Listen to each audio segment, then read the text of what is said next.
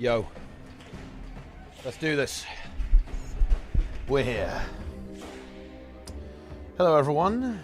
What's going on? World versus World is full of bikinis. I mean, look, everywhere's full of bikinis now. It's out of control.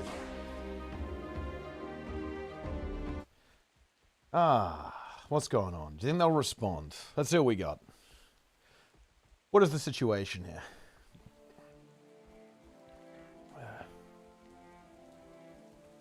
Master Beta Nitro. I mean, yeah, that is a good one. Yeah. Well, I mean, you know, I guess you should have seen that one coming, to be honest. But yeah, probably not the best idea to send that message. You might get smushed. But anyway, gamers, what's going on? It's the final day of the Spear Beta. Here I am in World versus World again, ready to go on the Guardian Spear, you know? This is kind of the one that I want to play the most. You know, I'm just going to play more Guardian Spear. Because I like World versus World. I like the Spear. I will continue to play it. I have messed around with most of the other Spears, actually, and you know, played around with them, see how they feel. I'd say they're actually pretty good overall. You know, I'm pretty happy with them, actually, the way they all play out. I don't think there are any... I think the biggest issue with all of them, like, very much is actually the tuning. I don't think that design-wise, they're actually very problematic whatsoever, I think. They're all pretty good. I don't have any major complaints. If I'm being honest, all seems pretty good. Bit of a scuffle here, a little scuffle. Axe Spear rotation of Power Berserker reaches 39k DPS. Triggers a swarm to Spear as little as possible. I mean, again, that's just a tuning issue, though, at the end of the day. I think if I was going to give feedback on Berserker Spear, or, like, Warrior Spear in general, is that the duration, right? Like, the quickness duration probably needs to be split from Heat the Soul, right? You know how on Decapitate it's lower than usual? I think they should actually do the inverse and make the Spear quickness duration higher than usual. The reason for that is because it has a very long cast time on it compared to some of the other abilities. So that means that the quickness uptime from the Spear is actually quite mediocre. And you kind of need some concentration to make that happen. I think you just compensate for that, right? That you compensate for that, and you just say, oh, okay, well, if you use the Spear, you just get, like, higher than normal quickness duration. So that's how it is. The Necro Spear. I actually think the Necro Spear is one of my favorite ones. I think it plays really well. It's like a fun playstyle, you know? I like the cooldown resets on the 4 from Shroud and the 2 from the 4 ability. I think that's like a really exciting chain. I also like the sound effects on the Spear a lot. I think all of the abilities feel really good on the Necro Spear, in my opinion. It's a very, very fluid weapon, I think. And also the lifesteal is very powerful, actually. I think people are kind of underestimating that even. Like, the amount of sustain that build actually has, like, if you use the Necro Spear, is actually very high. Like, whenever you use, like, a fully charged up Perforate, you just basically, you know, you're essentially, like, fully healing yourself. It's very good. I do think the Warrior Spear feels a little bit undercooked, yeah. I'm not a huge fan of its mechanic that, you know, it's, like, stronger when you're closer to the target. I feel that's not quite enough. I don't, like, hate the idea, actually, of a weapon being stronger the closer you are, so it has that ranged element, but also a bit of a counterbalance built into it. That's not a problem to me. It's just, like, there's no mechanic, right? I wish there was some interactivity between the abilities, and there really isn't in the current version of Warrior Spear. But yeah, I think it's all good. It has little synergy with elite specs in general. I mean, I'm not sure if that's actually necessarily true. Just look at PvP. It's actually very good on Berserker and Spellbreaker in PvP currently. So I don't think it's that it doesn't have any synergy. Like, I would say it doesn't maybe naturally fall into a lot of builds in PvE right now. But again, I think that's actually mostly like a numerical tuning issue, no? Like, I think once the, once some of the... Whoa, I'm T-posing. What the hell is this? Okay, I think once the tuning issues are sorted, I think you'll see it pop up a fair bit. Yeah. No, so this post warning us. Okay, yeah, do not worry about that, Quandra. That is... I mean, look, I'm just going to say it's misinformation. Like, that post is wrong. You can't affect your main with beta characters. It does not work that way. The post is in error. I don't know why they... I don't know why they haven't removed... Oh. I don't know why they haven't removed the post. I'm a little bit confused on that myself, but yeah, that post is incorrect. You cannot lose items on beta characters, and you cannot put items from the beta onto your main. That does not work. Yeah, when you make a beta character, it snapshots your account. It is not the same account. It's entirely separate from your main account. Do not worry. ArenaNet are actually wrong. They have posted incorrect information about their own game. And you know what? Based. I actually like that. You know, you'd love to see it. Like, spreading misinformation about your own game is actually giga-chad, actually, if you think about it. Yeah.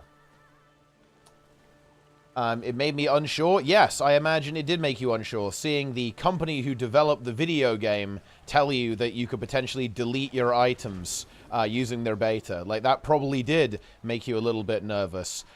Even I did a bit of a double take. I was like, wait, what? Is this beta bugged or something? Is it working differently to how every other beta in the game has worked so far? It definitely was a slightly disturbing moment. I had to quickly check up on that. Yeah. Yeah. You love to see it. You absolutely love to see it. Have EOD weapons been this slow already? Was Soto weapon beta when this started? You know, the whole... Wait, what weapons are slow exactly? I need to do some science on this. Like, how are they slow overall? Because I've played all of them now, actually. Are they slow? I mean, I guess that, yeah, I mean, the Rev Spear one is slow. I'll give you that. But all the others are fine, I think. I think you guys are just too used to playing with perma-quickness all the time. Like, everything feels slow when you don't, when you have perma-quickness. Yeah. A new range weapon spear can be that? Yes, indeed. Yeah. Very nice. Yeah. Watching a recent stream, I saw you talking making fun of Muggle, not in the nice way. I was wondering why Mike says highly better. Well, wait, what are you talking about? I don't talk shit about Mug. That's just not true. We're here, we're very respectful on the stream here. That's what we're about. That is what we're about here. Playing the Rev Spear with quickness feels like a short bow with chill. Yeah, I mean, I think that the Rev Spear is probably one of the less inspired designs, I guess, in the weapons. I guess it kind of makes sense, you know, it's this AoE Condi ranged weapon for the kind of mid-range weapon for the Revenant, so I guess that's where they're coming from. But yeah, it's not a not like a super inspired design. Yeah, I think conceptually it's a cool idea, right? Like the charging up Abyss stacks. I don't know. Like I definitely wasn't enamored by it, that's for sure. Yeah, it does look cool. I wasn't super enamored by the effects. I don't like that it only has Torment, right? It only has Torment attached to it, which is weird. I think in kind of like the current modern design of Guild Wars 2, it has like a little bit of chill on there as well. That's just very, very strange. Like, you kind of have to have a little bit more than that in order to kind of make it work, you know? Anybody with Spear Mesmer? Yeah, I actually like the Mesmer Spear. I like the Mesmer Spear, actually. To be honest, I think I think it's, you know what? Even though it's not the Flash, I think it's actually one of my favorite ones. I really like the 5 skill, how it's like a leap. A mobility skill into a big AoE. It feels really satisfying to use that ability, I think. I like the clarity as well. I think it's a cool little mini-game for you to play in the middle of combat. I think the Phantasm ability is actually really cool too, like an actual leap, and then you wallop people and you summon a little Phantasm as well. I think the Evade actually feels really good, actually. The Evade feels really good to use. So like the 3 skill, I think is great. On top of that, yeah, I think the Mesmer one is one of the stronger ones. I think actually it's very good. Thief otherwise food, yeah, the Thief one actually is really good. You know, it's not super exciting to me because it is just a DPS build at the end of the day, and I'm not really a huge Thief enjoyer. But the actual way it plays out, I think, is excellent. Yeah, I think the only downside about Thief Spear is that I think I haven't seen anyone cook anything for it in PvP yet. Like, the fact that your combo resets if you miss is pretty damn restrictive. It's like very, is very punishing in PvP, so it's kind of like difficult to make that happen actually a lot of that time, because like, you know, you can get combo broken very easily. So yeah, I haven't seen anyone cook anything in PvP just yet, but yeah, in PvE I think Thief Spear is actually really cool. I think it's going to be probably the most exciting DPS Thief build to play 100%, like purely because it just has a little bit more to it than a lot of like Thief style rotations. They substantially differentiated it from Rifle. I mean, I think the differentiation is that it's kind of a bit more AoE oriented, right? Like at range, if that makes any sense, right? That, and it's kind of got that. It's got similar kits, right? It's got like the evade back. Yeah, I mean, Warrior 1, I think could use a little bit more cooking, right? I think yeah, that one's gonna be a little undercooked. A little on the undercooked side for sure. I played gw2 at launch, but nothing since. What class do you recommend? What do you recommend to come back to? I mean, you can't go wrong with Necromancer, Guardian, or Rev. Boom. What do you think Deep Wound is a condition like Guild Wars 1 fit in Guild Wars 2 now? I think a variant of it, yeah. I think you could do HP reduction. There's already, look, there's already UI for it here, like -2000. There's a couple of mechanics in the game that do this. So I think you could do HP reduction. And actually, funny enough, there is actually an HP reduction in the game. It's actually called... the Lich 5 skill will steal Vitality, actually, and reduce everyone's max health. So it kind of already does exist in the game, actually, in Lich form. So there's some potential there. I think another thing they could do is actually a Healing Absorb, right? Anti-healing, right? So in other words, like, you put an effect on someone, and they have to heal to remove it. It's like the opposite of Barrier, basically. I think could also be an interesting mechanic they could add to the game. Warrior's the best one. Yeah, I mean, look, you know, Warrior just is tuned well in PvP, or it's pretty damn good, and it has a good kit for PvP, right? And it kind of fits into the Warrior build too, like with the staff. Like, Staff Spear is working really well for Warrior. It's just like, it's a good, simple weapon. It's got the evade, it's got ranged DPS, it has some big damage on it, and that evasion is kind of the icing on the cake, right? Like, that's what really makes it good. But yeah. Exclamation mark build. It won't work on the beta character, no. It will work on my main, though. Stealing, reducing attributes in general, but the UI problem, yeah, the UI problem is a bit of a thing there for sure. Would Deep Wound break boss phases? Well, I mean, that would probably be a consideration, but you could just make it not work on bosses, so, you know, that would be fine. Whoa, the hell was that?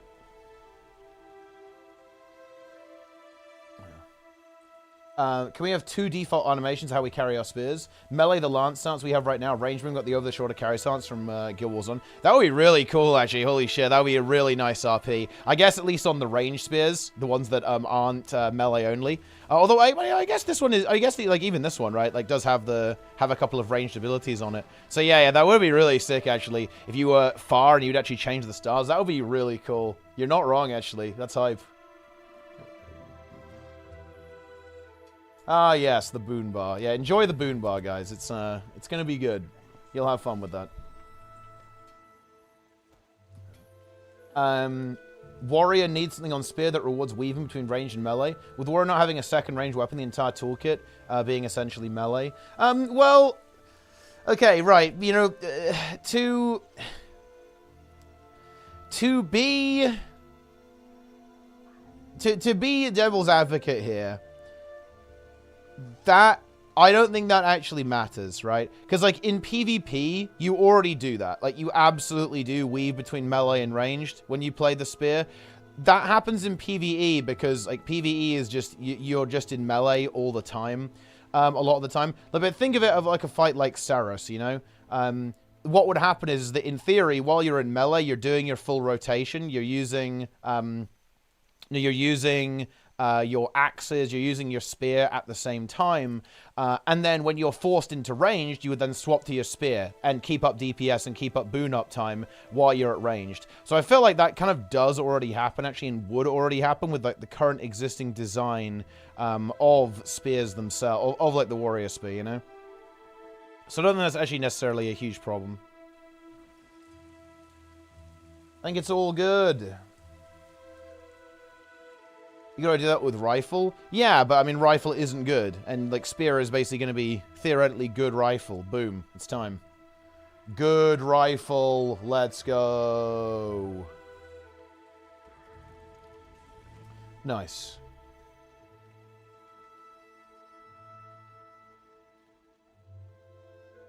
They've buffed a rifle one time before. Well, you know, look, they're doing it again by adding it as a new weapon. Or, you know, adding a new version of it with the spear. Is this correct? Let's have a look. Oh, yeah, fuck, Link. I didn't send you the shit. Yeah, let me, I'll see. Well, I'm going to show you the build. This is what I'm playing right now. This is the build. Behold.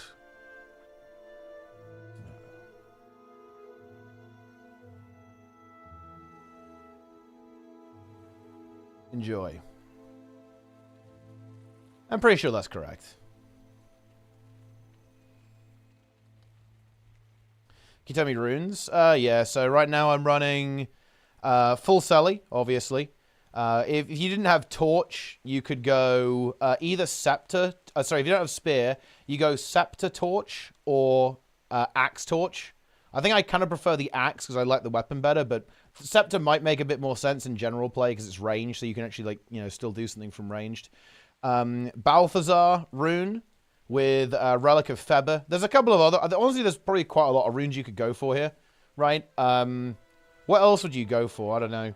I'm sure there's some other stuff you could go for with this one, but this is the one I have right now. Pretty good with the Firebrand heal. And then Energy Fire, Energy Stars on this, like the stacking sigil. And then, yeah, that's it. Boom. Enjoy. Behold. Yeah, let's see, actually. Dude, I don't know. Wait, why is Guild Wars 2 skill... Why is Guild Wars 2 skills not loading for me? It's not loading for me, guys. It just says the site cannot be reached. GuildWars2skills.net refused to connect. What's up with that? How is Rev Spear in PvE? In PvE, it's the worst ever weapon. No cap, not biased. Well, I mean, I'm not gonna lie, it's not great. I think it does do... I mean, it will probably end up doing damage in PvE, obviously. Like, they'll just increase the numbers on it, but I don't think it's, like, super spectacular or anything. Is range just for the sake of it, and the toolkit doesn't fit Warrior at all? I don't know. I'm not sure about that one. I think what the Warrior Spear is lacking is just like a mechanic, right? There's a lot of interactivity between abilities and other classes, other professions, right? Other reference spears. Whereas Warrior, there's not really a lot of interactivity. Like this, the abilities all have their own special thing that, you know, does something. Like you get a bonus when you're closer to the target. But I think that what it's really lacking is, you know, a mechanic that binds the skills together. Oh, force it to HTTP. Okay. Ah, yeah, there we go. It's working. Boom. You love to see it. You absolutely love to see it. Oh, yeah, you could definitely go Flock for sure, actually, Linker. But I think the Feber is really good, just like removing Immobilize from people. Well, I guess like Chill and Immobilize and Cripple is pretty damn based, to be honest, overall. Yeah.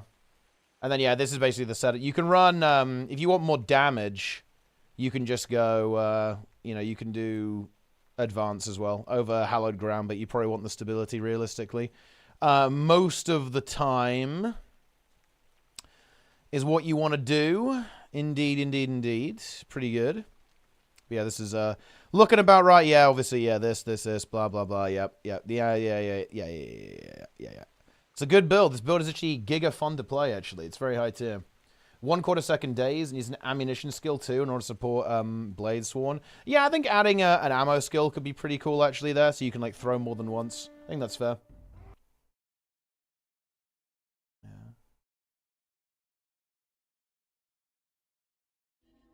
Incredible. All right, here we go. We got a group. I'm going in. Yo, let's do this. I'm in. Yeah, we're in, boys. We're in the Zerg. Yes. Oh, no. Overall, you know, I think this is something we've got to talk about. So, let's get real, guys. Let's actually get a little real here. Let me give you guys a dose of reality. Spears are not as exciting as elite specializations. Okay? And I think we're still in this adjustment phase where we're kind of expecting it to be as game-changing and as epic as elite specializations, right? I think everyone's kind of there. And that's why I think people are feeling a little bit lukewarm about this entire thing. And I think that, you know, that is something that we have to kind of get over a little bit. Elite specializations are pretty damn awesome. But it's, I mean, I could maybe see them doing another set at some point. But, yeah, it's not going to be as impactful. I do think it would be really, you know what could be really impactful is actually adding a new core trait line. I could definitely see them going in that direction. That would be very impactful, I feel like, actually, if there was, like, another core trait line. Especially if it's a very fleshed out one, like, that has a proper mechanic. Kind of like how modern Warrior Tactics is designed. Well, honestly, and stuff like like Corruption, stuff like that. It's like a very, it has, like, a big idea behind it with the Invoke Torment mechanic. And I think maybe adding multiple combat features per expansion will be good. Like, if it was a new weapon and new utility skills, that would be really cool. Like a new elite skill that everyone can use. I think that might be something that they might want to look into to kind of get that kind of extra impact there as well. Yeah. Flow well with existing elite specializations. Yeah, I mean, I think that... I don't know. Like... Is there anyone in particular that you think stands out as not flowing super well? I guess the Ellie one is kind of weird with Weaver, right? Like that is, I think that is interesting. Like, and yeah, maybe not giving it like proper, not giving it proper dual skills may have been a mistake, and you know may have led to essentially it feeling very, very strange on Weaver in particular. I think that's definitely fair. Yeah. Boom. I'm auto-attacking. Ellie spear range is contradictory with Tempest. I actually don't have a problem with this, actually, Apork. And let me try and actually sell you on this. Let me try and sell you on why I think this actually isn't necessarily a bad thing. Like, the way I see it is that Ellie spear is going to have almost this, or other Elementalist range builds are going to have a little bit of attacks. Right, built in, which in my opinion is actually good design, and I think, I hope a precedent that ArenaNet keeps going forwards. Like, because you need to be in melee to do overloads and kind of, and to use your catalyst spheres as well, to an extent. What I think is actually kind of cool about this is that it's inbuilt balanced, right? It means that you're going to lose some DPS when you're at ranged on Ellie spear, which I think is actually a good thing. Which I think is actually a good thing overall in this area. So I don't actually hate that, to be honest. That's like that. I don't think you need to be able to use your entire kit from range on a ranged build. In fact, it's probably not healthy if you can. Look at Virtuoso, or like get full value out of your kit when you're at full range, because it tends to be unhealthy. Look, here's the reality, guys. Here's the situation. The situation is the following. They can't really nerf ranged builds because most content isn't really designed around ranged builds. And as a result of that, if you nerf ranged builds, they become pretty bad in basically 99% of the game. So what they probably have to do is actually add trade-offs to being at ranged on a lot of builds. They can't really nerf Virtuoso's damage. They need to make Virtuoso do less damage specifically at ranged. Like that's what they need to do. That is the situation. You can't really talk about this with Virtuoso still in the game. Of course I can. I can say that what should happen with Virtuoso is that all of the traits that apply extra bleeding should be half as effective when you're further than 600 range away. Of course I can. And you can come up with the same thing with, you know, I'm sure you can come up with a similar mechanic for Scourge as well. That, you know, should be implemented onto those classes too. Do you think spears not generating blades is a design choice?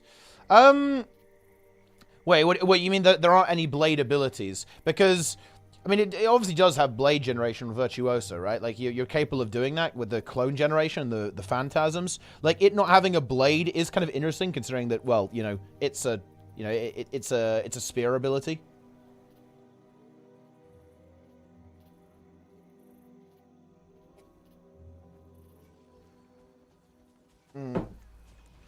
That prioritize range in a way that lowers DPS uptime. And the problem is that that's not possible, right? It doesn't really work that way, I don't think. Unless you have some, like, really cancerous, unfun mechanic that just prevents you from attacking. Like, you don't really want that in the game, in my opinion. Not good! where every new weapon only even potentially works on Berserker. I mean, yeah, I get... What do you think could make it work on Spellbreaker, Nike? Because I think, that, let's be honest, Bladesworn, man. I'm going to say a really meme thing, guys. In a lot of ways, Warrior only has 2 elite specializations. Because Bladesworn is so weird that you're going to be kind of perpetually locked in anyway into a lot of things with the way that that spec actually plays out. So, like, when you're designing a new weapon, it has to be, you know, it has to be Spellbreaker or Berserker. Make, oh yeah, the insight stacks, right? It needs the burst and not scale with adrenaline. Yeah, for sure. Or, like, not scale as aggressively, potentially, with adrenaline. Yeah, that is a bit of a tricky one, isn't it? Yeah. Yeah, so you need, like, a CC, basically, on it. Like, there needs to be a CC to get the attacker's insight, or whatever it is. Stacks. Interesting. And then make the burst maybe a little bit of a flatter scaling in PvE. Just make the number bigger. Interesting.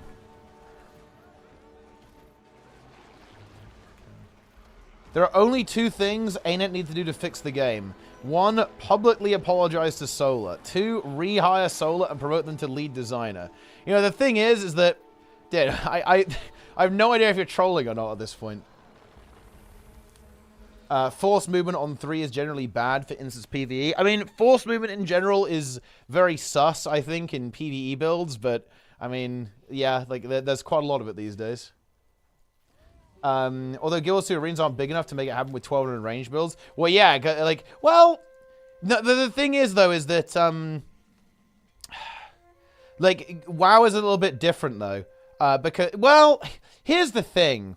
WoW is different in that many range classes are going to lose uptime because they have to, yeah, as you say, either go really fucking far away, or they have to hardcast so they can't really attack while moving. Like, for example, but that's not always the case, right? For example, if you play Fire Mage and you play Fire Mage correctly, you will essentially have 100% uptime on every single encounter in the game. It's one of the reasons why that build is so strong, especially in M+.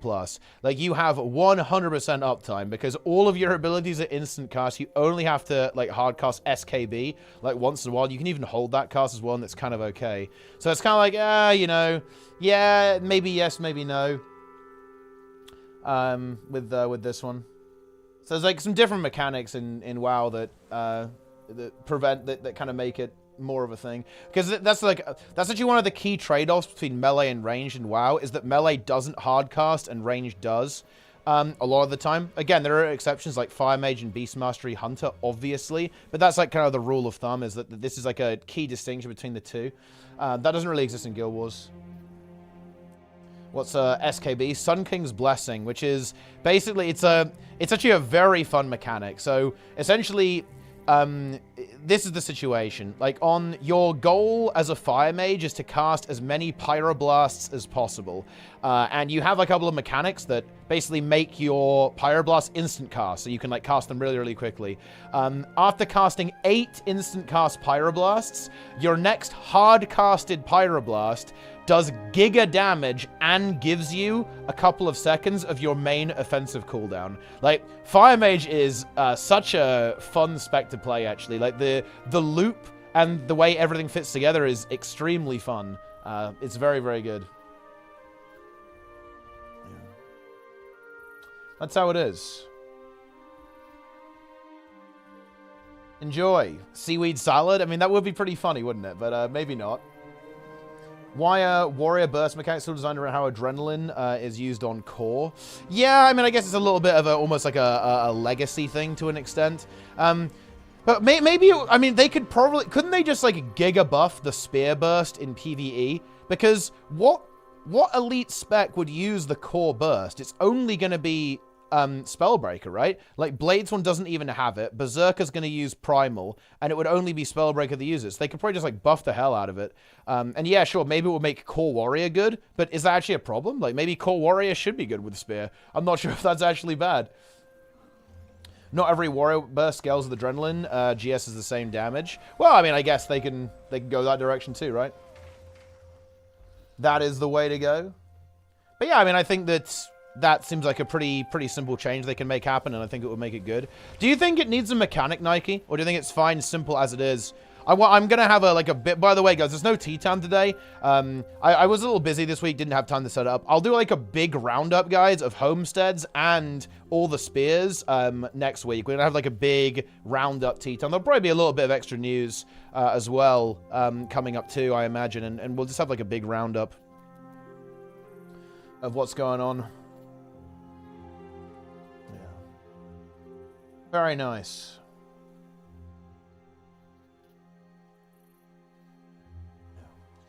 Incredible. Darren's tea time. We should have Darren's on tea time. Visualizing thing doesn't need to be a force one-trick pony playstyle. Sure, and I think that's kind of a good thing, actually, about Warrior, is that it does have a bit of, like, inherent flexibility in it. I think that is one of the reasons why it actually works so well in PvP, is that it just kind of has this inherent flex to how it works. It's not supposed to have shenanigans. I think that's fine. Like, at the end of the day, like, they can just make it good. Yo, Jester in the chat. If they make it good, then they make it good. But yeah, the only weapon that I... You know the only two weapons that I don't like much, guys? It's actually NG and Warrior. NG and Rev, actually.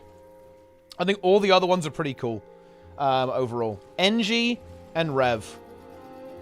I don't know what... Maybe it's just me. I do not gel with the NG one whatsoever. I just don't find it that exciting to play. To be honest, it doesn't feel that good to me. Yeah. Don't really like it. I guess it's kind of cool with a theme.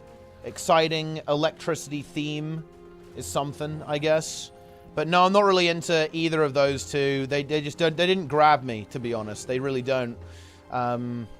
Yeah.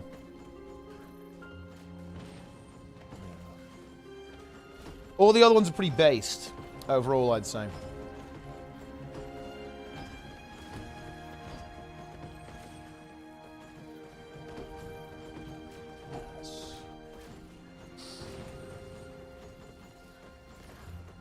But oh well.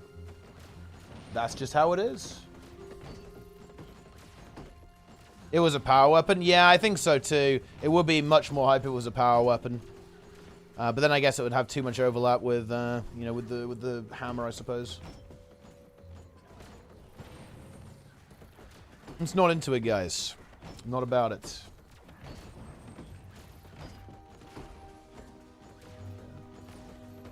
Spear time. I mean, spear time's gonna be next week, guys. Spear time will then enable. Take a look at this. Guardian Spear is good. Guardian Spear definitely needs a couple of improvements. Like, this ability needs to be improved, I think. A fair bit. I think this ability needs a better animation on it. Maybe should be a bit more powerful, too. But, yeah, 4 and 5 are really good. I think the auto attack is really good. And, you know, 2 and 3 are good conception. I think they just need to be improved. Spear 2 feels so bad. I think it needs to have an evade or just be faster. Like, it has a bit of a wind-up at the start. Either remove the wind-up or give it an evade or something. And also, 1 and 2 should just heal you. The fact that these two don't heal yourself, that does not feel good at all. Like, no self-healing here is absolutely brutal, to be honest. Fresh Air Water Tempest plays the same for full DPS and Arc DPS, correct? No. The reason it doesn't play the same is because you don't have Lucid Singularity on the Alack DPS. Oh, you don't have, you don't have, you know, what is it? Transcendent Tempest, right? On the Alack DPS build. So your rotation is actually quite different, because you don't have the ability to get to your overload 33% faster. So you're actually basically behind by like a second on every single loop. So the rotation ends up being a little bit different. I actually don't know what the exact rotation is for Alack DPS, but it honestly might just be going between fire and air and not going into water. Definitely check that though. But yeah, again, yeah, the rotation is just different because of like the way it ends up kind of playing out.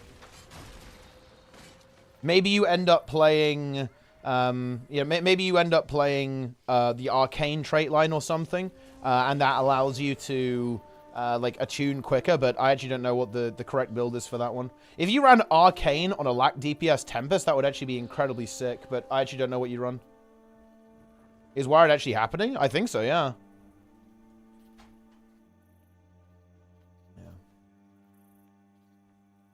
Yes. Boom. Let's see. I'm going on the internet. Alack DPS Tempest, Guild Wars 2. Is just overloading air enough for a lag time? Oh yeah, definitely, yeah.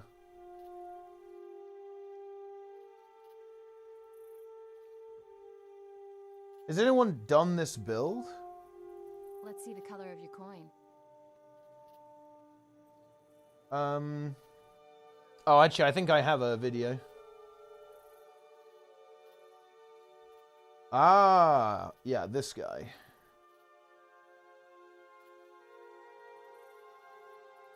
Okay, here we go. Alack DPS Tempest. 34k DPS. Pretty respectable. Okay, so what does this guy run? Okay, so you got air, fire. So you can probably do air, water as well, actually. But yeah, we're going air, fire here. Let's see what the rotation looks like. Is it just air? It might just be air and fire. It is just air and fire, I think. Do we go into water at some point?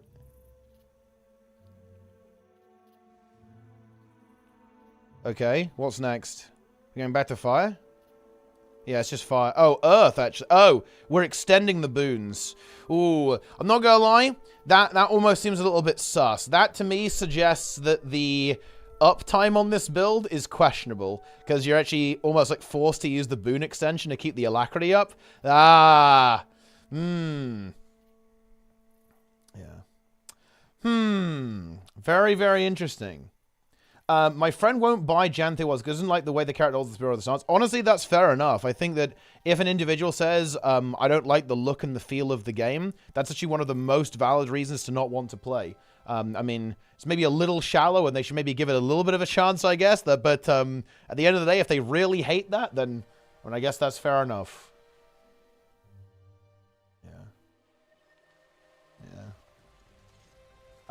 If you go Arcane for boon duration, the regular rotation, it's probably more DPS. That'll be interesting to actually test, yeah, because like playing Arcane, I think is really exciting on any Ellie build because it lets you take the res trait, and the Ellie res trait is very good. It's probably the best res trait actually out of anyone's res trait because it also does like a really big AOE heal, and it's 7% revive per second AOE. It's very good actually, if you can ever take that.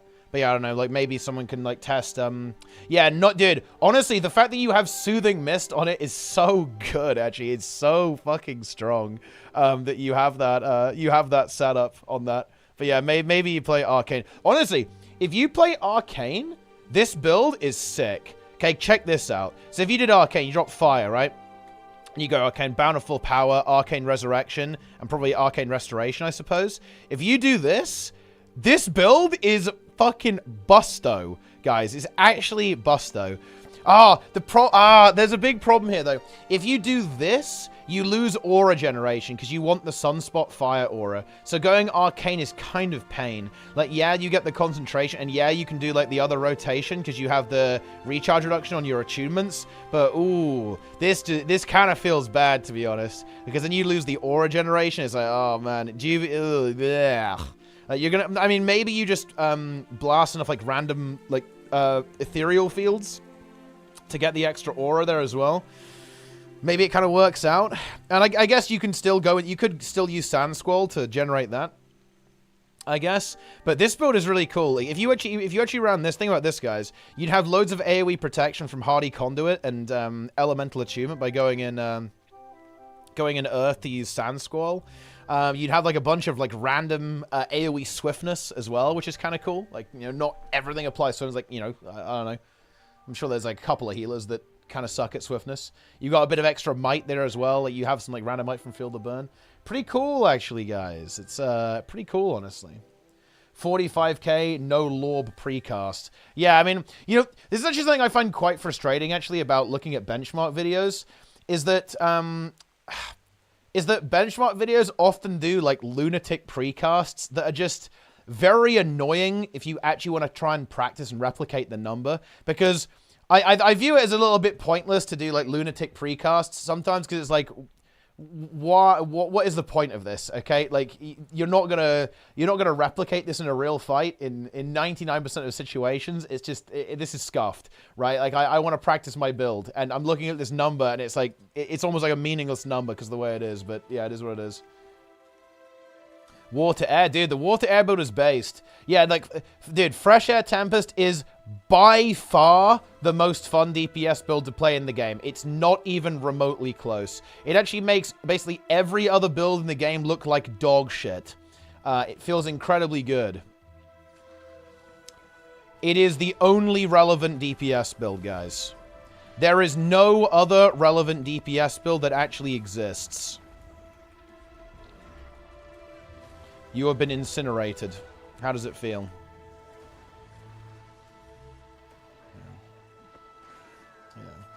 For more lightning orb hits, which isn't realistic. Yeah, that's just not going to happen, right? Like, you can definitely go a step back. I remember doing that back in the day, right? I remember when it was like the Dagger Warhorn build, you'd always go back a little bit to cast your orb. But you can't always do that, right? You know, like, yeah, and you won't always have it perfect as well. For sure. Yeah, I've seen this one before, actually, Linker. There's actually a couple there's a couple of auto attack chains that are like this. By the way, it's not just Mace. I can't remember what the other ones are, but yeah, there's actually a couple of other ones that do this.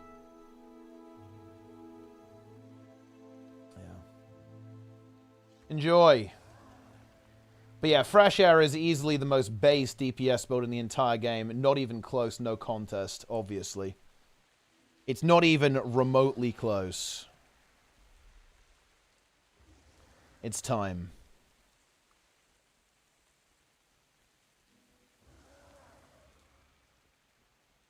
It is time.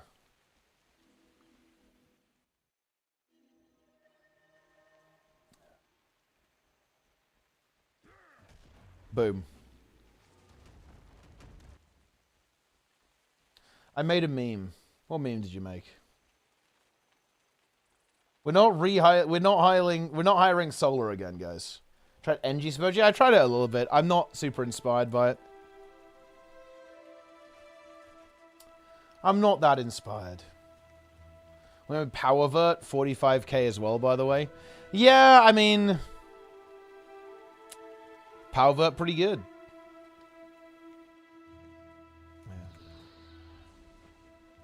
Why do you guys want Solar back? I like, okay, look, you guys have to justify this opinion. Like, you're saying that you want Solar back in the game. Why? Like, this is insane. This is an absolute insane opinion to me. Like, Solar ruined the game in so many ways. How can you possibly want that back? Yeah.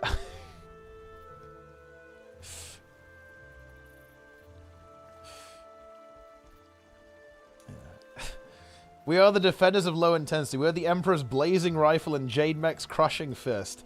Hundreds of billions of peepos ready to die for our missions in the cold, unforgiving raids. We are the power mechanists. You know, the funny thing is, that is a very... That cutscene is fucking sick. Okay? Look, you guys need to integrate, like, the... the part of that cutscene where, like, the captain of the ship is like, you know, my ship is infested by demons. Right, and then just, like, blows up his own ship and says, it is better to die for the Emperor and live for yourself. Okay, you've got to get that in there, you know? Rifle mech back at 38k will be balanced, considering how high benches are. Yeah, that wouldn't even be overpowered, to be honest. If it did that much DPS. Wait, what the hell is this? Sneb's calling. Yo, whoa. Who am I talking? Am I talking to Sneb or Dark Sneb right now? Quick question. This is positive Sneb. Oh, really? This is light Sneb. Okay, yeah. Light Snub. Okay. We have to go back in. What do you... We have to go back. Okay. We must go back to Fractal 100 CM. Wait, why do you want me to do a why do you want me to do that? We have to go back. I don't want to. We're gonna do it with all minion mancers. Okay. There is a thing that makes it so that we will have a log with 90k DPS. I mean, It will tick I guess. 5%. We must do it. We must go back. The condies will tick, right? It does. They will keep ticking. They will tick aggressively. They Yeah. won't stop ticking, in fact. It's going to be constant ticking. Yeah. You must join me. Narsen is here. Yeah. You must come to NA. Yeah. It's time. I mean, I'm not sure I really want to be honest. I don't should want do to it. play this shit. Yeah. Well, I mean, that's the problem I'm having right now. No one wants to play it. Yeah. Can't get anyone to play But it. you know, here's the thing as well, right? Like, isn't the strat? This is the problem I have with the strat, right? Isn't it actually still just quite bad? Doesn't really make the fight go faster, does it? Because I've seen this. I've seen a log of this, and actually the ones that have posted here. Like, yeah, you get like really high DPS in the boss phase, but your intermissions are still going to be really slow. Because you play like Condi. But it's funny. And it is pretty funny. Because I guess you just feed the boss malice. Well, yeah. I asked Narsen about this. I'm like, do you just like let it get the orbs? And he's like, Yeah. well, because of how the split phase works, it will just get orbs no matter what. It just gets 25 stacks. So you just play it normally. That's how it is. And you win. Yeah. Yeah. Do they make normal mode playable? I mean, normal mode Epoch is piss now. It's like actually a piss boss. Yeah. You know, I was quite scathing of Epoch in my Soto review. Let me just put it like that. You guys had better be ready for the Soto review, Sneb. Like, it's coming soon. It's nearly done. I'm finishing writing it tonight, actually, after the stream today. I will unleash. Oh, are you? Oh, yeah. It's going to be unleashed. It's going to be unchained. I'm unchained. Dark Teapot. No, not Dark Teapot. Yeah. Yes. Look, okay, listen to this. Cecil comes in the chat. He says, you're actually going to do 100 CM again? Do you have a death wish or something? Yeah. This is the attitude, the general attitude toward the newest Fractal content. Yeah. You know what? Wait, how... Okay, people are asking how long the Soto review is. Let me actually check how long the Soto review is. Okay, so yeah, it's not that long. Right now the word count is like 6,000. So it's not that long. Let's see. How long will it take to read? I'm going to paste it all into like one of those script things that like figures out. Oh, you wrote it out. Yeah. I mean, it's kind of like rough, you know. I kind of have when I do like longer videos like this, it's kind of like a hybrid approach. It's like half written. Yeah. So I'll kind of like half read it, half YOLO it pretty much. I think it should just be you reading the dictionary for 10 hours. I'd watch that. Yeah. And that would be So the Soda review that's is like a Mr. Beast the video, you know? That's it is, yeah. At the beginning of the video, you just say, I would rather read the dictionary than play this game. And then you read the dictionary. Yeah. I mean, so, like, the thing about 100 CM goes, 100 CM is not actually hard, right? In fact, I'd say it's actually one of the easier challenge mode fractals now. It's relatively easy. Like, the problem with it was never the difficulty. The problem... the problem with it is that it's just not that much fun, right? That's kind of the main issue. Wait, what? Okay, this is a little bit longer than I was expecting. Okay, so according to like the script timer thing that I've got, it reckons... Oh wait, hang on a minute. Okay, it's going to be 35... The Soda review is 35 minutes, Sneb. That's what it says. That's crazy. Yeah, also we got Chomp raiding. Bad news, though. Oh, Chomp. Wait. World vs. World is dead, Sneb. How am I on a dead matchup? How is this possible? There's zero, like, Z content. There's zero content, dude. I'm here. I'm trying to poke things with my spear. Right? I'm ready to go. I'm ready to pump. You're spearing. How have you found the activity in World vs. World, actually? We actually need to have a bit of a I think it's conversation blasting, about this. man. You think it's blasting? I think it's fine. Like, I've got nothing. There's zero content right now. Like, on any of the borderlines. What is this? I don't know. Yeah. I mean, I go into World versus World, Chomp finds me, griefs me for 20 minutes, and then I log out. Oh, so wait, Chomp's farmed you on Core Mesmer. You've been farmed. Yeah, I have been farmed. Yeah. You Also, know, see, it's all a look trick. at... Everyone's like, "Oh, it's not a big deal," but then she has like 3 Deadeye friends in the back. Oh shit! Oh, that's dirty. Actually, that is nasty. Also, I do like have you seen a Chomp 3 party, Sneb? It's a motor's base. Look at this thing. I'm putting it in your chat. Hang on. I'm coming over. Hang on. Yeah. Chomp 3. Yeah, you get ready. Yeah, I'm gonna put yo, Darren's is here as well. Yeah, this emote is really good. I need an emote like this. Look at it go. Whoa. Yeah, That's exactly. intense. You know what I'm saying? It's good. I want that, but a goose. Yeah. Exactly, yeah. You could have Sneb 3 party.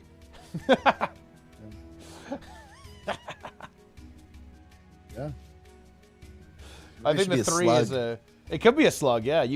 Someone could animate your slug and could have make that thing there as well. Yeah. All right, yeah, Strazzle, we're gonna need an animated slug dancing. Yeah, Can you do that? we're gonna need to make that happen. That's for sure. But yeah, I don't know. Like, I will say this: in my matchup, it does actually feel less active than before now. Like, there's like a big spike of activity at reset, and then it's like it's now it feels dead. I don't know what's going on there, to be honest. Well, I actually think there's some interesting things going on with this. I think it will take time for this to be refined. Yeah. But the thing that I think is very weird is if you didn't have a community, you still kind of had a community because you were on the server and that was your community. But if you don't, like, people had been on Boarless Pass for like 10 years, right? But now it's just very new and people are all split up. And so they've lost their sense of community. And I think that makes it a little bit weird. They just have to rebuild the community, basically. Yeah.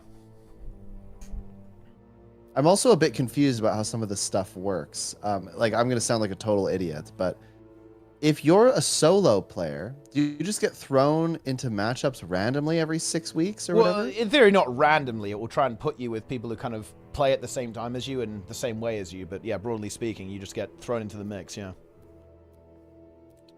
Yeah. See, that's weird. Every 6 weeks, you have like a totally new group of friends, basically. Yeah. So, Well, like, as long as you're not in any don't guild. pick. Well, yeah. I guess that's the thing. Is like there were people that weren't in guilds, but they had been on that server forever, and now they're just playing with different people all the time. Yeah. Yeah. I think they're either gonna have to join a guild or it's just gonna be weird now. Yeah, I think that's there certainly is a bit of a downside to moving away from like distinct servers. That's for sure. I do think it is kind of a worthy trade-off though, because I think it. Okay, so this is kind of my read on it. I feel like a lot of the changes ArenaNet is trying to make towards world versus world and PvP is making it more new player friendly, right? You know, with like adding a new game mode, like improving the rewards, and then of course the world restructuring. I think their really big goal is to make it so that new players can jump in and play easier. And I think that's kind of like their main goal. It definitely does have some downsides to it, and the player base will take some time to to adapt, I think. But yeah, no, we'll I mean, see. there's even questions like this: what server do you recommend to start as a new player? Now the server thing is just confusing to people. Like, why even bother picking the servers now? The servers don't matter anymore at all. Yeah, Zero. it's kind of weird to me that it's NA or EU. It's really weird that interface is still there, right? Like, you still actually can pick any server. And I guess as partners, right, we can transfer to any server, but it just doesn't do anything, right? It literally does nothing, which is kind of weird, I guess. It's very strange. So, so I would understand why a new player would be confused by that.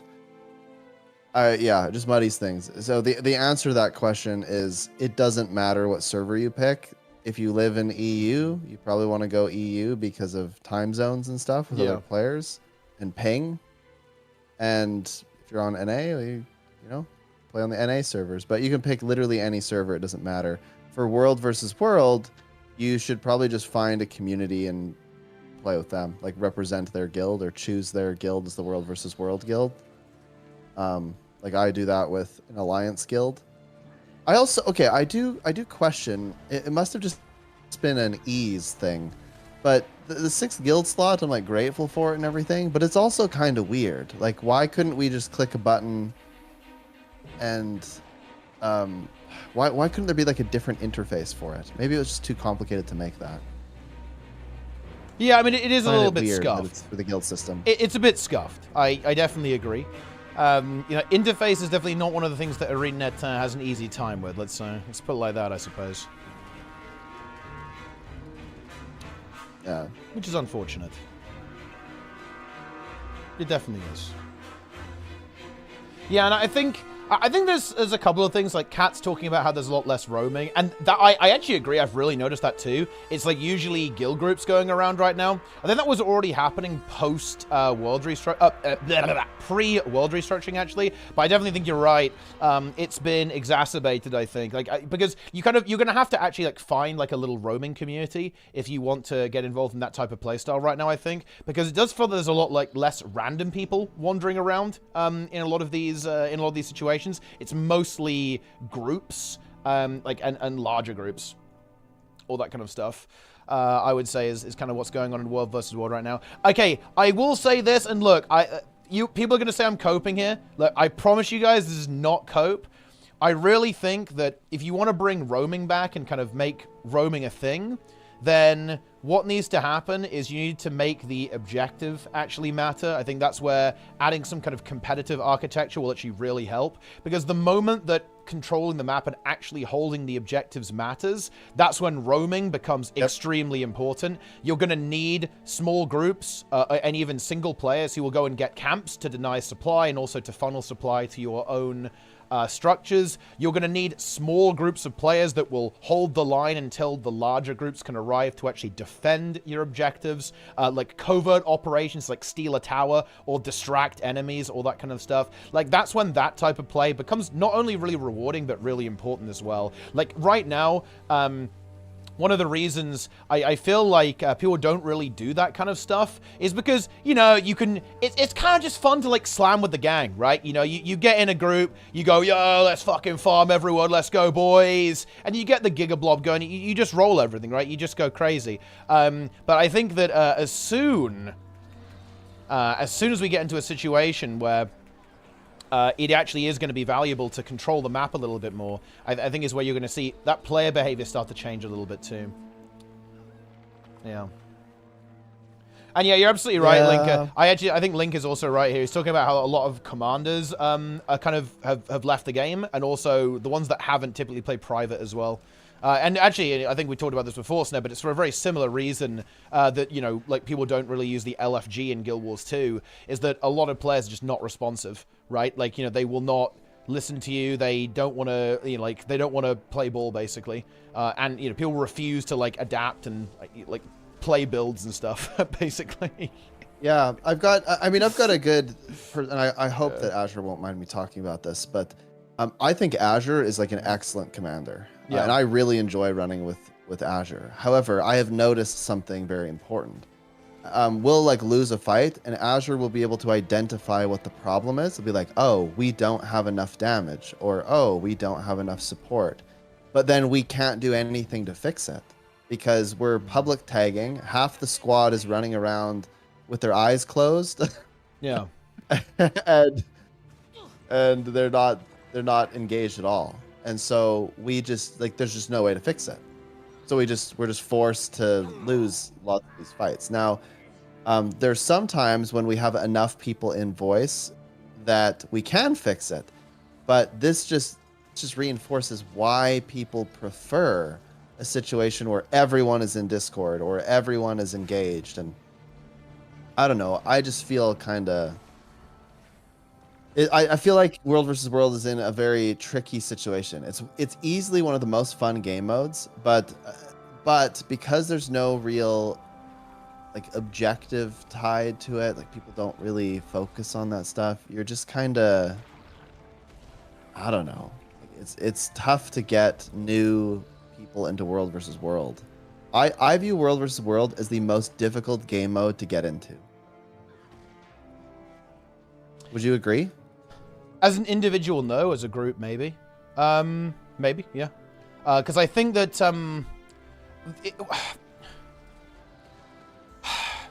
World vs. World has a buy-in, right? Like you have.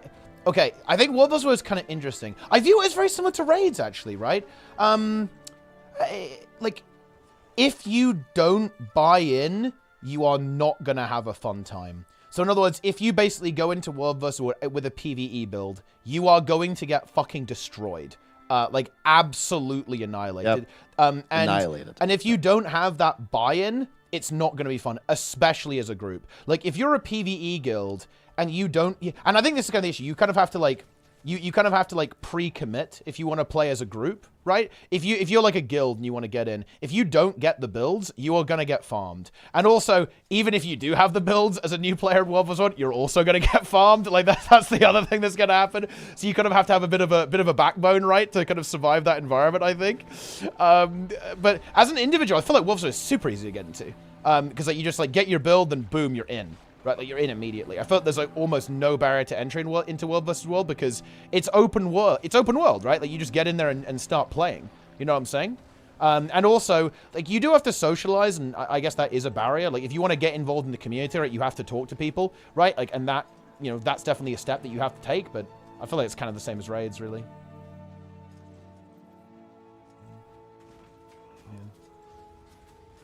Yeah. Like, I tried to kind of get into commanding and stuff, but you're in this very interesting conundrum. And I am just kind of thinking out loud. Okay, so here's the conundrum. Let's say that I want to get into commanding, and I want to learn how to command. Okay. I need people to follow me. And it turns out that the people that are good at World versus World, they just aren't really interested in following a new commander. And fair enough, right? Because there are a bunch of commanders out there who are really experienced and they have really good fights and stuff. Following me will lead you to certain doom and despair. For a while, like it'll take me a while to learn it, but people just aren't really interested in investing in that. And again, I'm not complaining about that. I do not blame them. It's the same thing with it's the same kind of thing with raids, right? You want to join an experienced group, yada yada yada. Well, I think that's because... But what this means... I think you have to do it the other way around, though, right? Like, if I was going to get into commanding in World vs. World, and this is what I did when I started playing World vs. World, I joined other people first, right? You know, I followed other groups. I was on Discord. I was listening to comms. I was learning how they did it, right? And then I started doing it myself. Right, like I think that's the way you got to do it. I think if you just go in vanilla, but there is one big distinction. If you go in vanilla, you're gonna get farmed. You absolutely, yeah, it's gonna be rough, 100%. I think you definitely have to kind of do. You have to do the learning first. I think for sure. It's a lot of effort. Like commanding is hard for sure.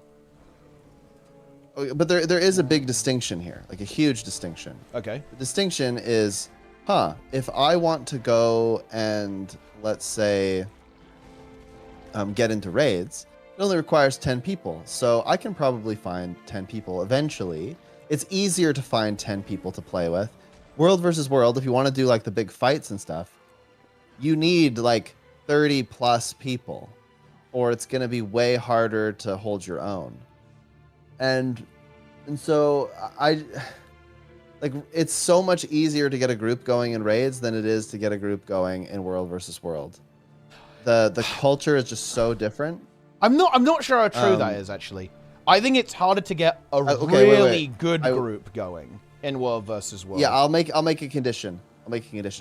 It's easy to go and tag up and have 30 people join your tag. It's hard to have 30 people who are willing to put on a build. Whereas raids, it's much easier to get people who are willing to put on a build and kill the boss. That is true. That is definitely true. But I think that I don't know. I guess I view that as kind of running before you can walk in a sense, like, and maybe this is actually like a communication issue that the game has and maybe the community has. I feel like you're talking about the ultimate, like, giga endgame, aspirational, high tier stuff of World versus World. Like, you know, I don't think it's aspirational to want to, like... No, I 100% defend a tower and not instantly wipe every time you encounter another group. Yeah, no. Like, I don't think it's that aspirational. No, it's aspirational to be leading that group. to be a part of that group is easy, but to lead that group, I think, is aspirational. If that makes any sense. For example, I joined a complete pug yesterday, and it was actually, I think the guy commanding it was actually a GVG guy. I recognize the name. Pretty well-known player, I think. And you know what? The squad was absolutely fucking slamming. I'm not gonna lie. We like farmed people all day, all night, right? Like we absolutely did. And it was like a bunch of good players who were, you know, I think GVG guys or just like at least organized play. And guys, look, I did this on stream. You can go watch the VOD. Oh, actually, I guess you can't. I deleted the VOD. But, you know, yeah, you can blame Bic for that one. Wait, what? Oh, no. Yeah, but yeah, no, I think you can get into these groups. Like, you can get into these groups. But leading that group, I think, is a really, really big aspirational thing. Yeah. Like, when I think about when I got into World versus World, it took us a long time. It took, like, months of kind of recruiting and building up my guild back in HOT until it actually became, like, a proper force. Yeah. Before then, you know, we were scuffed. We were scrappy. We were learning and all that kind of stuff. I absolutely think that being a leader of these groups is, like, a big aspirational thing. My complaint is that I view it as extremely difficult. Like you're talking about, you know, months of grinding. I think that it's even harder now because why would anyone join me? That's the question. Why would anyone join me?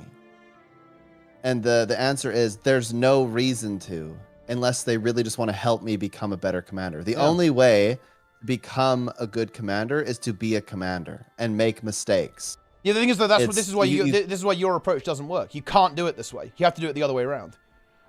Yeah, I know, which is weird because what this means is that this is the opposite problem with raids, right? Like this is so weird.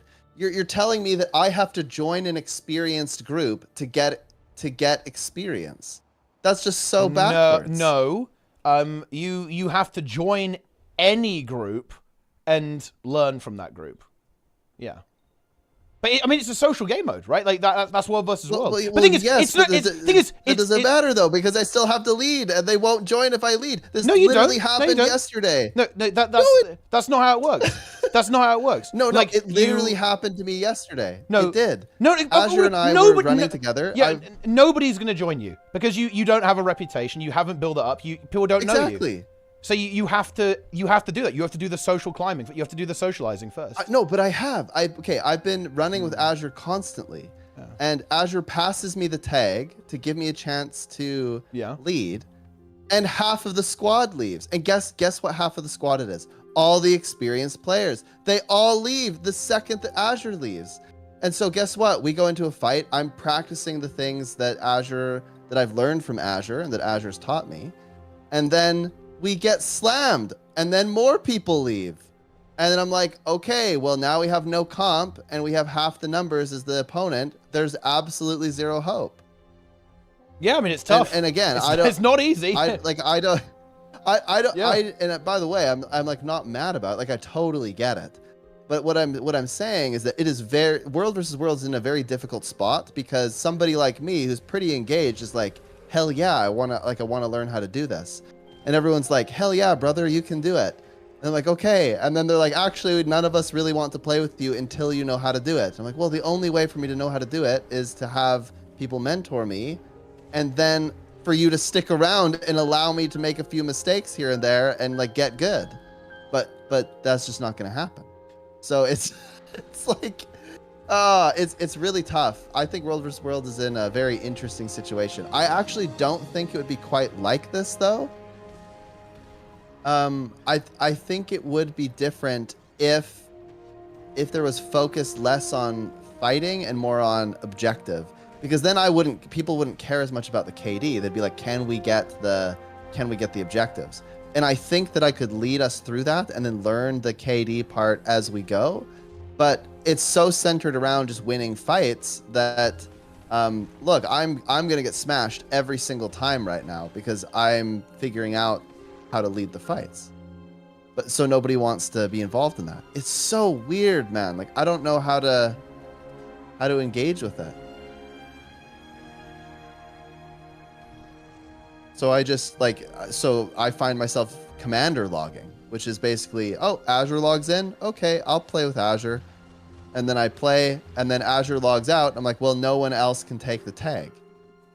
It's like Azure literally gives me the tag, and everyone's like, oh, buddy, you can do it. See you later.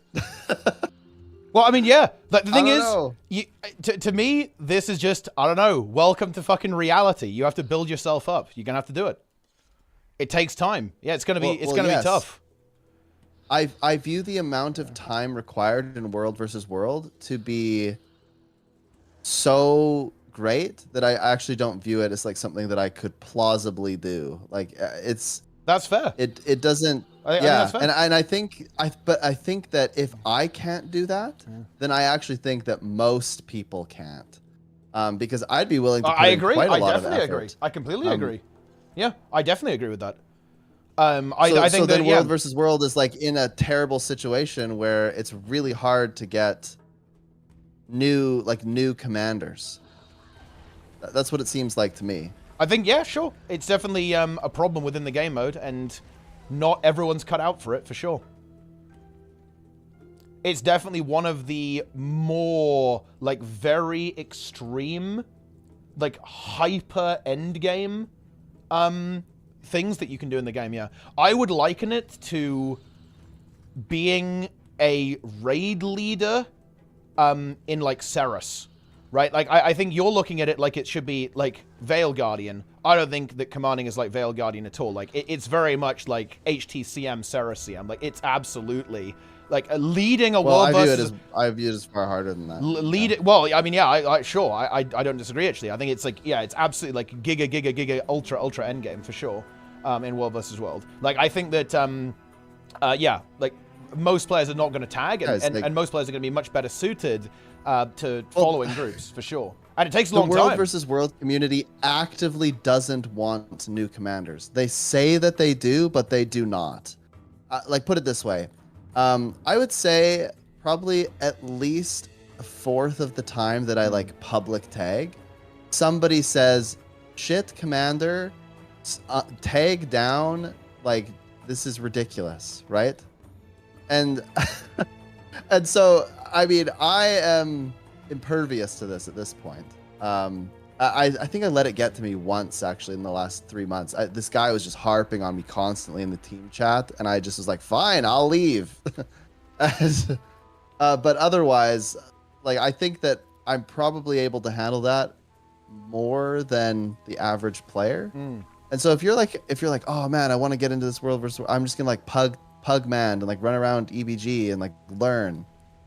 I think most people are gonna like eventually quit because the community just like throws them under the bus. Look, I mean, I would just say the way to do this is 100%. You join a guild, you play regularly, you improve your skills, you become well known as a good, reliable player, and then you start tagging. If you do it the other way, it will never work. You will get absolutely... I agree. If you don't do it that way, you'll get torn to shreds, and the fucking wolves will eat you alive. Yeah, I completely agree with that. But yeah, don't do that. Like, you have to do it the other way around. You must, you know, get involved with the community, build up your reputation, improve as a player from the Zerg perspective, learn what commanders are doing, understand, like, the flow of the fight. Once you have a feel for the flow of the fight and, like, the flow of how World vs. World plays out, then you hit the tag button. If you start tagging, then, oh boy, you better be ready for one hell of a wild ride and a bit of a grind, right? Like, 100%. Yeah, so this wasn't necessarily supposed to be all about me. The point was that I can understand why World versus World feels a little bit quiet. It's because you've now separated people into all of these very specific teams, and they don't want to play with anyone but they're like two commanders that are like giga experienced. So they all commander log. So you've got all these fights that happen at specific times, and then they immediately stop playing if anyone else tags up. And so it's very difficult to gain momentum because I go into, like, there's one pugmander on right now on this NA server. And so we're all just kind of following him around. But, like, if you want to do, like, fights and stuff, you essentially just have to wait on these commanders. You can't convince the plebs to like comp up and like win. It's like private tags or bust basically for that stuff. So I just chill PPT with the whatever commander's up, and I'm like fine with that. But this doesn't help me get better at World versus World. You see what I'm saying? Like if I want to get better, I have to be in those groups, or I won't learn. Yeah. What's what it seems like to me. But then if I want to find those groups, they're not like readily apparent. So I can find those groups. Like it's pretty easy. I'm gonna like reach out to Chef. I'm gonna reach out to like all these people and be like, yo, who's running? Who can I hang out with? Who can teach me? Like I can do that. But the average player is not gonna be able to do that. So they go in, they see that there's no tags up, and they're like, oh, World versus World is dead. I actually do think this is and a then problem. People, I think once again, this actually kind of gets solved by the competitive architecture. Right now, do you want to the reality, Sneb? There is zero reason for a good player in World versus World to ever interact with a bad player in World versus World.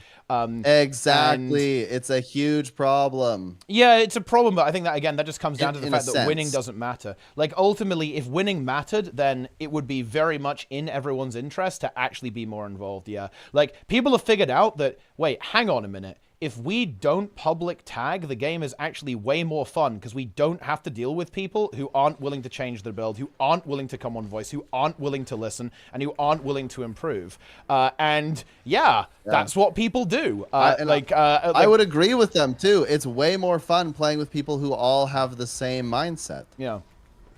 That's why people go in statics for raids. It makes perfect sense.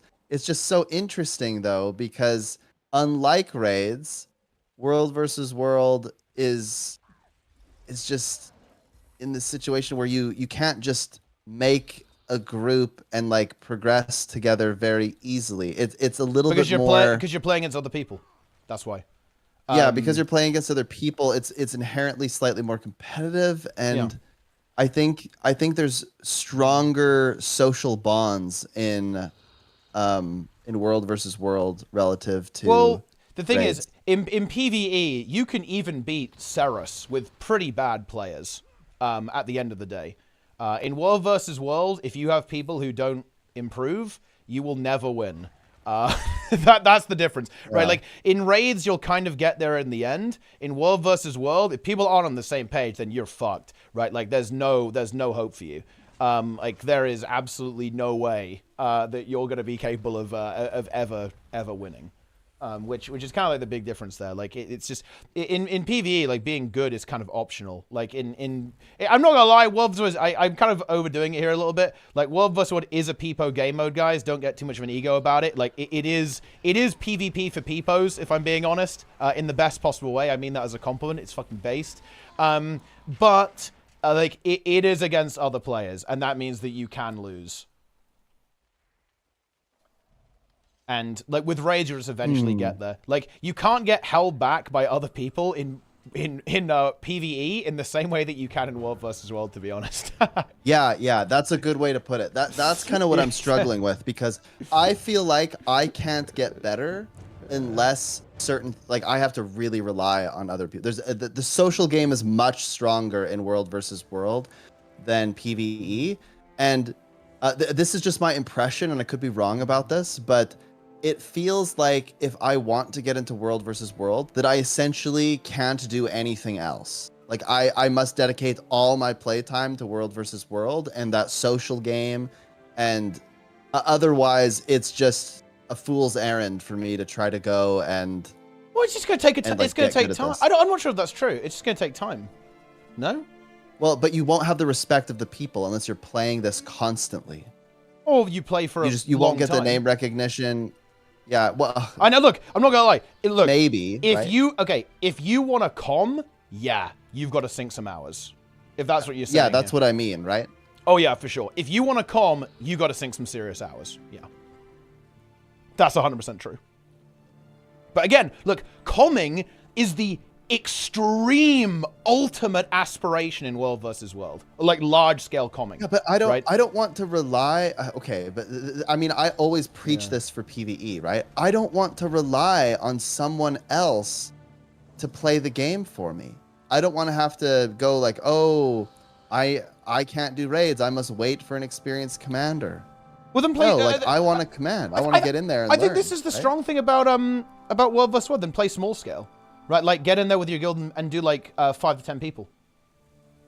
Well, but that's the thing is that the way okay, maybe this is just my subjective experience so far, but it sure feels like small scale is way harder to do now that the guilds thing has, like, this restructuring has happened. Every time I've played World versus World, it is like Mega Blob versus Mega Blob. I think that my small scale gets crushed every time. I think it is fairly blobby right now. I think that, yeah, you're not wrong. That's kind of like because of the meta as well. Like the meta kind of like favors these larger kind of like very like mega groups for sure. Yeah, I mean, it's not perfect. I'm not going to pretend that it isn't, but I don't know, I think you could have some fun with small scale. And look, I guess I'm going to find out. I'm planning on doing like some small scale stuff. Dude, I got flamed for PPTing when I did my small scale. Well, They dude, were like, thing is, fuck those losers. I mean, dude, fuck those losers. It's so dude, dumb. It's an open world PvP game mode. Like, you're gonna have like people who say dumb shit all the time. Okay, look, you know, I mean, look, you've seen like the Warcraft 3 lobbies and the Starcraft 2 general chat, bro. It's literally that. Like, yeah, it's like whatever. Yeah. I don't know. Like, yeah, team chat is insane, actually. Yeah. Not strongly moderated, can tell you that. Yeah. Yeah. I mean, yeah, you do, like what trick? I guess I just want to get good, man. I want to get good. Yeah. I mean, then you just have to grind. I'm not gonna lie, like you're gonna have to grind. You're gonna have to convince the boys to start playing. You know, that's what you got to make happen. You know, you got to get in the mix, start juicing up. There's no inherent system to cat wrangle pugs to an area without a tag. Yeah, I do think that Sneb is right here about the reliance of, you're very reliant on commanders in World vs. World to get anything done. This is very, very true, to be honest. But in a way, like, that's World versus World, right? It's definitely a feature of the game mode, I guess, as the way I see it. And in my opinion, the solution to it is very much making winning matter. The moment there's a competitive objective is the exact same moment that all of those guilds who are private tagging right now are going to work with you. They're going to want you to help you win, right? They're going to want to help you learn. They're going to want to make you as effective as possible. They're going to help you with builds. They're going to help you with like leading, right? That is when people are going to engage. That's when people are going to care about small scale again, right? Like that's what you got to do to fix it, in my opinion. Like this is just like a competitive thing. It needs to be fixed. Because right now, yeah, I don't know. Like, yeah. I mean, you have to give people a reason to want to help people, right? Otherwise, it's just not going to. Yeah, that's the thing, is that if somebody is... So, I mean, I raised my hand and I said, hey, I want to learn to command. I want some help. And so people were giving me lots of tips and tricks. They were saying all this stuff. So I was like, okay, then I'm going to go try it now. So I tag up. I ping my guild and everything. And I get like 10 people, right? Okay. I've got 10 people. And I think, okay, well, now I'm just going to like open it up. So I open it up to the public. I have, trying to make subgroups and stuff, but people are just playing absolute trash, right? Like there's no comp. So we run in and we die and we die and we die. And my 10 people, they start kind of going like, like we're getting wrecked. Well, yeah, but I mean, what else do we do? There's really no option. So all the people that want to help, they're like, yes, I want to help, but I still want to play how I want to play. And by the way, I'm not complaining about that. That's totally fair. It's just, there's not a lot of room for the new guy, right? Because it's so established. I think that's actually one of the beautiful parts about World versus World, is that it is a very established community, but it just makes it so much more difficult to get in there and become a new commander. Wait, hang on a minute. The beta just ended. What? Wait, what? Didn't they say it ends at 10 p.m. PT? Did we misunderstand? Yeah, I just watched everyone get deleted. All of the spheres have left. It's fucking wrong! No way. Is it? It says 10 p.m. PT. It's 10 a.m. Yeah, that would be... What? Oh, my. Oh! What is this? Huh? Can we put out the bat signal for, you know, somebody? Bro, I hadn't recorded all the footage I wanted yet.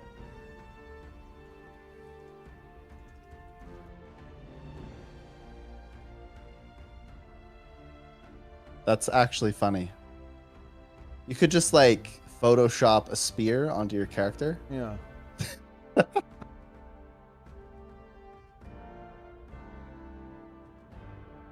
The beta ended 12 hours earlier than they said it would. Wow. Yeah.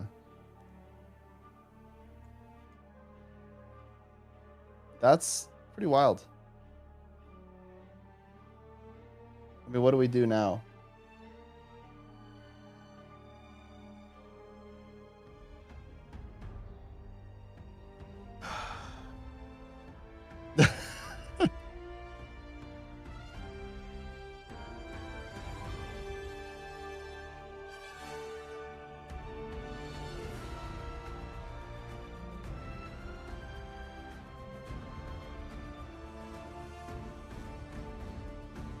How do you feel right now? Articulate your emotions. I don't get it. What is... Oh, man, this is such an ArenaNet moment, bro. This is such a fucking ArenaNet moment. You think that somebody pressed the wrong button?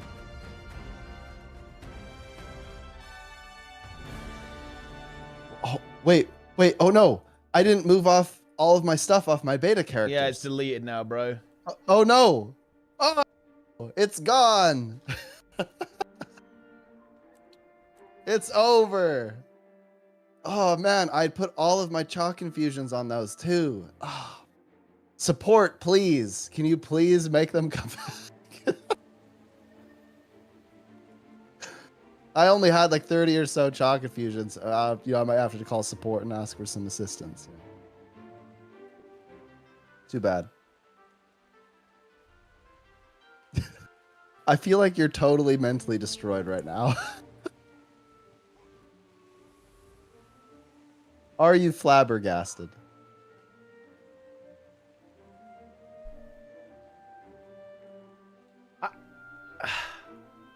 I really don't get this, to be honest. I really don't get it. Why is the time wrong? Why? Everybody makes mistakes. Everybody has those days. Why is it wrong? Why did they say that the beta will, like, delete your items? What's going on here? What? Oh, it's so unfortunate that I had 20 legendary spears. I might have to ask for a replacement. Doesn't make any sense.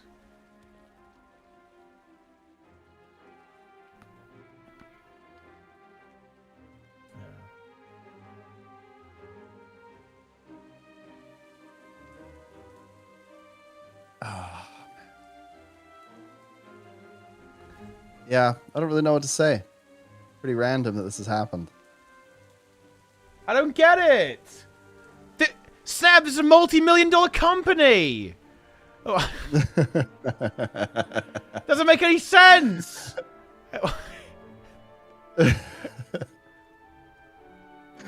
Yeah, that's good. Funny.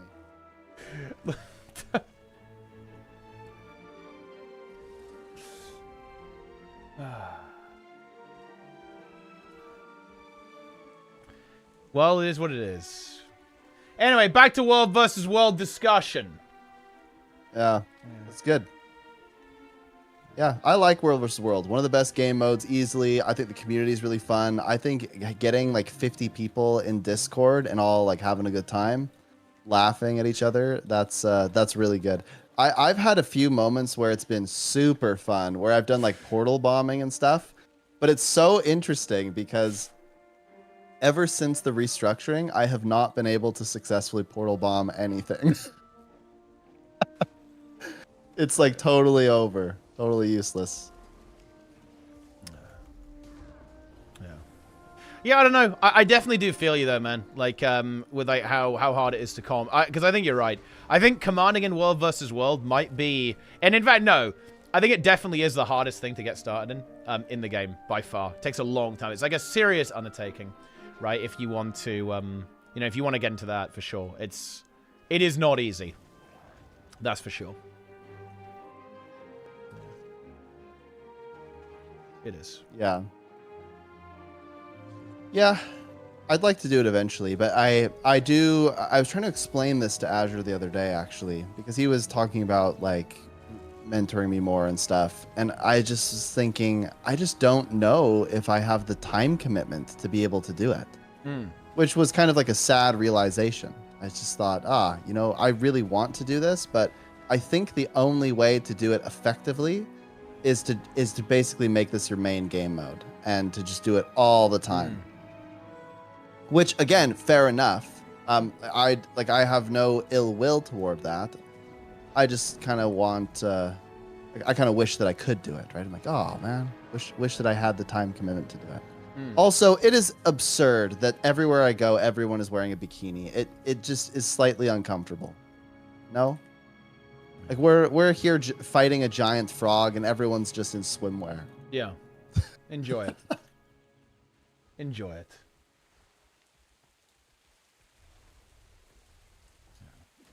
Kumas. My immersion is broken, Teapot. It's totally broken. I played a few months. I'm considering an alt. What class do you say resembles Thief gameplay? I'd actually go for Rev. Try Rev. It's a little bit like Thief, except not. Boom. Enjoy. It's a little bit like Thief, except it's way better than Thief. Yeah. Enjoy. I missed my spear, Snab! Bring it back! Snab, I'll try to bring it back. Where's Trig? Trig, do something! I pay your wages, Trig. Fix it.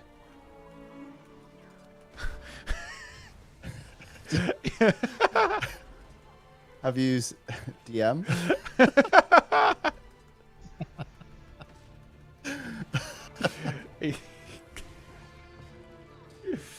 Under the VOD? Well, I mean, bit called and he got a little out of hand, you know? That's what happened. Wait, he called? Yeah, the snake. Yeah, I called the snake. Oh, dude. Yeah. I wasn't there for that. Have you ever encountered the snake, Sneb? I haven't. That's the thing. I've never seen the snake live. I've just watched like some absurd VODs. Yeah. Right? Some were even maybe privated. I don't know. Yeah. Man had no fear. Very good. Yeah.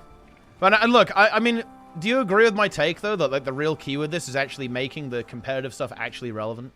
Because like that, I do think this. I really do think this.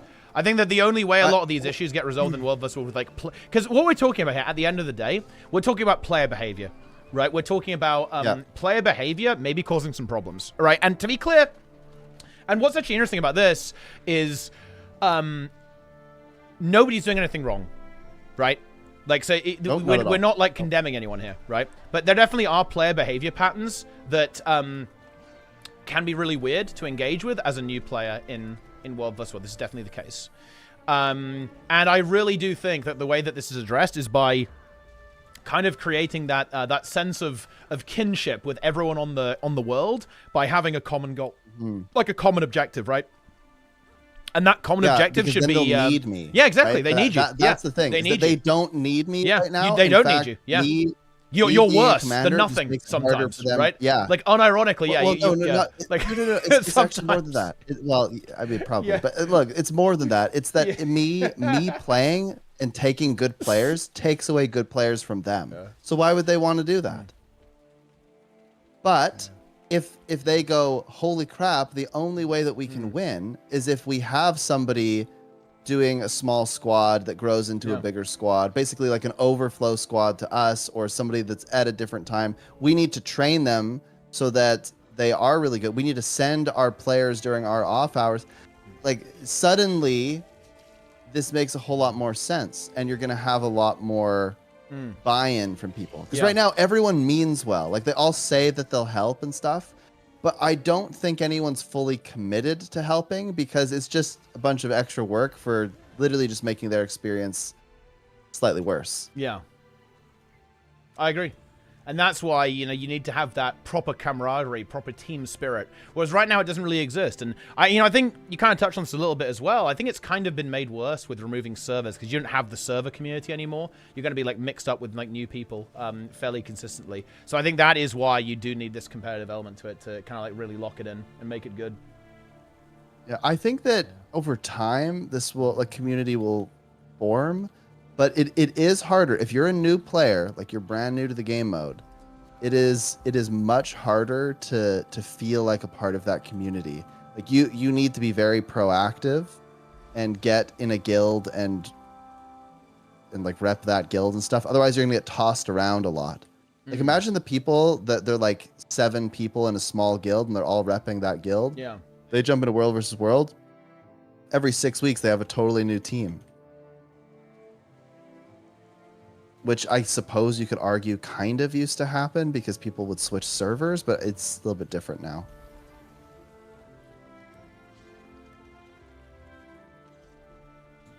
Like, look, I've been playing with Maguma. It's been interesting.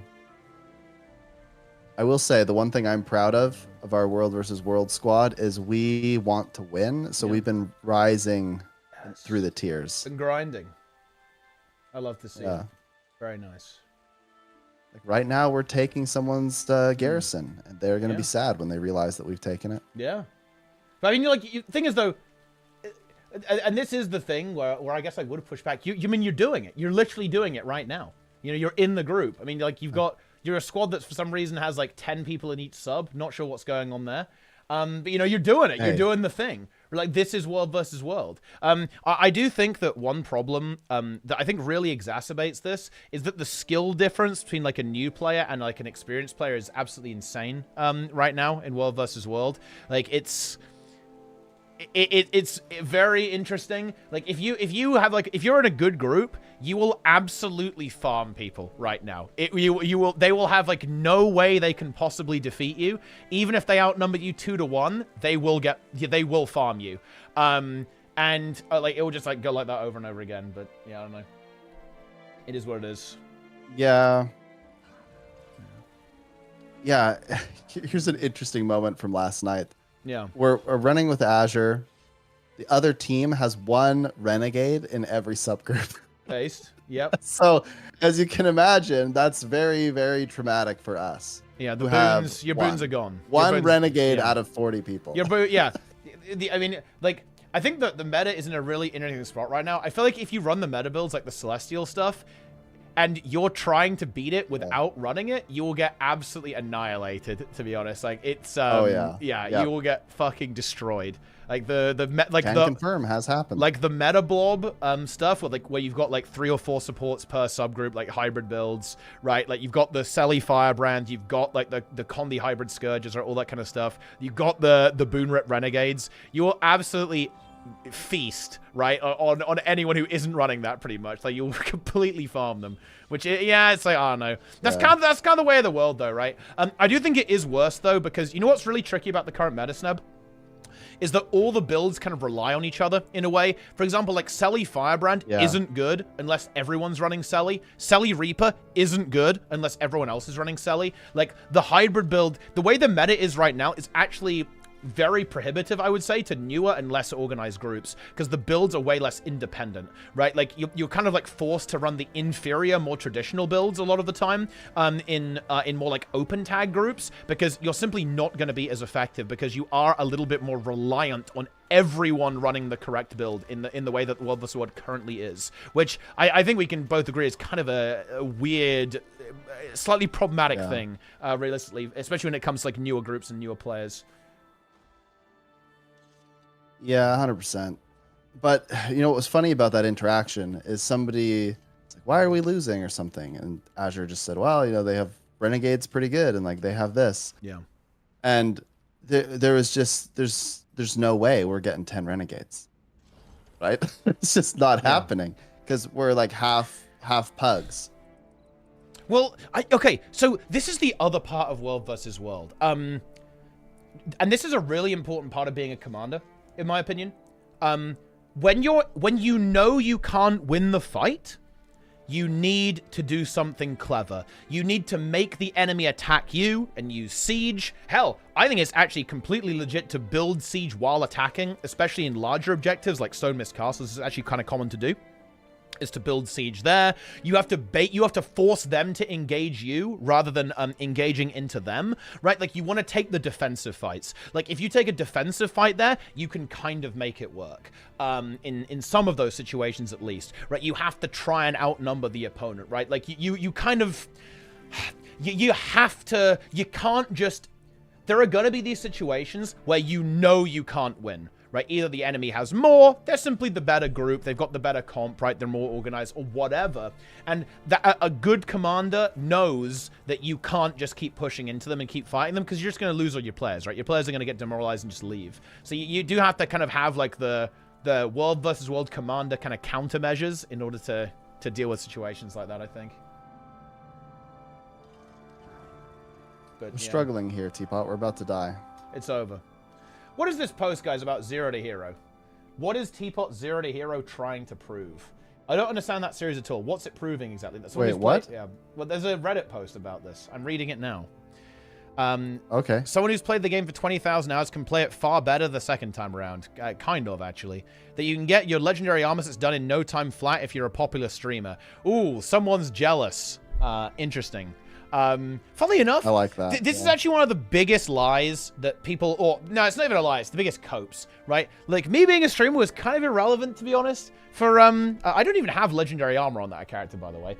You specifically joined other people's groups for, like, a significant part of that. Exactly. Just to counter that. Just to simulate it, exactly. And the other thing is here, like, being a streamer didn't really help. Like, I just play on EU. This guy's almost certainly NA, right?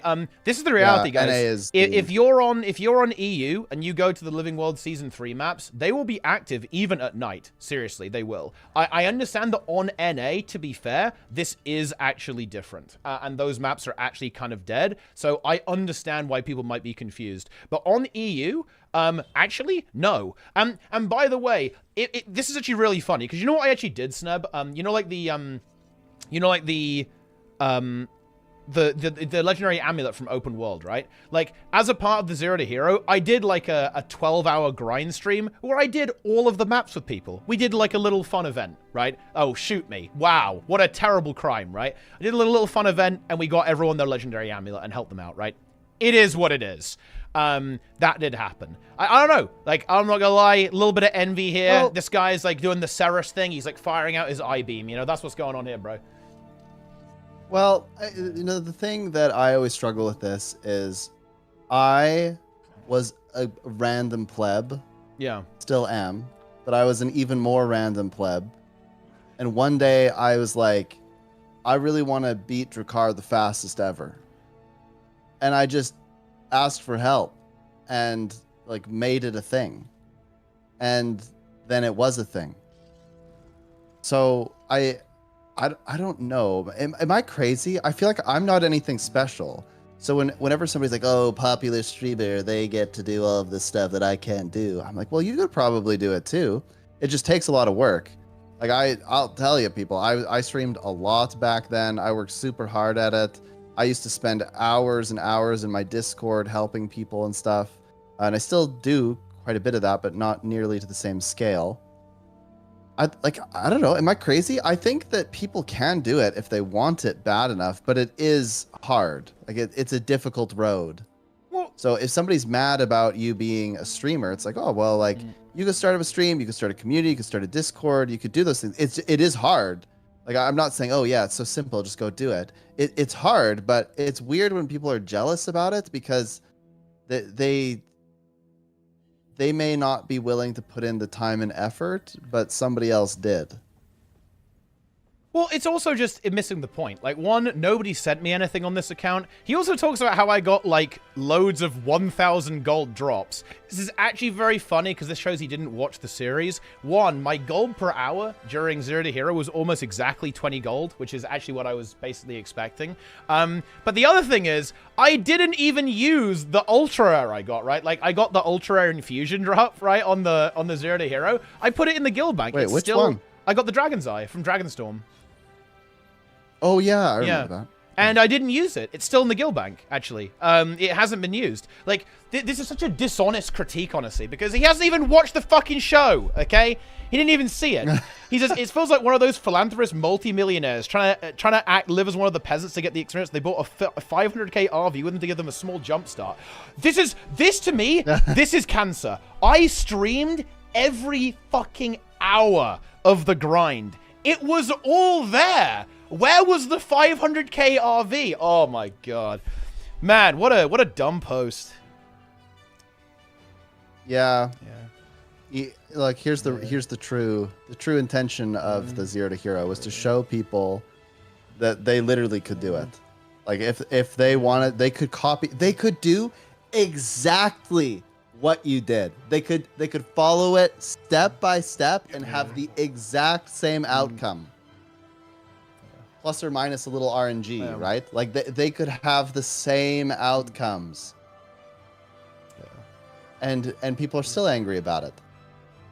Why don't they just invest that anger into doing it themselves? I feel easy to think that some of the stuff was easier than it actually was if you didn't actually take notice of the time skips from video to video. I'm not gonna lie, I skipped a lot of like I grind open world for 6 hours. I mean, but you can see the timer. It's like, yeah, it's a fucking grind, but it's not difficult. Like, you just have to like slam a bunch of, you have to like slam a bunch of like open world farming. It is what it is. Like, that's, welcome to MMOs, right? I don't understand what people are expecting. Do you know what I find really annoying, Basic Strat and Sneb too? Do you know what people don't like about Zero to Hero? Is that I didn't have a bad time. That's what people hate. They hate the fact that I actually just did it. And I didn't struggle. Because, do you know what's funny, actually? Do you know, I get this comment a lot.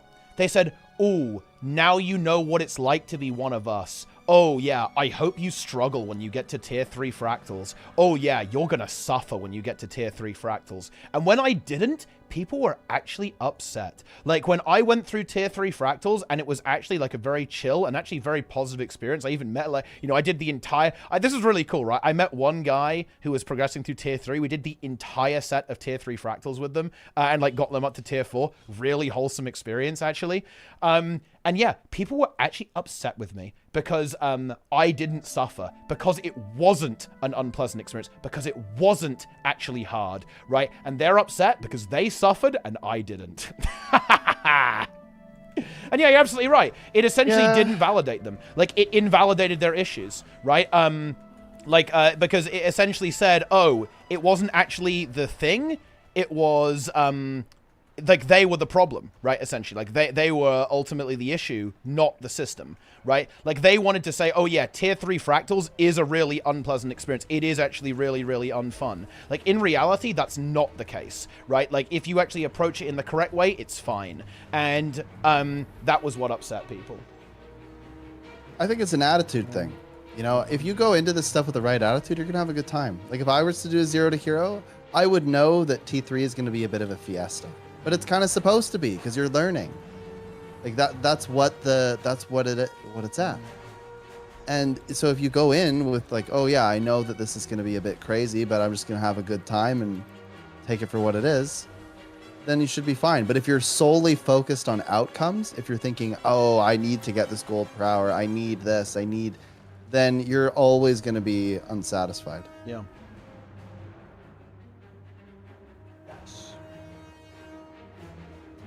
But yeah, it is what it is. It is what it is. People did not like that I didn't struggle and I had fun. But hey, can't please them all. Am I right, boys? Yeah. Yeah. Yes. Fortunate. Very nice. good. I want to reply to this, but it's not worth it. You know. No, I wouldn't. I would advise you not to reply. Well, to it. I mean, look, you know, it's not gonna like upset me to reply, but this guy's not interested in actually, you know, listening, right? He doesn't want to actually talk about it. It's just bad faith. Yeah, I mean, like the only comment I should leave here is like "cry harder," right? Which would be very funny, actually, but. Actually, I would agree with that. Can you just put LMAO you're bad at the game? Yeah. And just like no, I'm not gonna be cruel. Like you know, it is what it is. Yeah. There's no that's need. dark snap. It's punching down, dude. It's punching down. Dark snub. Yeah. Frankly, that's a skill issue. Well, you know, the thing that bothers me about these kind of things, though, is that somebody had to sit down at their computer chair, wipe their Cheeto fingers, and then go, I'm going to say something really mean about this person's thing that they're doing that doesn't affect me in any way whatsoever. And then they just had to, like, write that all out. And then they had a moment where they could have had some clarity and been like, oh, you know what? Maybe I just needed to vent my emotions a little bit because I'm frustrated about something. And then they thought, actually, no, I'm just going to broadcast this publicly to the world and spread a bunch of hatred to people for no reason. And then they hit go. Isn't that a bit odd? I don't know. I don't ever do that. Yeah. I guess, just, you know, different gamers, I guess. It's just not something that I really engage with, for sure. Like somebody actually, I've been making more YouTube content lately, like with the Last Pull podcast, and I've just been posting like some little Twitch clips and stuff, just kind of learning, right? Because I haven't done a lot of YouTube. And somebody commented, and they said it was with it was on my podcast with Lara, and I was like, I thought it was really good. I was really proud of that. I thought we had a really cool conversation. We talked about some fun stuff. And the guy just says, why is everyone, what was his exact words? It was like, why is everyone some like social justice warrior on Guild Wars 2? Great question. And I was like, I didn't even say anything. Like, what is he even talking about? Like the podcast is us basically reminiscing about how we got into Guild Wars and talking about like Soto. That's what we spoke about. And frankly, I wouldn't say we were like dooming the game, but we were pretty critical of parts of the game. We talked about the things that we liked and that we didn't like. I thought it was very balanced. So I don't oh, he kept, I think he's called me a shill as well. And I wasn't sure why. I couldn't figure it out. Snab, I couldn't resist. I replied and I said I'd do it for the money. Oh, no. I said I'd do it for the money. I don't know if that's relevant to Guild Wars 2. It seems relevant to me. Can you link me? I want to go make sure I'm heard. Democracy. I do it for the money. It is what it is. It is what it is, chat. Has to be done.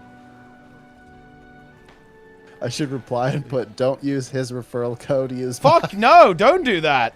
I'll report you. I gotta report you if you do that. I'm gonna fucking get you banned.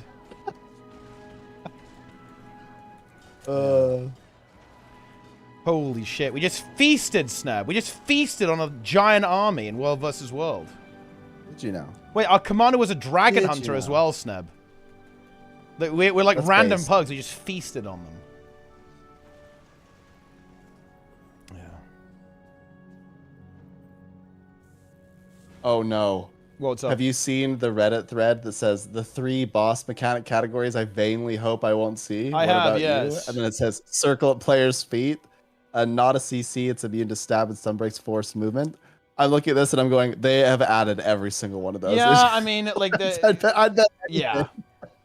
It's definitely gonna happen. Yeah. I mean, they do like the the wind, you know. Like when you get pulled, like the you know, like the tornado effects, they do like that.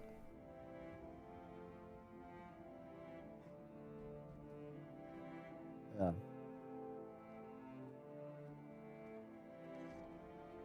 Yeah.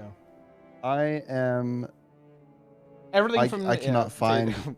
Cannot find it, man. I can't find your Reddit thread. Has it been removed? It's like giga downvoted because it's a dumb thread, right? Like it's so yeah.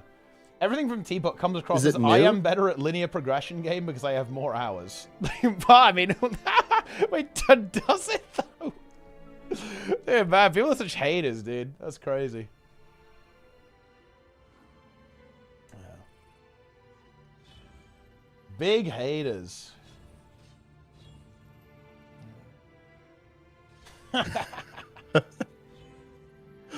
Oh my gosh. Oh, this is too good. What a poor little peepo. What a poor little frogman, Sneb. Yeah.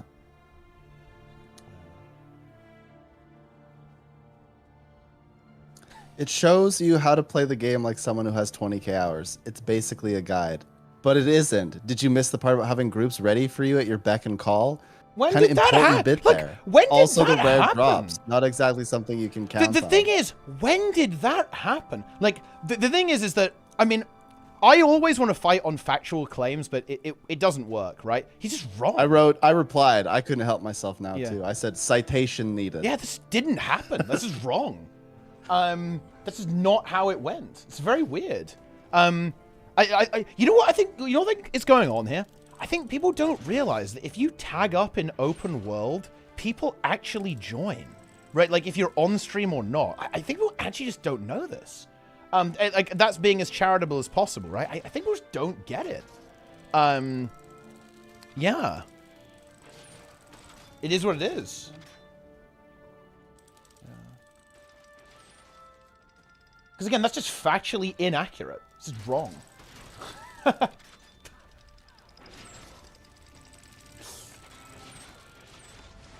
Wow, there's gonna be somebody really downvoted.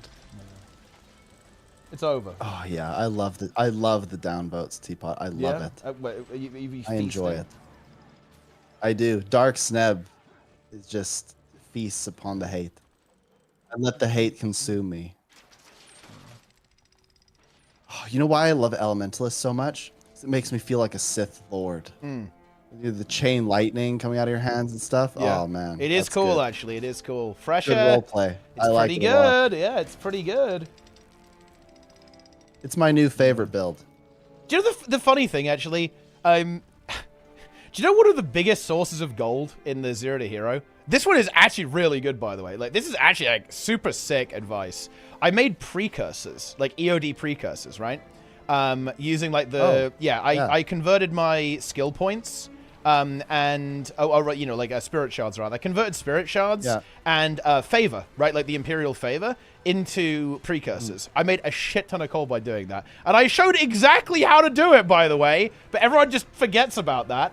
Like, seriously, Imperial Favor carried my account so hard, and it's probably still pretty good, actually, because, like, less people play EOD even, so it might even be better. I just jumped off the ledge. Oh my gosh, that's so bad. Okay, I'm bad, Teapot. I'm very bad. I'm upset. I'm away from the commander now. It's over. So you're broken, essentially. I am. I've jumped off the wall. I don't know why I did this. It's totally over. I'm making a huge effort to not impulse buy a tag for my account. Don't resist. Buy the tag. You won't regret it. It's the best investment you could possibly have. Do it now. Buy the tag. Yeah. Okay, there's something important here to understand, Teapot. Something very important. Yeah. You just do things. Other people worry about doing things a lot. And what I mean by that is you went and you just spent the currency. Other people go, what if I need this currency later? And then they never spend anything ever. I know the chat is in on this. It's a common struggle. People don't spend the currency or anything to get the things that they need now. And so they make the game far harder because they're just kind of waiting to use this currency. And then guess what? They never actually use it. Yeah. And you know what? Like, I think people are very overly worried about the efficiency part of it. Like, I make no pretense that I was, like, super efficient about all the things I did. I just fucking did it. Right? And I think you're absolutely right. Like, Dude, that's... You insta-sold, like, everything. Yeah. Like, this was the big thing about the Zero to Hero. I just played the game. I played the game as I would play it.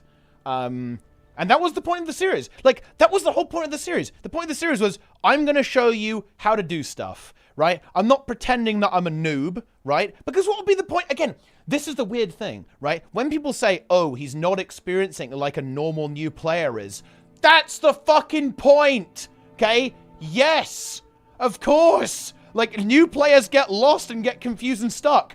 I am trying to fix that. Like, again, do they just want to have the schadenfreude of watching someone suffer? They want to watch a new player struggle and fumble around? Is that what people really want? I don't understand. Yes. Why? Why do people want that? I don't enjoy that. That makes me sad. I don't like it. I hate the idea of that. I hate the idea of like a new player struggling and kind of having a bit of a rough time. I don't like it. I don't want it to happen. Think about this. Think about Swampletics. People enjoyed the suffering. They enjoyed like the insane grind. But that wasn't, he wasn't suffering though. He was having fun, right? Like, I think the people their who perception is that he was suffering. The people who enjoyed when he died, that's another thing, right? Entirely, right? Like, that's not the same as this. But I don't think it was like the journey, right? It was exciting. I wouldn't say that he was suffering as such. What I'm getting at is like, it was too easy for you, right? You didn't have, there was zero obstacle. They perceive that there are these massive obstacles.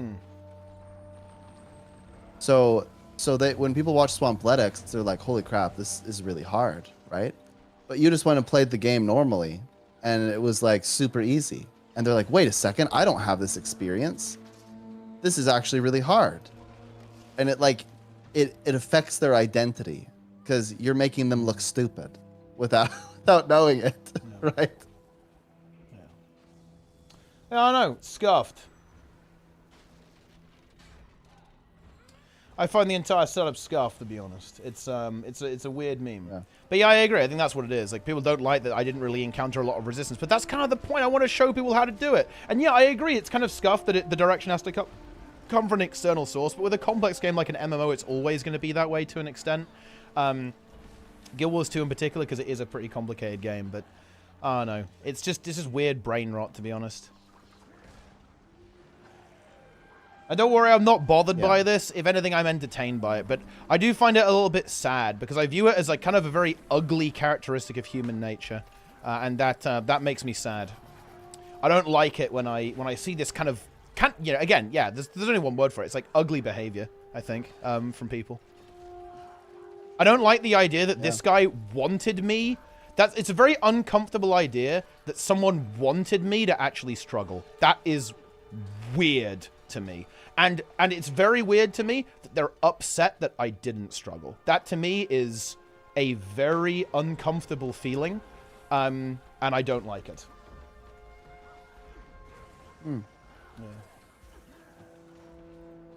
Yeah, I remember how I tried to do the no armor, no gear, no weapon, 1 to 80, no dying thing. Yeah. People complained because it was too easy. Because I picked Necro because I was like, well, yeah, I'll just use my F1. Yeah. And I just obliterated. Like, I was running into... Keep in mind, I was like level 50. I was running into full, like, 10 mobs at once and killing them all. And, like, not struggling whatsoever. Yeah. So, to make it even more difficult, I tried Warrior for a bit. But Warrior was so unfun because you had so few skills that did damage. I had to, like, kite everything. And eventually I died because I just was getting impatient and bored. But it was still doable. Might try that again.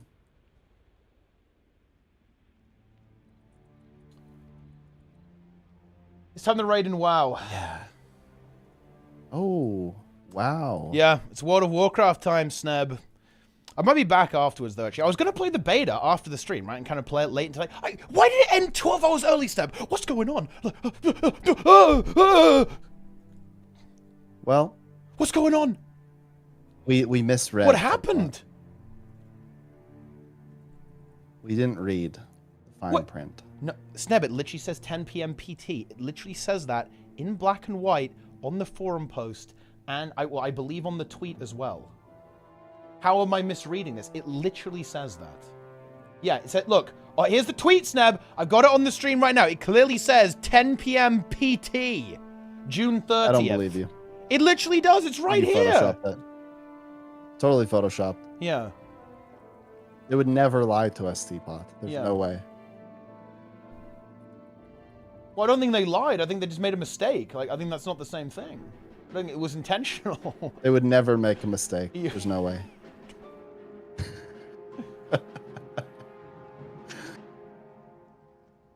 It's impossible. It's too bad, though. I imagine there's a lot of content creators out there that were like, I'm going to chill back on my Sunday and just get some spear footage, put that up on my YouTube channel. They're like, oh, wait, spears are gone. Yeah, that was my plan. I was going to gather I mean, I already have some, thankfully, right? But yeah, I was going to like gather all the footage like after the stream today. Or maybe even like kind of like during the stream. That yet. And I'm denied. Yeah. It does not feel good. You have lost. Yeah, I have lost. I'm mentally broken now.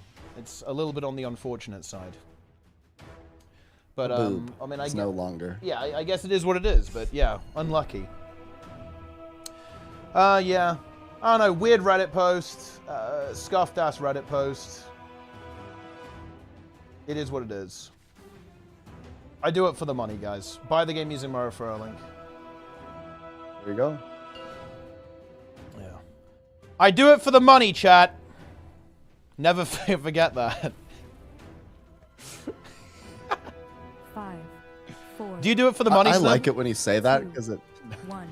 No, actually, but look, if I did it for the money, I'd be playing RuneScape. You guys, like this is. RuneScape has a far larger content creation scene. If you wanted to make money, you would not play Guild Wars 2. Sneb, say that Just you do saying. it for the money. Say that you do it for the money, Sneb. I know you do. We all know it. We all know you do it for the money. Yeah. I'm gonna troll by deliberately leaving this boss in the lava, killing the melee DPS. Thoughts on that? Burn to cinders. You know what we have to talk about at some point? pretty I'm cool. actually going to leak a future topic, by the way, guys. Like, we're not talking about it now. I'm actually going to tease you guys. We have to talk about what people mean when they say HP sponge, by the way. Because I'm starting to get a little triggered by people using that term, because I don't think people really know... I don't think people really know what that means, if I'm being real. I think people think that if a boss takes longer than like fucking 2 seconds to die, it's an HP sponge, and that is a little annoying to me, actually. I'll reduce you to ash. Let's talk hashtag sponges. For destruction. Burn to cinders. Here we go. Nothing changes. Yeah, exactly. That's like the issue. The issue is when you're in these encounters that like do fucking nothing. That's when things get problematic. We killed the first boss. You know, this boss is actually pretty cool, but you never see any of its phases because it's very undertuned. It's a piss boss. Unlucky. The sky is her domain. Do you think they're going to bring the spear beta back, Snap? They should bring it back. No, they're not. It's over. They're busy. But I do have a question for you.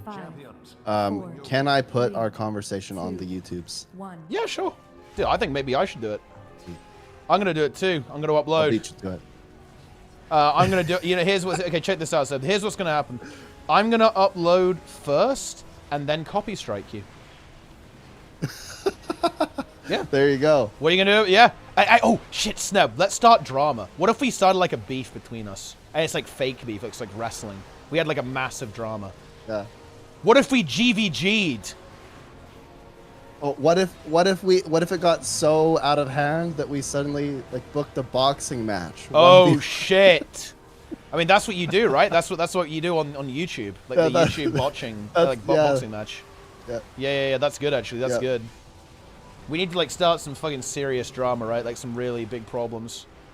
Let's do it in the you know the other Discord, right? Let's like make it spill over there. You know, yeah, he knows what I'm talking about. Oh, yeah. I know what you're saying now. That would be so funny. Oh man. Yeah. And it would be etched into history. Then there would be a tweet about us. From a very particular, somewhat automated Twitter account. Yeah. You know, Sneb. Okay, hang on. Riddle me this. Why is the tweet regarding the beta, which is misinformation, still up? I do not know. Like the charitable thing I want to say is that somebody's supposed to be looking after those things, but they don't realize That it's wrong. what's happened. Basically. Yeah. Like they or the person that's supposed to be looking after that thing is like, I don't know, something's happened and nobody's on call to fix it. Yeah. I don't know. I don't know. It just seems very, very, very odd. Dude, I'm fucking. It's overstepped. The beta ended 12 hours early. Yeah, it did. What the hell? That did happen. Why did that happen? I don't know. Yeah. I think it was specifically a target against you. Why? Well, I don't understand. I think that somebody knew that you were going to try to make videos and they wanted to stop you. Doesn't it also feel super bad for NA in particular? Because it basically ended like super early for like a lot of people. I guess especially people on the West Coast. It's like pretty early, right? They don't get, yeah, you don't, like, it a ended whole at day. 10 a.m. Well, yeah, obviously, right? 10 a.m. Yeah, it's like kind of feels bad, right? I don't know. Yeah, most people are still asleep. Yeah. Most of the real gamers. They're going to wake up and their spears are going to be gone and everything on their beta characters is going to be deleted. Like, that's insane. Yeah, I mean, whatever. I mean, I don't know, I had fun. I enjoyed it. I really like the Guardian Spear. I think that's going to be a hot take. I'm probably going to make like a video, and we'll obviously talk about it on Tea Time and stuff. But I don't know, I really like the Guardian Spear, you know? I really had a lot of fun using it in World vs. World, actually. I think the Necro Spear is going to be fun in PvE too, actually. You know, it's actually not even that undertuned. It's like 1k DPS below like the current build right now, which is like, okay, whatever. It probably needs to get juiced up a little bit.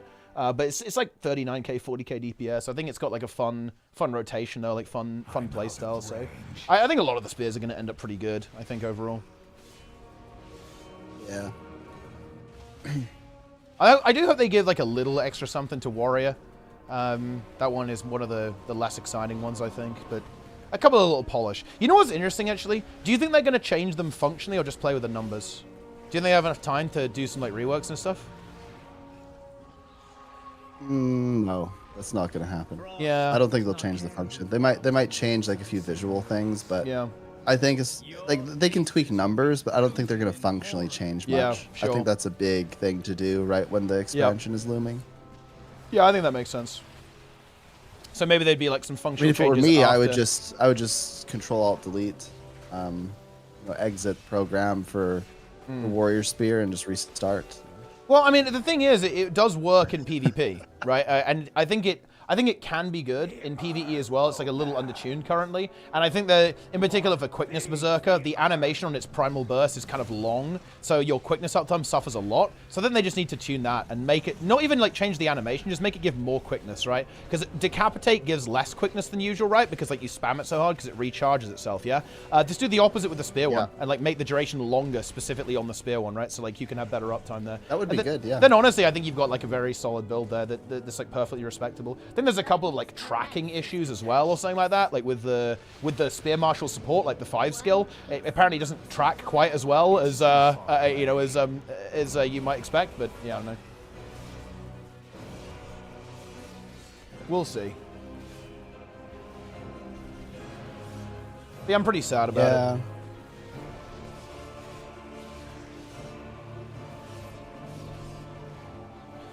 Oh, I guess when is the sometimes you Sneb? win Dude, and I want to see the sometimes Sneb small scale World vs. World arc. That needs to happen, bro. I want to see, come and play with Fungo. I'm going to be setting up Project Fungo on EU. Join us, Sneb. It's time. Oh. Play Project Fungo. I don't know. I mean, I could. Yeah, I mean, why not? Like, you know, we're going to do like small scale. I've just been playing with Azure. I really like Azure. I think Azure does a really good job. Yeah. But I also would like to be able to have some kind of independence. Yeah. This is, man, I feel like I'm going to be so misinterpreted for that discussion. And you're going to get demolished. I'm sorry, you're going to get I definitely will. I definitely will. But I tried really hard. Yeah. Yeah.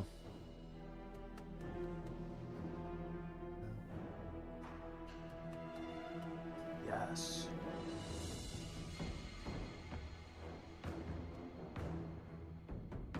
Sorry.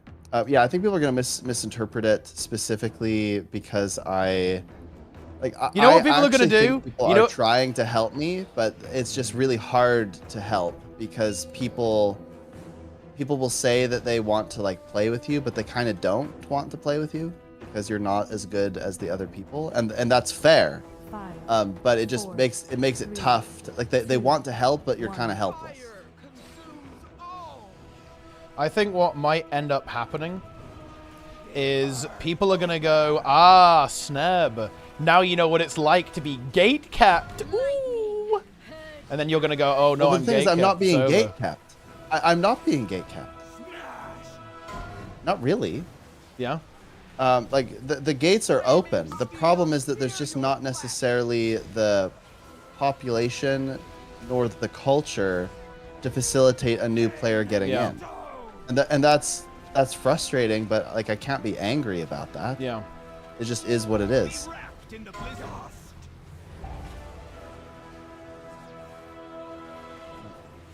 Dude, what are these fucking fireball placements, bro? This is crazy. Are you gonna win, by the way? Of course we're gonna win. WoW stuff. I mean, we're doing like farm raid, so it's like giga piss. It's fine. It's unwipeable, literally unfailable. That is reality here.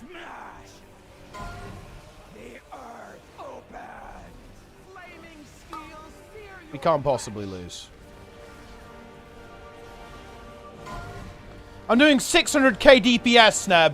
When are we doing 600k DPS in Guild Wars 2? 600. Yes, 600k DPS. 600 billion k DPS. It's a lot. A lot of DPS.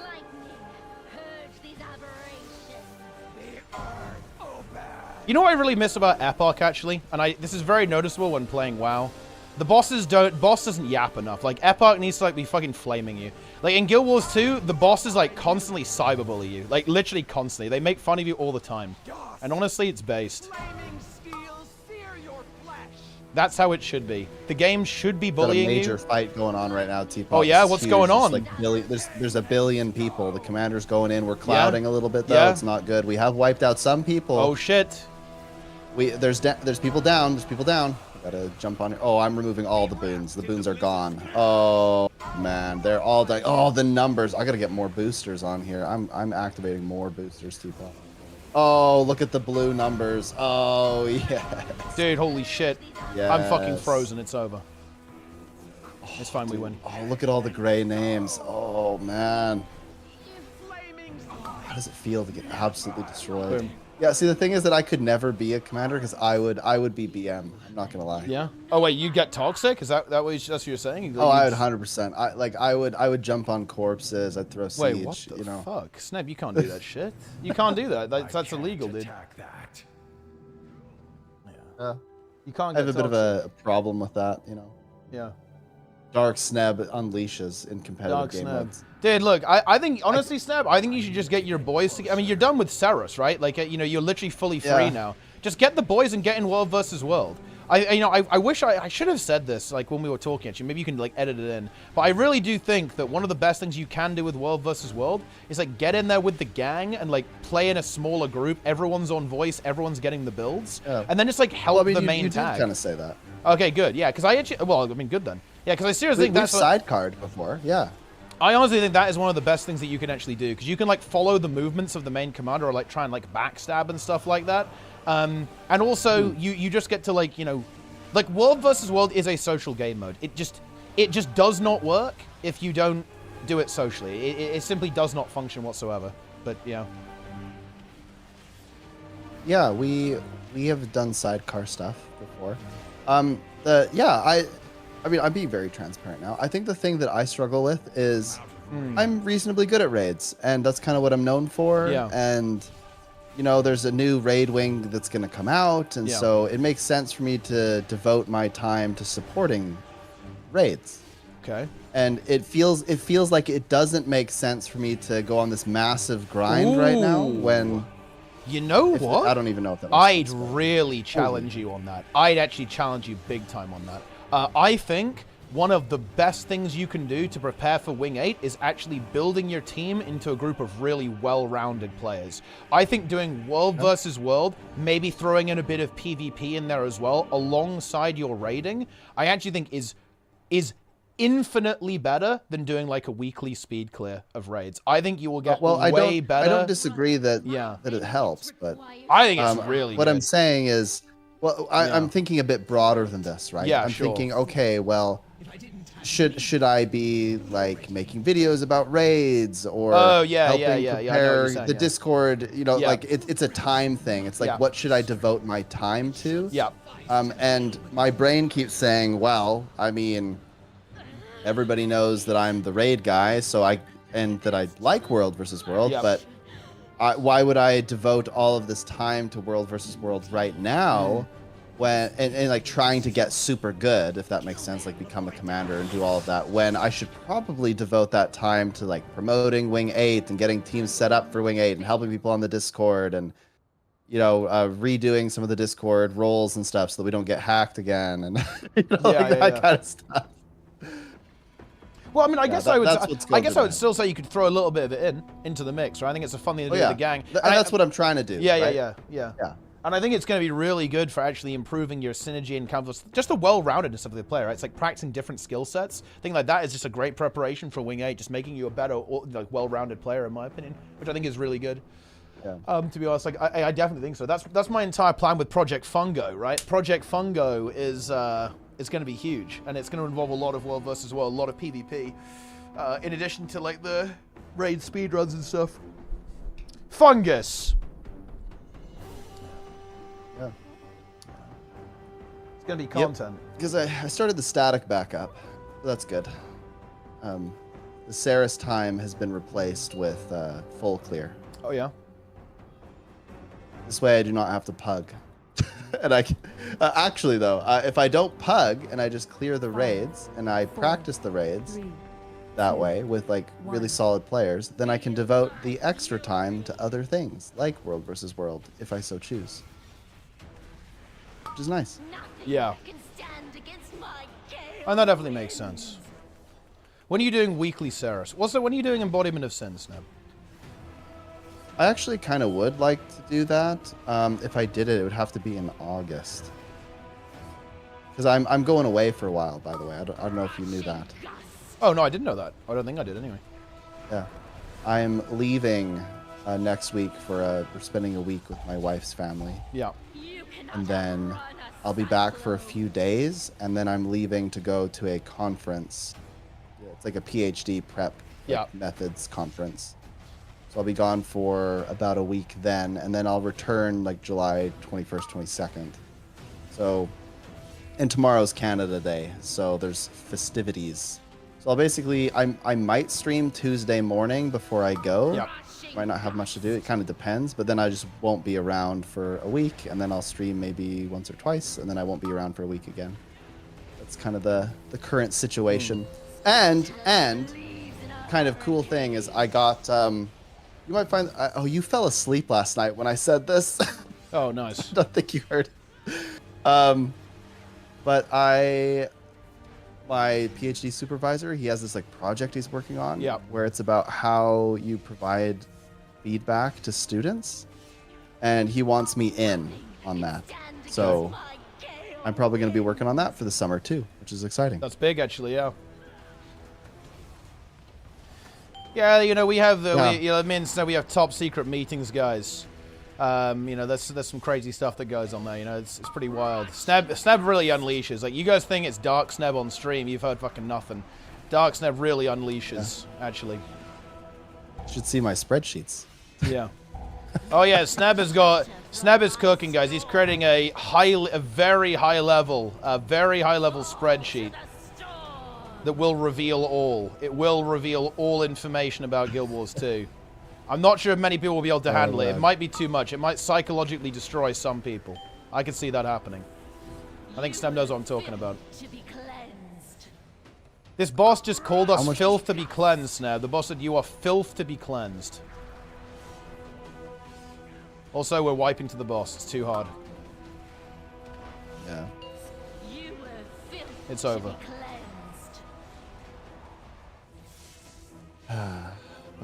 It's completely over. Deplete. Wow. Yeah. The boss broke us. Dathia ascended the breaker. I was cranking, though, and that's all that matters.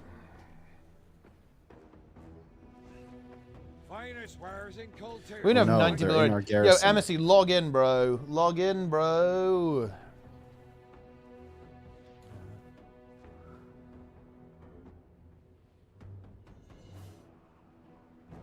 Oh, no. What's going on? I almost died. I thought I unmounted, and I didn't. Yeah. And then I leapt to almost complete despair. Yeah. Instant death. Yeah. The thread is still going about the Zero to Hero. You know, I'm going to be bringing back... I'm probably doing Zero to Hero tomorrow, actually. So this guy will be mad. You know what? I like it. Whoa! Yeah. Shoot.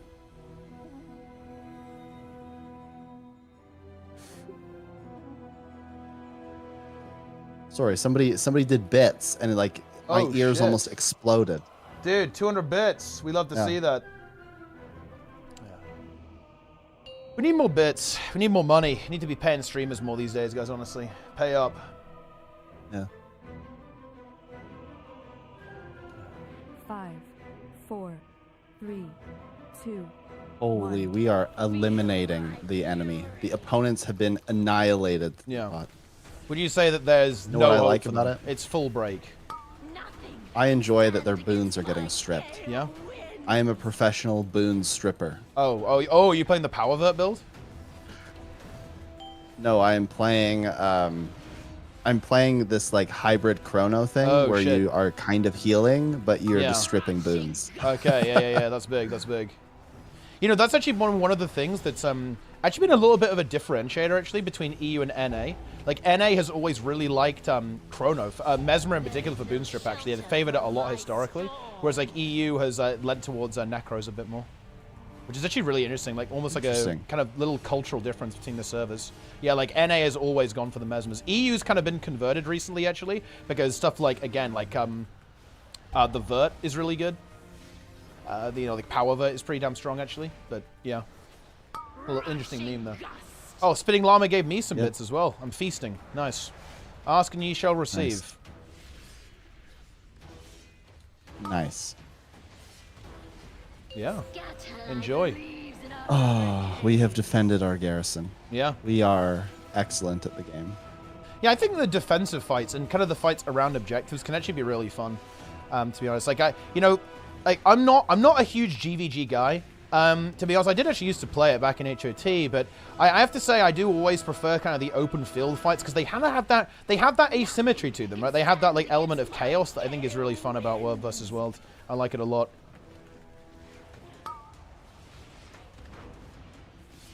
It's high tier. Is Zero to Hero still ongoing? Like 3 episodes in? Well, I kind of stopped it for a while because of multiple reasons, but we're bringing it back, boys.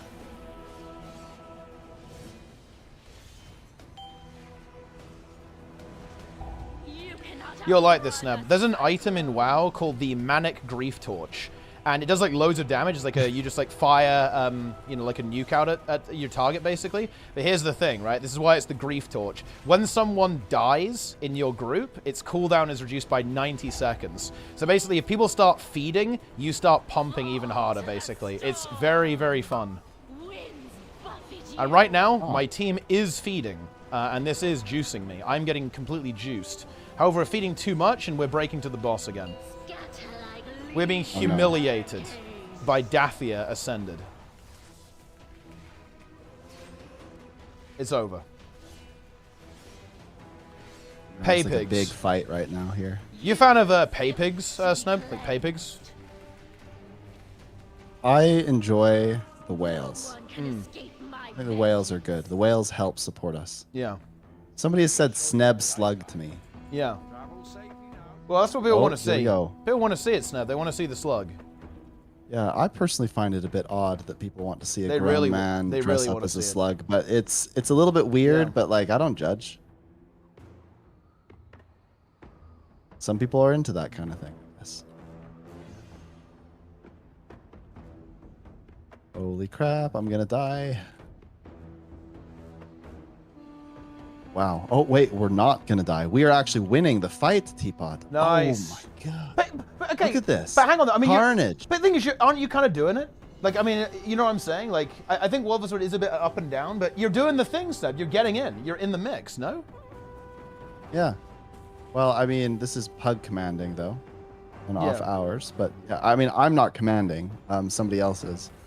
Yeah. I think they're just running around though. Like I don't know that. I mean, look at the subgroups and stuff. I don't think that there's anything like super hardcore going on. Yeah. Yeah, this is what I do. I enjoy this. I think it's fun. The part that I find frustrating is when I go in like the prime time, I like can't play because you know, they're so good. Yeah. But that's just a get good moment. And right? that is definitely a get good moment. That's where the grind comes in. Yeah. But that's why, look, you just got to get that small scale. Just imagine this now. Imagine your group.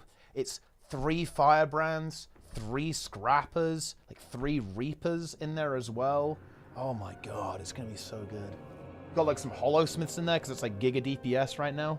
Oh man, it's going to be beautiful. Mesmer in there, get a Chrono in the mix. It's going to be a good day.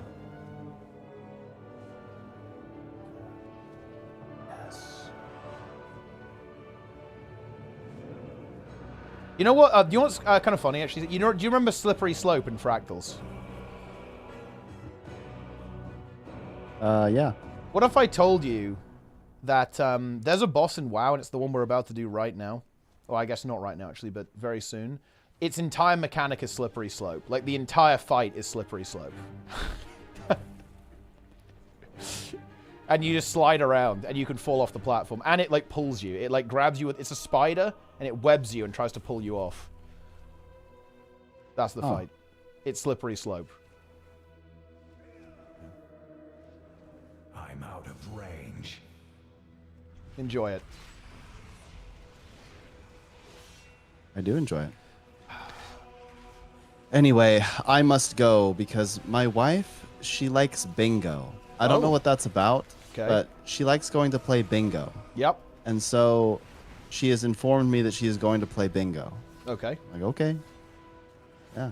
So that means that I must watch the children and ensure that they are just get them in World versus World. Actually, I had my daughter hanging out with me, the 2-year-old. She was sitting on my lap and we were playing some World versus World. Yeah. And she was really enjoying it. Yeah. And then she fell asleep. So that's good. That's good. It's kind of like a win-win there. Yeah. Would you say that your kids are big pumpers? I think they're pretty good. My one daughter is into Mario Kart now. Yo. She's getting there. That's nice. You know, I never liked Mario Kart because it punishes you for winning. That is like a huge turn off. Oh yeah, like when you're in one, you get the bad items. You get shit items, and like there are items that are designed to screw you, right? For being in first place. I get like it. The shell. I get it because it's supposed to be like a party game, and I think there actually is like a counter to Blue Shell. I think you can like avoid it. I think in more modern versions, actually, to be fair. But yeah, I don't know. I don't like systems like that kind of punish you, like for doing well. But I mean, I guess that's kind of the point of the game. It's like a party game. It used to be really funny. People would always slow down. I played like the online Nintendo DS version back in the day. And people used to always slow down and try to be in second, like at a certain part in the race, so that they could win. You know what racing game was actually pretty based? Lego Racers. Slightly obscure title, I guess, to an extent. But dude, the Lego games were actually so good. Oh my god. Like the absolute fever dream that is Lego Island, Rock Raiders, Lego Racers, Alpha Team. Bro, these are some legendary games. I'm just going to say it. They're so good. They don't even, you know what's weird about these? you can't even buy them anymore. Like, that's what's really strange about them, is that the only way to actually get these games is pretty much piracy, yeah. Like, they're, well, I guess, I'm not even sure you even call it piracy at this point. They're, like, preserved, like, on some archive websites. There's, you know, I can't remember the name of the site, but there's this, like, website that stores all of, like, the super old games, so they don't get, like, lost to time, basically. It's, like, an archive-style site. That's pretty much the only place to get them at this point, yeah. Like, because you can't, LEGO won't sell them to you, which is really weird to me, because they're actually good, but, yeah. Yeah. It is what it is. Oh, LEGO Universe? My LEGO have I told the LEGO Universe story to you, Snem? I'm not sure if you heard this story, but I was a big LEGO fan as a kid. I loved the LEGOs. I loved MMOs. And when I heard that LEGO was making an MMO, I thought, wow, this is actually the best thing ever fucking made. This is so hype. I can't wait. Check this out, Sneb. Okay? The day after I get into LEGO Universe, the game shuts down. I shit you not. Right? Like, it actually shuts down when I get in. And the game's just gone. It just doesn't exist anymore. Yeah. There is you can actually play on a private server, but unfortunately, they couldn't reach an agreement with LEGO to make it public. You're allowed to host your own private server, but you aren't allowed to publicly list it. And I think their concern is actually reasonable. Basically, LEGO didn't want anyone making like a LEGO game that they couldn't moderate, right? So they were like worried that like the chat would be like unhinged, basically, and it would like be LEGO branded, which potentially could reflect badly on them, which I kind of get, to be honest. Like, yeah, I don't. That's unreasonable, but yeah, it really sucks. Like, you can only play a private server, so essentially the game is still dead. Like, people reverse engineered it, and it actually works, right? It works fine, all the features, and even like new content can be added to the game, but it's only private, unfortunately. 5. 4, yeah, exactly. They were worried about 3, safety, which is not 2, unreasonable. 1. Wow. Huh. Man, Anyway, I'm rating you. Oh yeah. We're just playing some WoW, bro. That's what we're doing. We're just playing some Enjoy the WoW. I'm excited to see a YouTube video, Sneb. Maybe I'll upload the same. We can compare the YouTube comments. Can make that happen. Do we want to do that? I don't know. I mean, maybe we do. I have rated. They are there. Yeah, the viewers are infesting. They're with you. Yo, Snap viewers. You know what they say? They say the goose is loose. The goose is fucking loose, boys. We're doing some raids. We're going to be doing some keys soon, too. M+. M+ boys. Prepare yourself. Yeah. Alright, listen up. I want all of Sneb's viewers need to get in on this. You guys need to be cyberbullying Sneb into leading small-scale world versus world. Look, I see some of the Goose members here. Look, I see Goose members. I see Strizel in the mix. There's probably Danny lurking around somewhere as well. I want to see you guys juicing, right? Like, you guys need to be juicing up, to be honest. Huh. But am I wrong? Am I wrong on this? Maybe we will. I mean, maybe we will. Yeah. Maybe we will. Yeah. I'm just saying, like, I want to see Sneb small scale, like, Havoc. You know what I'm saying, Sneb? Why don't you go Havoc? I like Havoc. Go full Havoc. You're not even the same link? Well, it's time to swap, bro. Get a new account, worst case scenario. You got to swap over. You got to get in now. You get in or you get out, you know what I'm saying? Oh, yeah. Strizel, all you've got to do is contact support, and they'll put you in the right place. This goes for everybody. If you got put, like, if you forgot to, you know, rep the right guild or whatever, just contact support and be like, yo, like, I can't play with my friends. I'm big mad. I'm gonna flame. Yeah. Help, help, help, please help, and then they will fix it for you.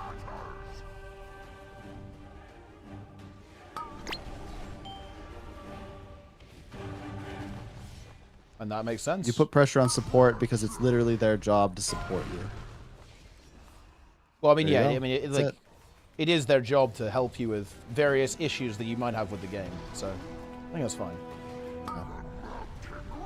Yeah, they're chill about it right now because they know that everyone's just like trying to figure it out, and some people just missed it.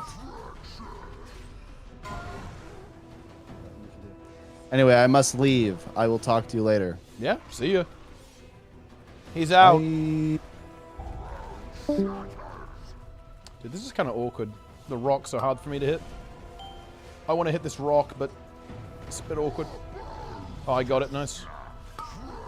Dude, our group is scuffed as all hell today, man. I don't know what the fuck's going on, but I think we got like some rats. We got some like rat ults in here. It's a rat-infested raid clear, I think. Boom. I like the music in this game, dude. Like, the music in WoW is hype, dude. It's so epic. That's what this game does really well. The epicness. You know, it's very much rule of cool. You know what I'm saying? It's like, everything is just intentionally over the top, intentionally ridiculous. In the best way possible. Yeah, we definitely got, like, a couple of, like, a bit of an infestation of rats in this group, that's for sure. An infestation of rats! Oh, yeah! We did it. Ooh, that's actually an interesting item. I might, if no one else needs that, I would ooh, oh no, I don't need that. Rumbling Ruby, dude. Yeah, I might take the neck, or at least roll on it. If we can get that going. We beat it, guys. We killed the thing. We confront him. Just as long as none of them are spiders. Nice. Release a fully functional recon of rot raids and non-redundant free with bugs. Yeah, I actually saw this. I haven't had the chance to play it yet, actually, Spitting Llama. Yeah, I saw that. I've seen the video. It looks really promising. Honestly, the idea of that sounds incredibly exciting to me because it's just improved mechanically, right? It's really cool because, like, that game was old, yeah? So stuff like unit pathing and instructions were, like, scuffed as fuck, right? And basically, like, remodeling that in Unreal and improving that is very exciting, I think. Yo, on it... Oh, dude... I really need to get around to finding the music for this next boss. I actually really like the music on this next boss, but I can't find it. Because you know what's annoying, guys? Do you know something I really appreciate about ArenaNet? ArenaNet actually released their soundtracks on, you know, like all over the place, like on iTunes and stuff, and on YouTube too. So you can actually, like, find them. But you know what's really annoying about WoW? They actually don't do this. Like, the only way to get the soundtracks is basically to kind of rip it out of the game, pretty much, and none of it has like proper name. It's all named like, you know, soundtrack like A, soundtrack B, etc. So you can't really find what you're looking for. It's actually super annoying because like I can't find, you know, it's not like Guild Wars 2 where I can find the Bloodied Lord. It just doesn't work that way.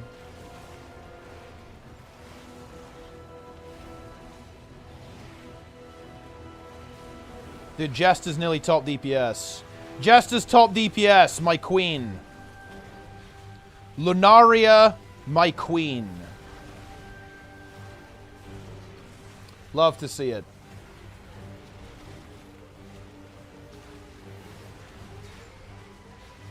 Do not put the Kuma remote in chat. I will remove it if it's overused. Kuma.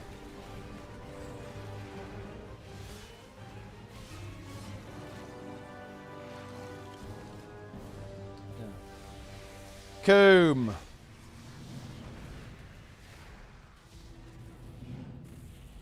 Are you afraid of spiders, guys? Well, I've got good news for you.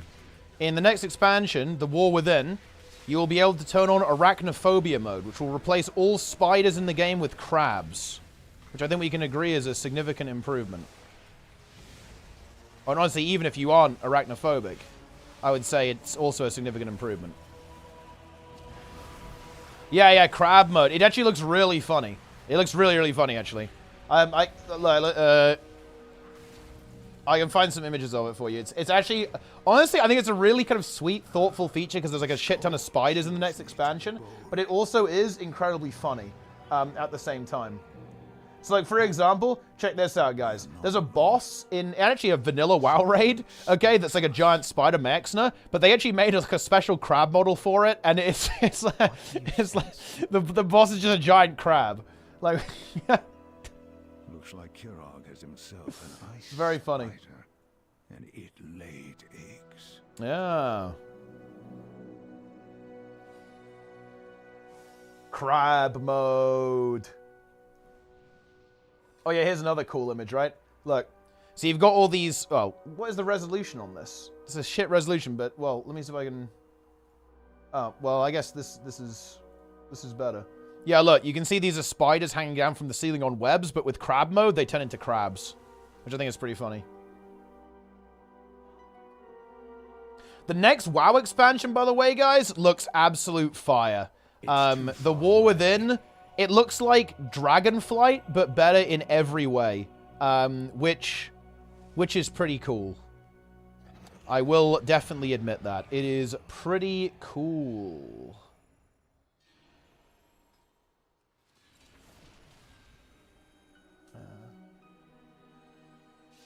War Within hype. War Within hype.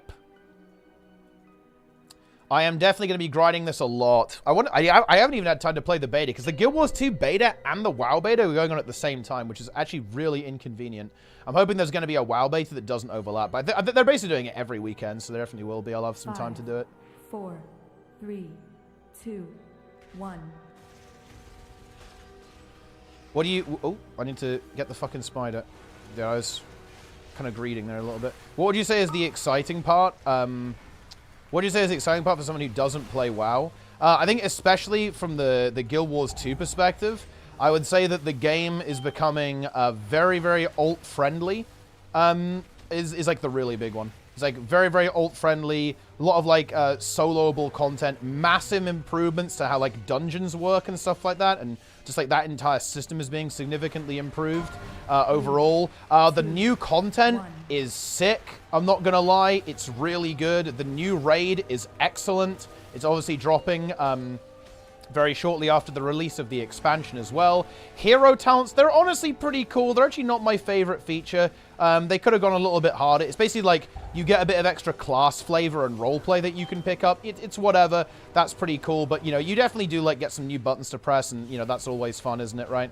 Like, having some new buttons to press and stuff. It's like, that's all good as well. But, I mean, look, if I'm being real, Nanny, the big one is just the content. Like, WoW releases so much content. It really, really does. And it's good as well. It's like good, very, very solid, high quality, really enjoyable content. Like, that is what the game does. Like, the Mythic Plus, there's going to be, like, new Mythic Plus dungeons to go for. Like, all of them except one are actually quite good, in my opinion. Like, there's one from Battle for Azeroth that I think is a little bit cursed. They have changed it a little bit, so maybe it's better now. We'll see. Maybe it's actually base now, but no, like the dungeons are really good, I think. The raid is going to be really good as well. Like, all the new items are going to be really cool to unlock as well. Like, you can play your ults just way, way easier than you used to be able to, which is like a big selling point for me. And they're adding like loads of like account-wide stuff into the mix as well. So you've got like all the account-wide stuff going on. Like, I don't know, I think there's a big reason, like, to be excited about this if you're not, like, a big WoW player. It's becoming more like Guild Wars 2, in my opinion, which is something that I definitely really like, because I kind of like the way Guild Wars 2 is. 3, 2, 1. Oh! I'm going off the edge. Dude, Jester's dead, man. He got pulled off the edge. The spider fucking broke him. I'm just gonna go up now. I'm a tank. I don't give a fuck about the tornadoes, bro. It's kind of better if I go up here. It actually means I can keep the uptime. Give a bit more room to everyone else anyway.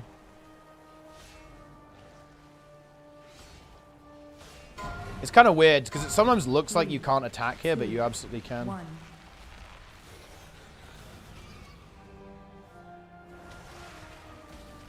Woo. Oh, someone fell off the edge. Recharge my grief torch, though. Love to see it. I'm pumping.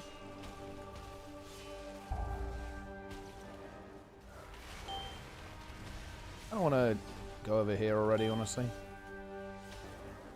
I'm in.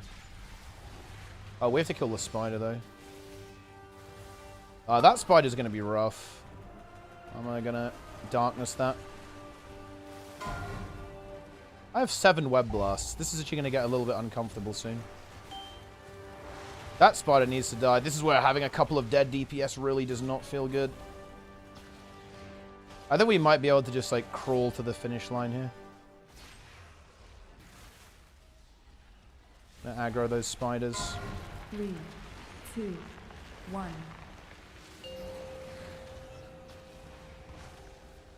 It should be hard phasing pretty soon.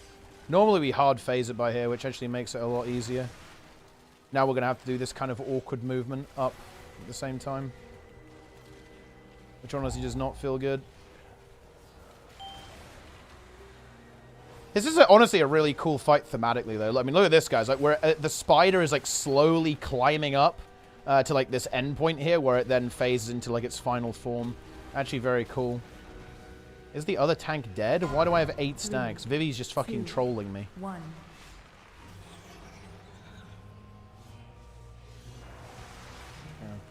Outdated and obsolete content where we're here to farm. Honestly, I'm pretty sure there's not really that much loot we can get, but, you know, it's nice, fun, social guild activity. Love to see it. Bro, I have 11 stacks. Like, Vivi literally hates me. Wait, where the fuck is he? Did he, like, fall off? He must have... Oh, he did fall off. Okay. Fortunately, we're making it here now. I really like this song, by the way. If anyone knows the name of this song, let me know so I can actually find it and put it on my playlist.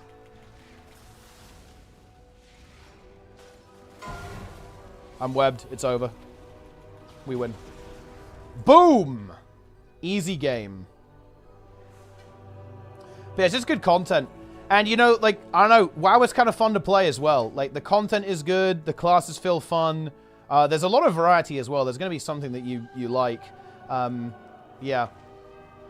And the progression is good. There's going to be loads of account-wide stuff. Like, rep is going to be account-wide, I think. Like, one thing that they're doing is called, like, warbands. So, like, all of your shit gets shared, basically. And the other thing as well is that, here's what's going to happen, okay? When you do content, you can drop an item called Warbound Gear that's one level, like one quality level, basically, below the content you're doing. So if you're doing Mythic, you'll get Heroic Gear. If you're doing Heroic, you'll get Normal Gear, yeah? And you can give that item to any of your characters. So in other words, while when you're doing, like, farm content on your main, you're going to actually be, doing...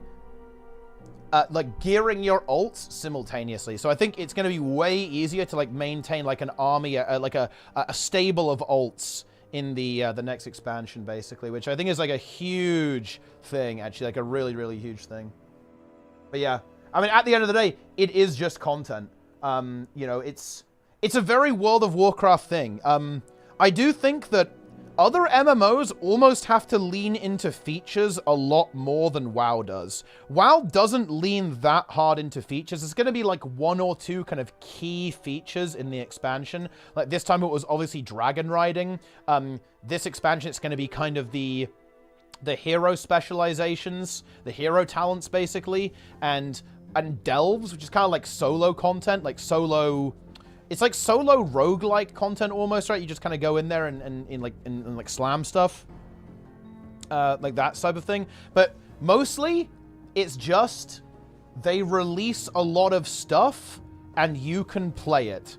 And they keep doing it. They very consistently release good, high-quality content in very large amounts, right?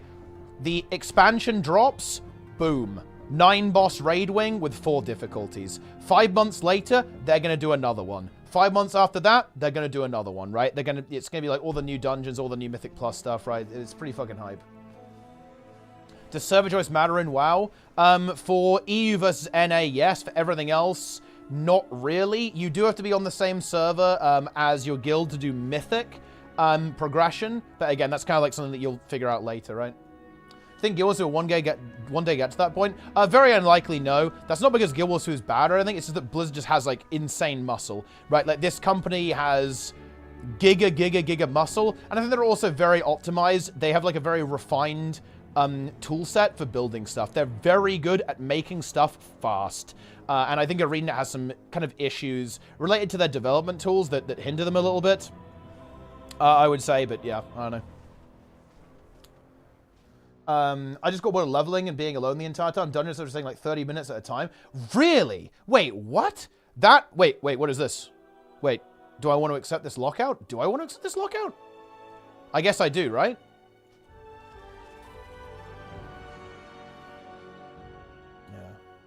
Yeah.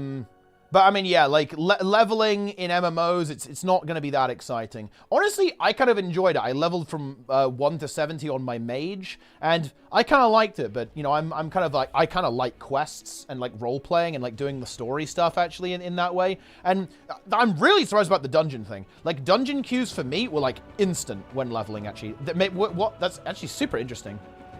What, the story is so random? It's a bit... it's actually good when you're in it, but, like, moving from story to story is fucking weird. Yeah, it does get very disjointed. That's kind of like an inevitability, I feel like, in long-running games. But, yeah, it is a bit jarring, that's for sure. Holy Trinity, what will your ideal MMO have? I wouldn't have a Holy Trinity, no. Well, I mean, you'd have, like... You're always going to have, like, a soft Trinity. I think it's kind of inevitable. But I'd have a classless model like New World. I think because I'm low level. Yeah, when I was leveling in BFA, I guess maybe it depends what expansion did you pick? Because when I was doing dungeons in BFA, it was like instant. I would get Q pops like even at 3 a.m. like very, very quickly. Even when I was like searching for specific dungeons, like when I got to Freehold, I specifically did Freehold, right? All that kind of stuff. But I don't know. I guess that's just the way it is. But yeah, honestly, I definitely hear you, man. Like, if when I started playing WoW, Nanny, I immediately boosted. Yeah. I instantly boosted. I didn't bother with that because look, I've already done leveling, right? I've done that in other games. And to be honest, like, you know, retail's all right for leveling, but I think if you want to play like an old school leveling MMO, that's where you want to play Classic, right? Or RuneScape, that kind of stuff. You know what I'm saying? It's like, you know, I'm a little bit past that, right?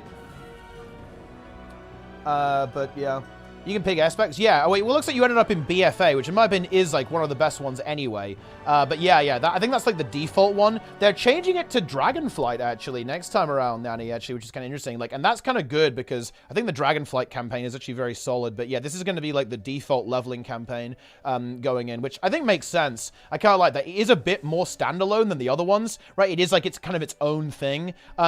More so than the other stuff, to be honest. Like the other ones kind of have like the overarching kind of WoW themes. This one has a lot more original characters in it and less. It doesn't rely on older expansions as much and older characters that you don't necessarily know nearly as much, I think, as some of the other ones. Khadgar still shows up or some bullshit, but whatever, right? But no, 100%, I'd say boost, man, 100%. I would do the same. I would do the same.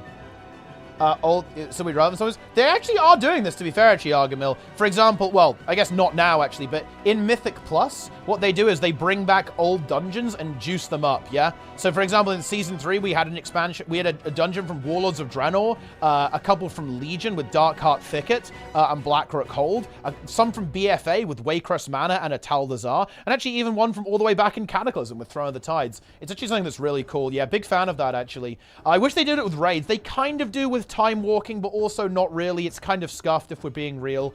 It's not as good as you know, it's really not as good as like fully bringing stuff back. I wish they would do seasonal raids. This would be my biggest fantasy, actually, is they did the same for raids as they did for Mythic Plus. Kind of like Awakened raids in a way, actually, a little bit like that. And they actually brought back, like, every season in WoW, if it had the modern raid, like the new raid, and an old raid from a past expansion, that would be so fucking sick. I would love that if they did that. Yeah, it's so good. Oh, dude, trust me, I hear you, AD Strike. Like, the WoW stuff is fucking crazy. The problem with WoW, and this, I think WoW suffers from this. I think Guild Wars 2 suffers from this too. Not as much as WoW does, though. Like, the problem with WoW is there is so much content. WoW's older than Guild Wars 2. Yeah, it's been around since 2005. And they've been cranking out, you know, expansion every couple of years since then. We're on X-Pack number 11 right now, and oh boy, there is a lot of content. So the new player experience is going to be jank. There's almost no way around it, to be honest, because it's just this really weird situation where they can't make you play all of it. They have to kind of thrust you in and kind of throw you in at the deep end a little bit, because you just won't. You just can't play it all, right? Like, there's just no way. And the problem with this is that it does end up feeling very, very disjointed. Like, like the joins. Like once you're actually in the story, I actually think it feels really good. And the story is actually very, very solid in my opinion. But the issue is when you're not in and it's kind of telling you where to go, it is weird. And another really weird thing is that they don't really handle what I would call phasing super well. So all of the content that they add in future patches, it all exists, right? It hasn't gone anywhere, right? Like, and what this means is that instead of like experiencing it sequentially like you normally would, like the game basically screams at you with like 50 billion different quests and storylines that weren't in the game on launch. So you kind of have this very bizarre, unusual, non-linear. Okay, I need to go ahead and raid lead this, by the way. Like this very bizarre, like non-linear experience that is just very, very unusual right here. I have to raid lead, hang on. We'll do more discussion, guys, after we get through this boss. This boss kind of requires... It needs me, okay? They need me. England clutch? Wait, are we winning the football? Is it fucking coming home, boys? Is that what's going on here? I'm not really a football fan, so I have no idea what's going on, but it is what it is. It's interesting. Liquid. Yo, Jester, my queen. Hello, Teapot, my king. You gonna loot me the mount, yeah? Yes. Jester was top Good, DPS on the trash in Vault, by the way. And therefore, I think I should have When do my we on the press mount. the macro? When the orb spawn, I'll call it. When you get it. When you get an orb. Yes. Like that, Not I randomly. think. Orbs. Holy shit. Yeah, that was so. So that's fucking pinging me. No. Ooh. Unlucky, buddy. You snooze, you lose. Hunters are not wanted. Wow. Rude. It's a healer as well, right? Yeah, this is a heal druid. Not anymore. Well, I mean, it can probably heal for Team Children at least. We broke to Dathia. How does it feel? Thoughts? Mythic multiple times. Yeah, but someone with higher eye level and same achievements also applied. So, yeah.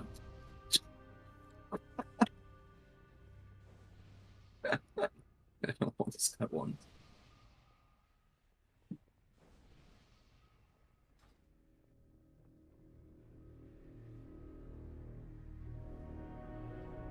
And people are so like so fucking demanding. It's cringe. Well, Wisman's Village should have started earlier. I mean, I think you could alleviate that by playing on expansion, to be honest, but I'm not gonna lie, I think there's never a bad time to start MMOs. Like, you just gotta get in there, right? We fucking wing it. Surely the macro works. 4, 3, Surely. 2, Surely people have liquid weak auras installed.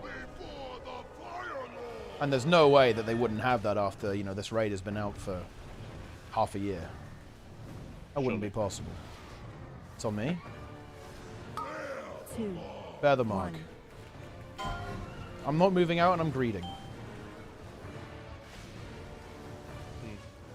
It's fine. Bait. Ready for orbs. Press macros. Vic, go. I did not mean to press it. I'm fake. Okay. Yours didn't work anyway. Sprudel You go. don't have liquid weak auras. Sprudel go. And then Guru go.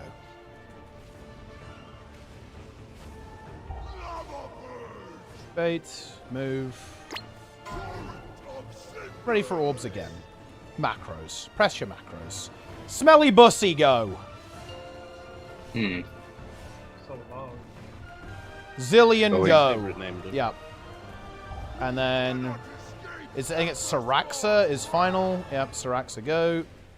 Get your orbs. Do not miss orbs. It's still going to be a bad time. It's not awakened, but it's still mythic.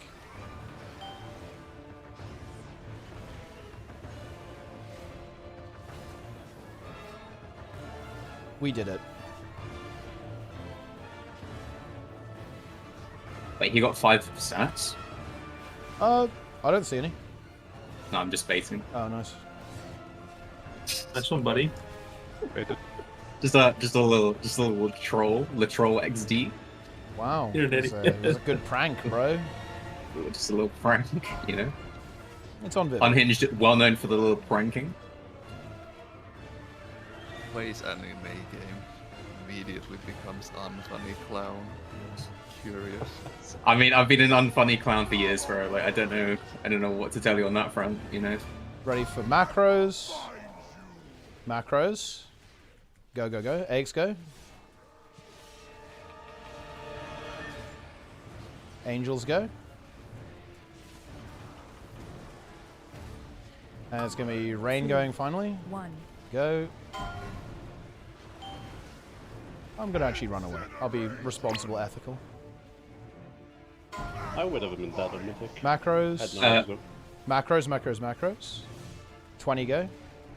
Do you want to just lust this intermission, by the way? It's nearly dead. Wait, Yes. we didn't last the first one. Yeah, also, yeah, Wind Kitty go.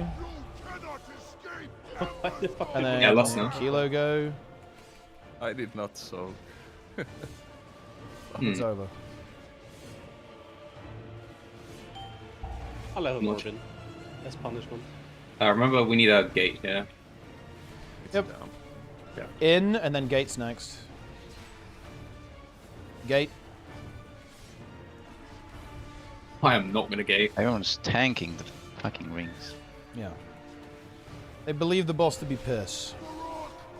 I'm gonna stay middle here and kill. Kind of funny because It it does. wins a lot. Apologies, Fire Lord. I would rather watch you die. So, I'm not talking. we did it. Wow. Signet brand, wow. Signet brand, guys. Holy shit. Crazy drop. Oh. To me when you That's are ready. I'm gonna get it. insane. Farak will Oh. fall. Wow. There's no way I'm you gonna beat get me. it. I He's didn't needing. fucking get it. Vic got it. Bat Chestington. Let's go. Surely we don't wipe the Tindril. Surely a healer will emerge. Oh fuck! I still don't have the pet. Ask the pug if he can heal. Like he was healed before. Okay, shit. Mr. Druid, They didn't rage. can you heal? For dispel bits. Yes. If we can't kick him. I mean, we You only know. need 3 healers, right? Because we need 3 dispels now. Right? Oh, Yeah, no, it's we don't have a ranged healer. That's the problem. Ah, okay. I guess. The role player. Mostly done it in Well, no, it's- dungeons. Shall be music to your Oh, okay. ears. I know the strat for healing raid. It's just purely for baiting the singular. This is going to be a fucking shit show. Yeah, I'm just saying. yeah. No, it's fine. 20 does it. Don't worry. You stay DPS. 20 does it. Okay. It's fine. It's fine. 20. You just like go out and fucking dispel yourself. Like that's it. Okay. Good. His only How bad purpose. is it if we overlap the dispels on... You just die. I mean, it's probably going to kill people still. Even on non-awakened? He does like 4 million damage, so I mean, yeah. I'm pretty sure you're not living that. Yeah. It's not going to happen.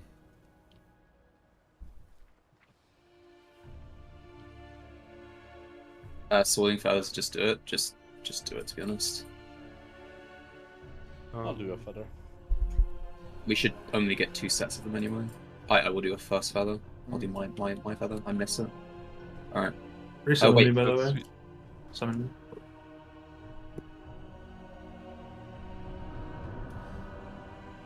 It's really don't beam. It feels good. Hulk It Metal literally Mag. don't beam. Sorry, son. Also, Sarah CM compared to WoW bosses. 496 Mistweaver monk. That is exactly what we're after. WoW bosses Holy are fuck. more complex, have more Semi-powerful. mechanics, more different phases.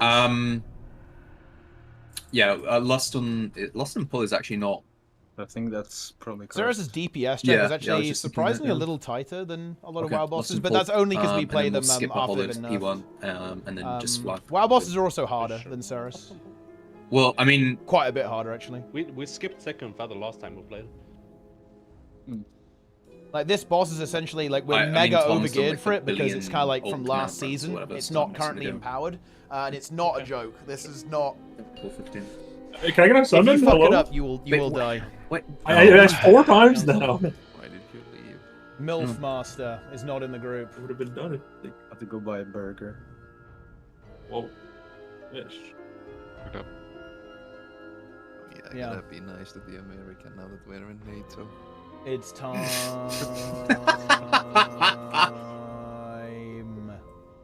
No, We will face the boss. I mean, doesn't that Yeah, mean Vic we still can be isn't less in. nice to them? Unless- Oh. Are we? I don't know. Are we? Are we not? I don't Oh, think shit, we This are. boss is actually quite like Ceres, by the way. Quite similar. It's like very overlap oriented, right? Like there's a lot. It has like a couple of attacks that overlap differently. It adds a couple of new ones, but and then like the last phase is like all of them at the same time, basically. So it's a little bit like Ceres. It's also got flying mounts in it as well. It's pretty hype. This is a good boss, though. Probably one of the better bosses. There's a lot of chaos here. Well, I mean, you'll see, right? Like, you're going to fucking see when we start this fight. Like, some shit is about to get crazy. It's not going to look quite as good, though, because, again, we're basically doing, like, a very easy version of it right now. Dispel of CD. Oh, you should have Dispel of CD, right? Maybe? That is what's going on. Surely one shot. Yeah, this one is high tier. It's literally free. Do we want any markers at all, or we're not bother? No. Sure, there are We tanks have nowhere to go in there. This guy was like trying to stack it so he could like have another roll at the mouth. Like, no chance. Also, use food and buffs, please. Like, holy fuck. Whoa. I have no more pocket. No. I don't have a pocket either. I still have food. Oh, we have no mage. Oh, well. We have no intellect, no brain. Because Moon decided to uninstall the game and then forgot to reinstall it. Nice. Wait, is that actually what Where's happened? the bin, though? Yeah, that is exactly what happened, yes. Interesting. I'm not, yeah. 5, 4, 3, 2, 1. Your useful Bait the beam. Nice lust, by the way. No, that was the correct last. Wait, is it? Wait, why here? Why is this correct? Move. So we skip as many of the P1 mechanics as possible. Shrooms. Don't beam. I beamed. Oh, that is rebound. Scotland. He beamed instantly. Thanks for the Grief Torch reset, bro. Bait beam. He's gone. Okay. We have lost some players. I mean, Guru's dead. I mean, it's fine. We can just see them if we fight that long, yeah. Guru is over. He's on 60%. I think we don't need all the DPS. As long as we got the spells and shit. Yeah. Any of them doing a mechanic or something? I think all the mechanics are just pre-YOLO anyway, I think. Who the fuck even is Guru anyway? I have no idea. Former org, you know. He plays Augmentation of Oka. Augmentation? Jester's playing Org next expansion. Feels good. Sure.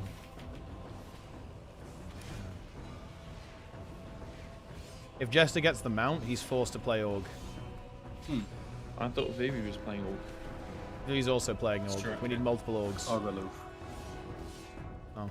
A guild with 8 orcs. Orgadin. So they're gonna nerf orc. But feathers. Can they Feather nerf feathers. it into irrelevance?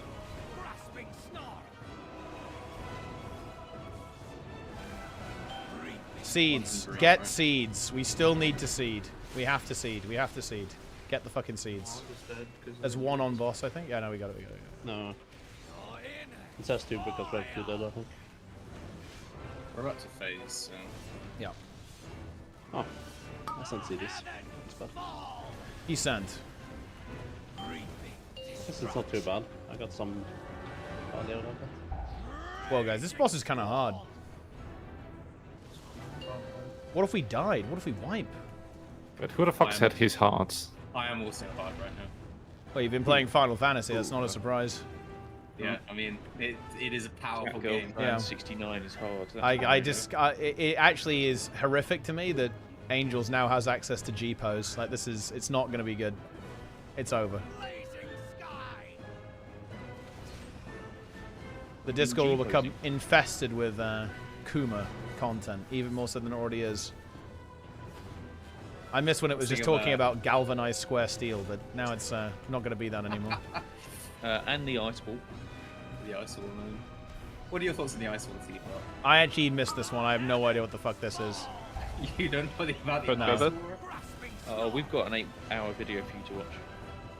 One more feather. Okay, we have all. Well, if someone could like freedom me, that'd be ideal, please. We're not AoEing here. Okay, we got him. Run. Why are you all the way over there? Get the seeds. Focus the seeds. Get the seeds. There's one in middle. One is in middle. One is in middle. Yeah, we got him. The spells. Move out with the spells. Honestly, anywhere's fine.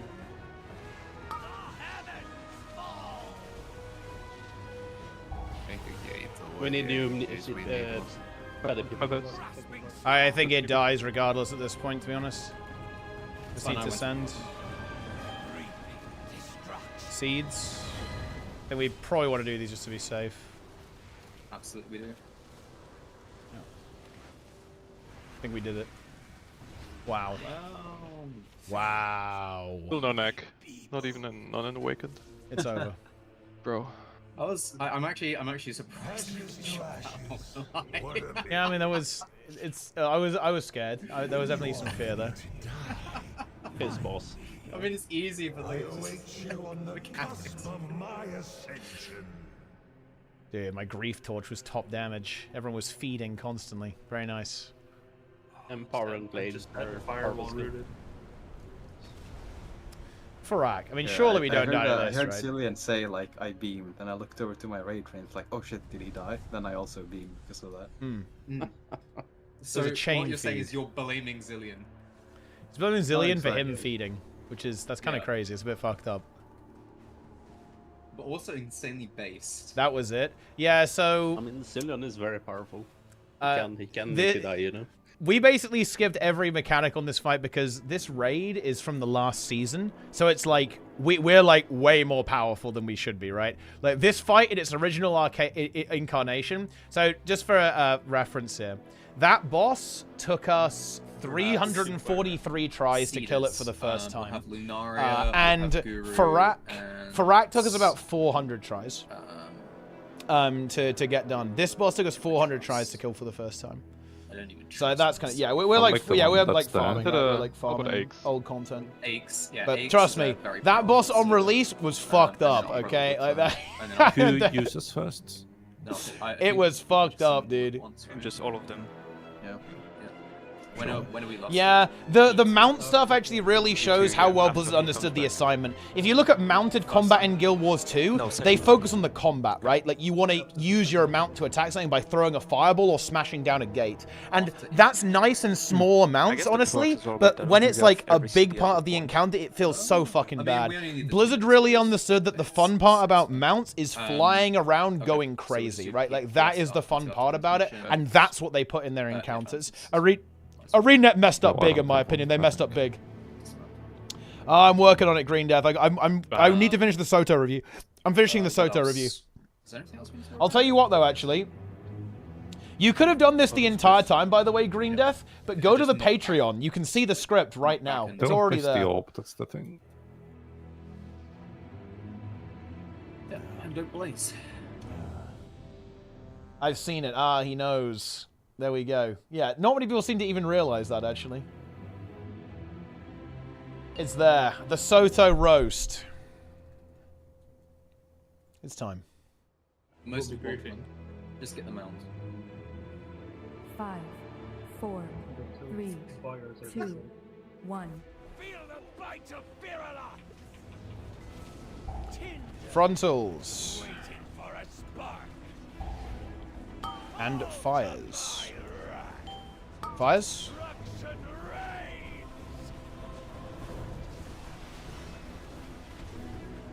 Frontals and soaks.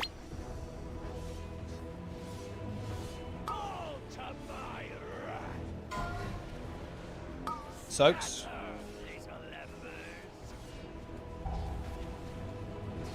Dude, poor Farak. He's having a rough one.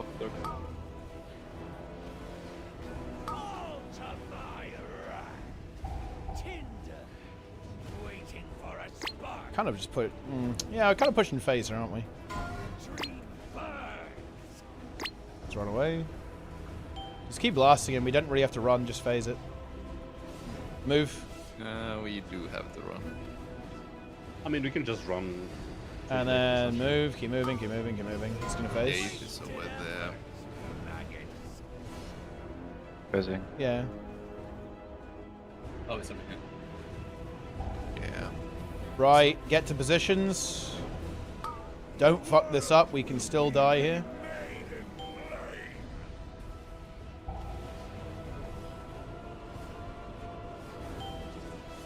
I'm L1. Gimme, gimme.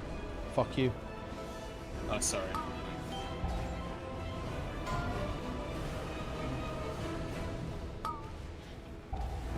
Purple left. Yeah, a lot of getting in. Guys, purple left. Like 1 and 2, or like 2 and 3. We have like 3 fucking orbs to flick. Can we not do it? An infestation of orbs. How do we even need fucking markers for this? The intermission is won. It's over. It's far too It's difficult. like fucking normal mode collection. Intermission, the breaker. Yeah, I don't know. Like purple 2 and 3 were actually just AFKing though, by the way, or 1 and 2, whichever. Like, purple 2 was definitely AFK though. The L1. Basically, yeah, you get assigned a position where you have to go. Instead on prog, yeah, this is fucking brutal, dude. Like, this one was fucking rough, okay? Any spawn placements and shit? This one was hard. Yeah. It's, wait, what? Wait, what? Killed the legendary starter kit? Dude, I fucking love I think legendary starter kit is so based, actually. I can't believe people are not unhappy with that. That's crazy. That's actually crazy. 5, 4, 3, 2, 1. Feel the bite of Birala! Tinder, waiting for a spark. Frontals. All to my wrath. Fires. Destruction reigns.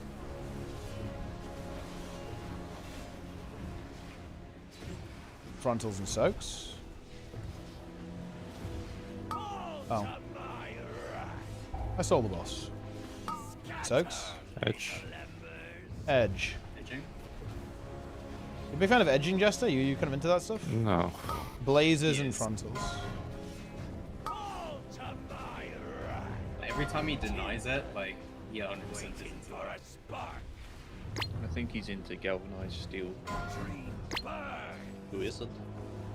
I'm kind of more of an eco-friendly wood veneer guy myself. Are you? Yeah. How many years does that last? Move. Many? 10,000 years. Phase. I actually just borrowed some screws from my aunt. Yeah. Oh really? Oh my god, that was... Have you seen the ones where he like has where they go, oh, yeah, I accidentally had 1 million children. It's like Dude, I'm surprised you've seen this stuff. It's pretty fucking bait. It's just funny. I don't know. It's very funny to me. Right. Second orbs. Get the fucking orbs, dickheads. You can get more than one. It's piss mode.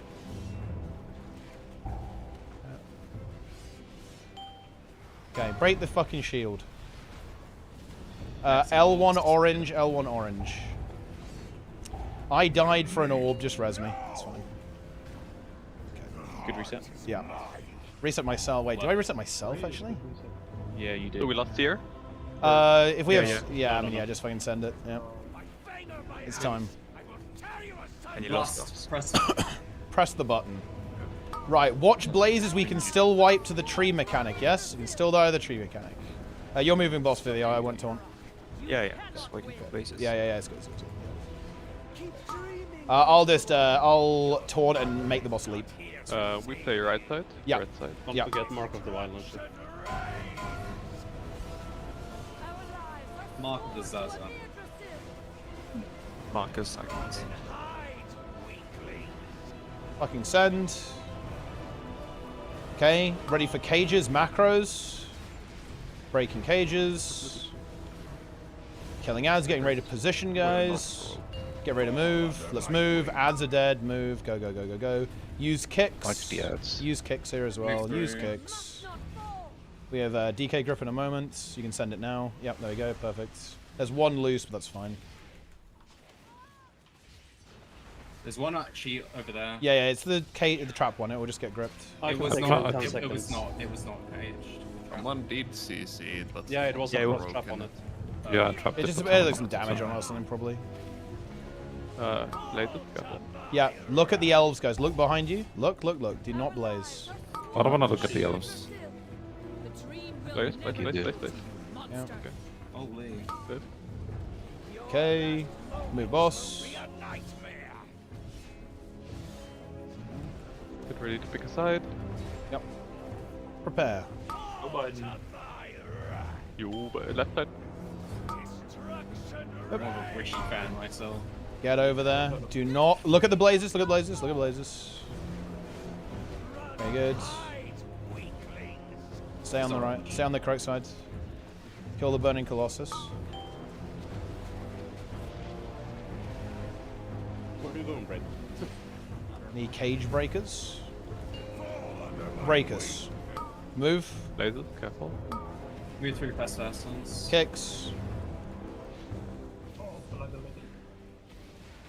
Here. Group up. Oh, I didn't get blessing of summer. I mean, it's just delayed. Just cleave them. It's on 3-second cooldown. Just keep kicking. Just send stops and stuff. It's fine. Yeah, it's gripped in. Nice. Let's go. Alright, pump the boss. Laser. Careful. I'll taunt now.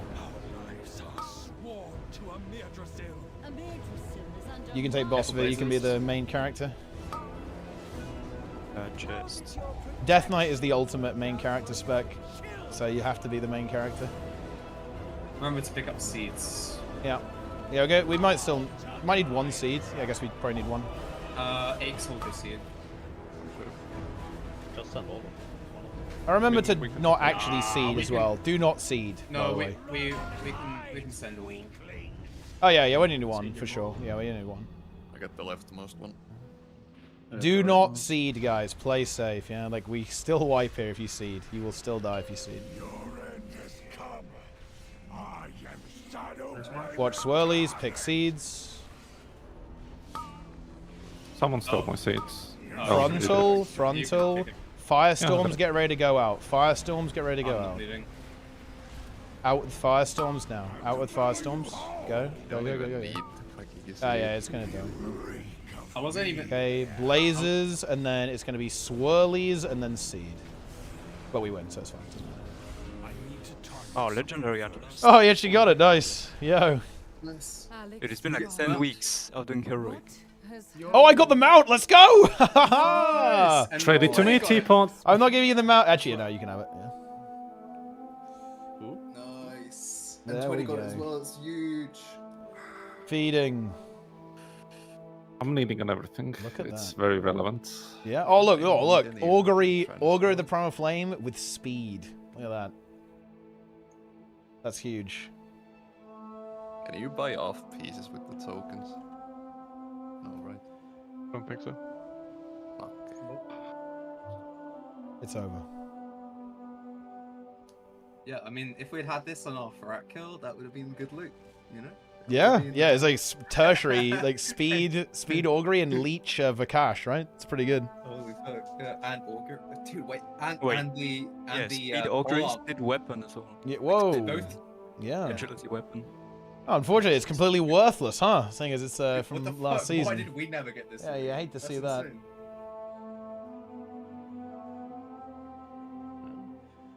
So, which Are we rolling or not for mounts, by the way?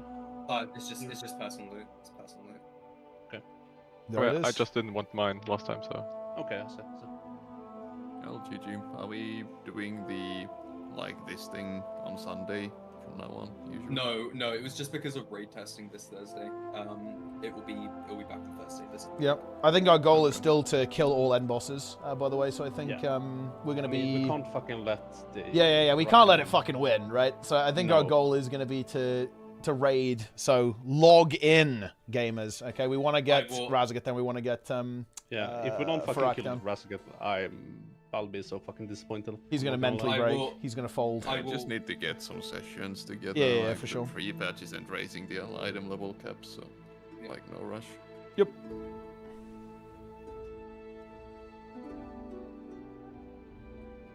Log out. What do you mean log out? Why are you logging out, Zillion? Log in. GG, yeah. He's literally he actually logged out. That's crazy. Holy. Log out. Log in. Log in Final Fantasy. Yep. Except you launch your Should I level my get Dawn Trial and level?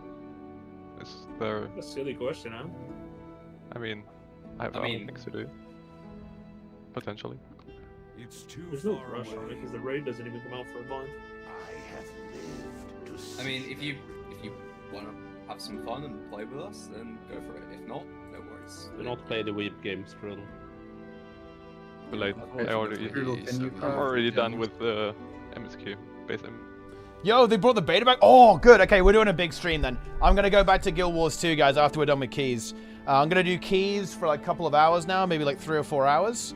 Then we're going to slam some more beta. We are good. I love to see it. That's hype, actually. Do you have to, like, make your characters again? I guess you probably do, huh? Oh, that's cool, actually. I like that. I respect that. Well fucking done, ArenaNet. Look, let it not be said, I will not give credit where it is due. Big respect. Well done, ArenaNet. I actually like that a lot. Fair fucking play. When I get back to the Guild Wars 2 category, I will be praising them for doing that. I respect that a lot. They didn't have to do that. They did a good job. I can't attack they absolutely did. And I will be calling that out, and I will be giving them the credit they deserve when we get there. Because obviously, like, when I was in the category, I was like, it's over. You know, what the fuck? What's happening here? But I will be streaming again back in the Guild Wars 2 section after we're done with WoW today. And yes, that is what we will do. Because you know what? I like that. The beta is back and it feels good. It feels very good. Did you give the mount or not? Trade me. Let's go. Wait, can I actually trade with... I think I should be able to trade with Jester, actually. Jester, my queen. I'm not upgrading bigwigs. Fuck bigwigs. Where even is Jester? I might have to go back into the raid. Oh. There you go. Enjoy. I fed him the mount. I simp for my queen, guys. Lunaria. Yeah. Dogaloof logs on. Where is Snizzle? Is Snizzle logging in? It's time for keys. Keys! It's actual push. He's in a fucking Storm League game, bro. That's crazy. Your big was 5 release. Wait, why isn't it going away? We highly recommend you update to prevent syncing issues with other players. It's over, guys. It's actually over. Now I'm kicking Jester. Here we go. Let's see, what keys have we got? We've probably got... I mean, it's kind of push week, right? We have 18 Brackenhide, 18 Ruby Life Pools, 18 Algathar. That's pretty good, because we need 18 Brackenhide. We also need 18 Ruby Life Pools. Don't we need 18 Algathar, though? But so we have some, like, upgrade keys here. Like, Ruby Life Pools should be pretty easy. I think the 18 Brackenhide, we should be able to do that as well. Actually, I need to cook a little bit. Like, I saw some pretty interesting tech that was being done on Brackenhide, actually. Like this. Yeah, they pull some other stuff. They pull some other stuff, though. I'm not sure what they pull. But yeah, they pull, like, these trees. They do, like, this massive pull onto Treemouth. Which is pretty epic, to be honest. But yeah, this is content. We're not going fish face. Okay, we're not doing fish face, guys. I don't think any setup would involve that. Wow, look at the efficiency score. You get 30 count for this guy. Wow. 30 count? That's crazy. You only have to go completely the wrong way in the dungeon to get to him. Surely it's worth it. Surely it's worth it. How could it not be? Alright, let's go. Wildcard for the affix rework? Oh my god, you're right, Eddie. Yes! Dude. The War Within is saved. The new affixes are insanely based. Yes. Blizzard actually saved Mythic Plus. I will say, the new affix is a bit cursed, right? In that it spawns like 1,000,000 like Razagath orbs that you have to CC. It turns the game into nameplate hell. Not sure about that one, to be honest. But overall, it's not bad. Just play DK, bro. It like solos the entire affix, no problem. But yeah, the way they've got it set up is actually perfect. I feel like everyone wins. Everything about the way the beta is you know, the affixes are in the War Within, it's going to be sick, right? Like, it is actually going to be insane giga-based setup. Is in 30. I'm logging to Elden Ring. Okay, fuck it. I'm, wait, he said 30. I'm going to pug a key then. Let's do a pug key, guys. It's time. Okay, here we go. Dungeons. Find a group. Let's see what we got. What should we do? Let's see. Let's do... We can do a Ruby life pools as like a warm-up. Okay, let's do that. Let's get like a warm-up Ruby life pools. Not +6. What about... Oh. They probably want to kill the dragon, though. Like, the route that we do is not going to be the same. Ah, fuck it. Who cares? I'll just force them to do what I want them to do. Ha ha ha ha. Let's go. I'm going in. I'm in. Warm-up time. Let's go. Yo! I'm not updating bigwigs. Fuck it. They're little circs. Nah, they're like the Razagath orbs.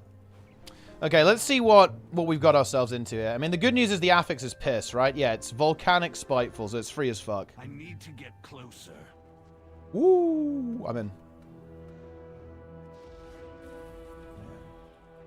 The nameplate chaos wouldn't resist in push keys. Yeah, I mean, it probably isn't too bad. Wait, is that one not in the high keys, Eddie? I thought it was like it added a new one. What are the affixes? I guess I just misread. I need a target. I need to go read it. High keys are no affixes? Oh, the gambits aren't active. Wait, what?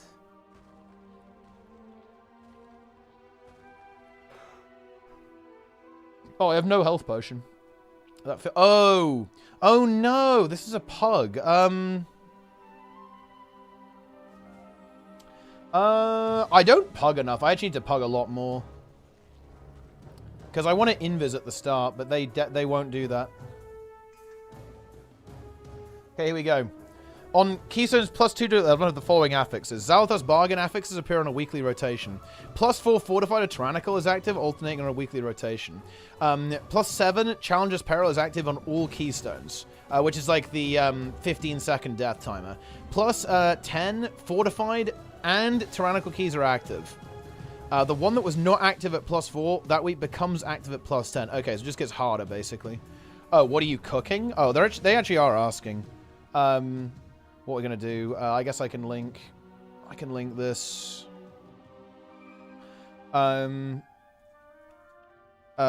Usually do this, but we can hold W and it will be fine. Yeah, I don't have a pug route for this. Just like that's enough. That is exactly what I've... Wait, every pug invis? Oh, okay, then, yeah. I actually just don't... I haven't pugged very much. Alright, they say, sure, fuck it. Invis it is. Let's go.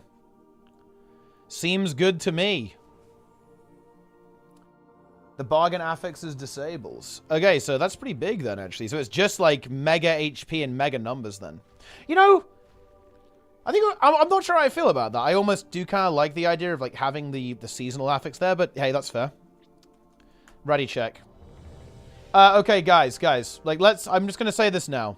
If the entire chat is filled with the Kuma, if it's filled with the Kuma, I int the key on purpose. There it is. Simple as that. Oh, they don't want to pre-pot? Yeah, that's fine. I just, well, I mean, I'll pre-pot. They don't have to. 4, 3, 2, 1. Yo, let's do this. Am I on the right build? I am. That would have been awkward, wouldn't it? I wonder if I have enough. I should have enough movement speed. We're good. I pray they have not infiltrated too deeply. Wait. Whoa, whoa, whoa, whoa, whoa, whoa, whoa, whoa, whoa, whoa, whoa, whoa, whoa. Okay. You know what? Fuck it. I'm going in. The priest randomly YOLO pulled. I'm doing the pull anyway, boys. Let's fucking go. I'm doing double Rockman. Let's fucking deplete. Double Rockman. That was a misclick. That wasn't good. I'm sending. Okay, we're gonna need the silencers soon.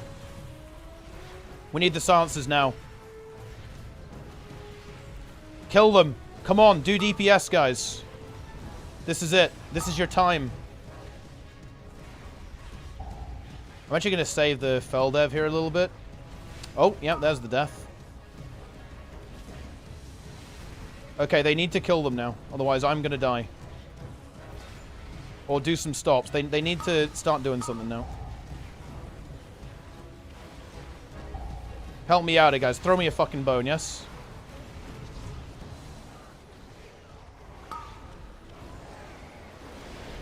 Ah! Ah!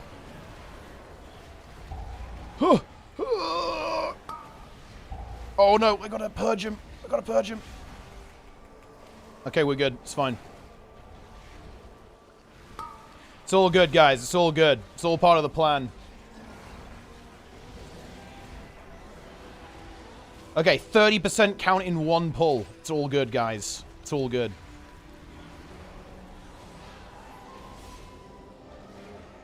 Guys, I'm actually just going to abort the plan. I'm not fucking skipping the dragon, dude. If we skip Thunderhead, it's over. Like, there's no way, right? There's no way it's going to work. We should do Thunderhead. If we don't do it, it's fucked. It's just not going to cut it. I like how someone else just randomly pulled that, by the way. That wasn't even me.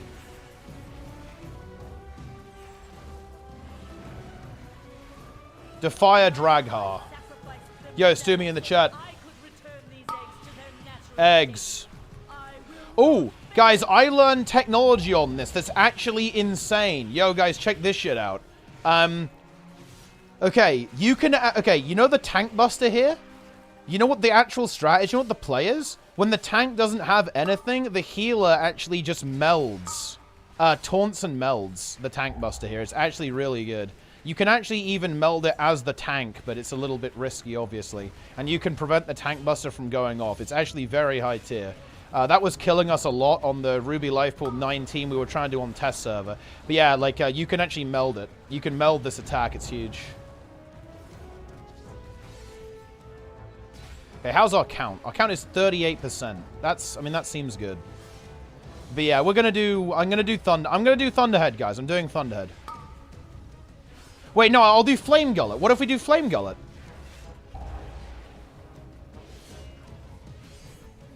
It's a plus 15, guys. It's piss. How do you ever deplete this, no? Okay, guys, be honest with me. Do we deplete if I do Thunderhead? What, I mean, what happens? Do we deplete? There's no way we deplete. Wait, you guys think we deplete?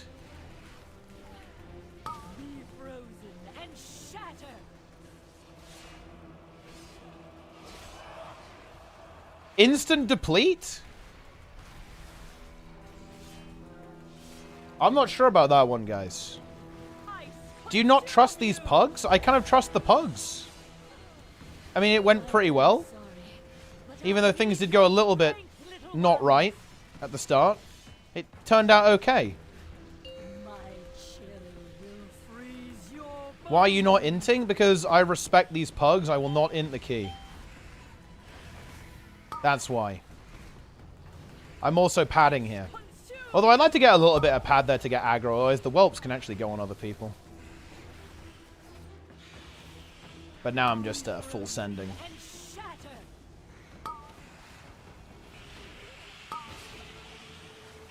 But yeah, honestly, the War Within Mythic, dude, I'm honestly so hyped for War Within Mythic Plus. It just sounds fantastic. It really does. I'm actually a little bit sad that like the seasonal affix isn't going to be in high keys. Yeah, I don't think I agree with that actually. I feel like they've actually overcorrected there. I don't hate the idea of having the little orbs come down, and then you have to like get them. Yeah, I mean that guy just that guy stood there. I don't know what the I don't know why he did that. Yeah, I don't hate the seasonal being in high keys, actually. I don't mind that. But, you know, it is what it is, I guess. We need to silence these whelps. They don't want push week to be a thing. But it's like a seasonal, right? It's always there anyway. If they had a bargain in high keys, there would be push weeks. Yeah, sure. I mean, I guess so. But, yeah, yeah, whatever. Oh, there's 4? They rotate weekly? Oh, okay. Well, okay, I mean, fair enough. Yeah, I mean, I don't know. I think that's a slight overcorrection. I think it would be nice if there was, like, one of them that existed there.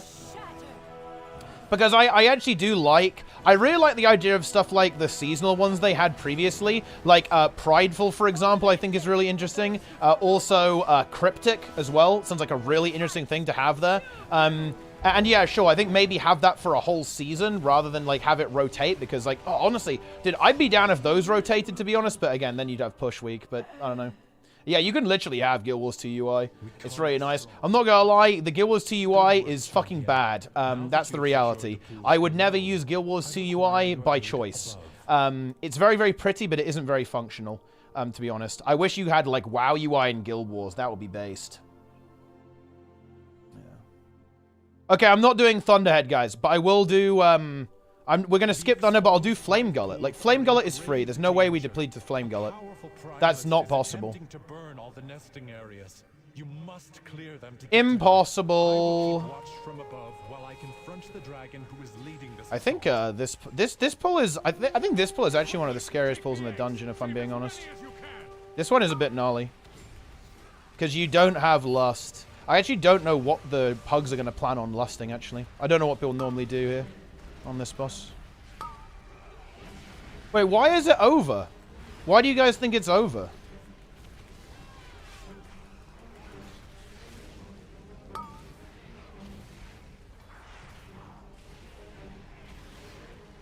Because I'm going to pull Flame Gullet? Is Flame Gullet really that bad in pugs? Ow. Maybe we just deplete to this. Oh yeah, Flame Dance is going to go off. That's going to be rough. It's fine. I'll just kill them. You know, we'll get through this. We'll get through this together.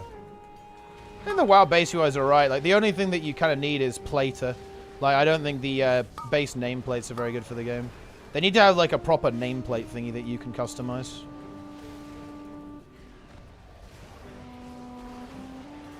If they had that, then it would be fine. But yeah, like, the actual base WoW UI is pretty decent. There's a lot of high-level players who just use the vanilla UI, don't use all the UI and stuff. Don't use any of, like, the UI, like, packages. Says, yeah, I mean, I definitely agree. That is kind of what people ask for. But, I mean, hey, that's fair enough. I guess I'm somewhat ambivalent about it. I wouldn't mind having a seasonal affix for the entire season.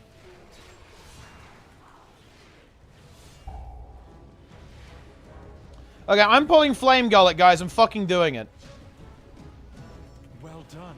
There is a 0% chance we deplete to this. There's no way.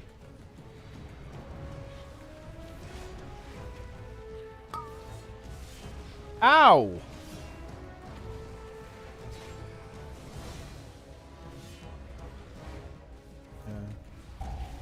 There's no shot. Look, everyone's full HP.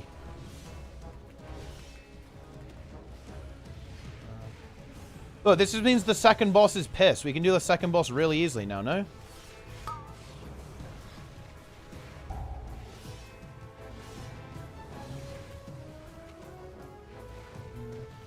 Someone ran shit immediately? Listen, okay. This is for the good of the team, bro. Okay? This is for the good of the team. If we didn't do this, we'd pull the dragon and probably fuck up the second boss. That's all I'm gonna say. This is for the best. The boss is absolutely cranking us right now.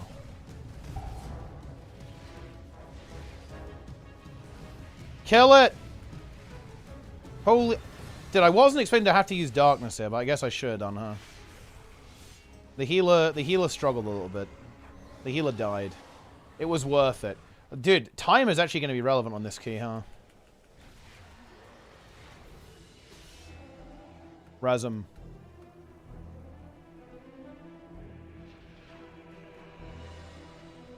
Yeah. I'm not pulling the other dragon. I'm going in. Yeah, I don't know what the mage is fucking tank DPS. I don't know what's going on.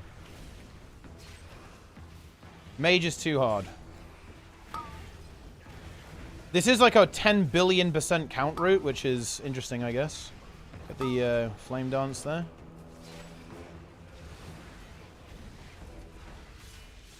We don't have any prio damage. Man, prio damage is so OP. I don't think I should even be spirit bombing here. Like, I can get more DPS by spirit bombing, but we lose time, right? We need like time on the dungeon. And it's going to be way quicker if I just soul cleave the destroyer.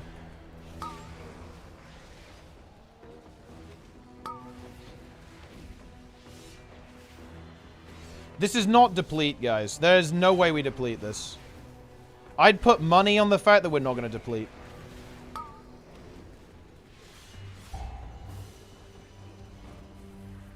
There's absolutely no fucking way. This is like 0% deplete. How is this insta-deplete? How do we die to second boss on 15 fortified? It's not possible.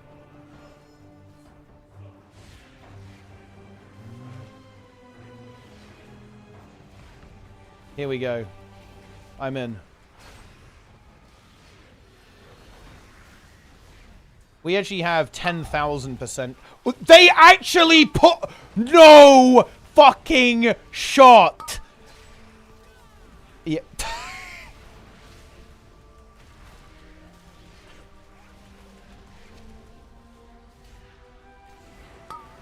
Yeah.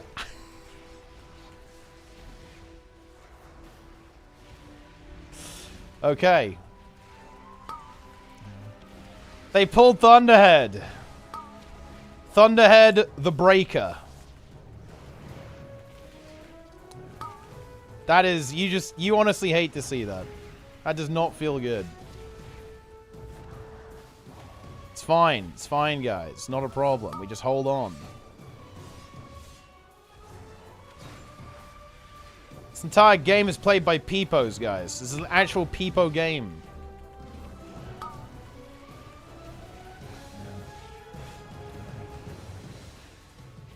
Peepos.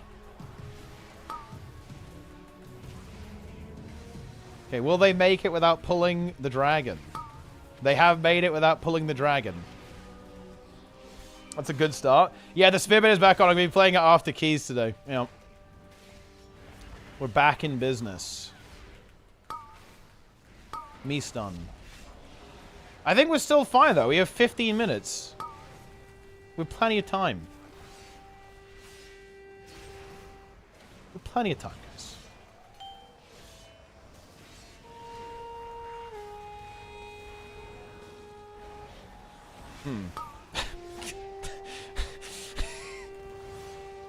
Oh, the priest died to a shade. Spiteful. Sometimes spiteful wins.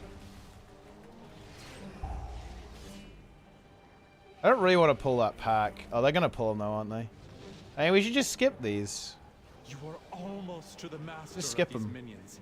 Hurry onwards, I mean, we champion. should just soothe. Are we gonna soothe or I mean, whatever.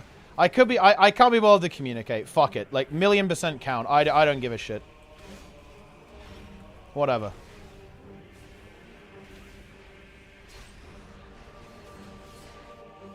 Wait, ooh, lusting this. That's a bold move. I think even on Fortified, I would still lust the boss. Like, just because of how fucking unhinged that boss can be if you don't do it quickly. Very exciting.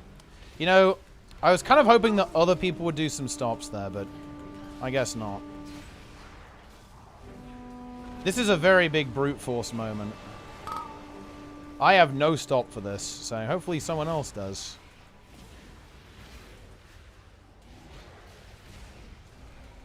The good news is, guys, I think we still win.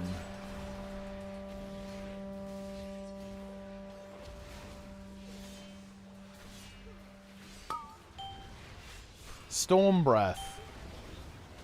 What a classic.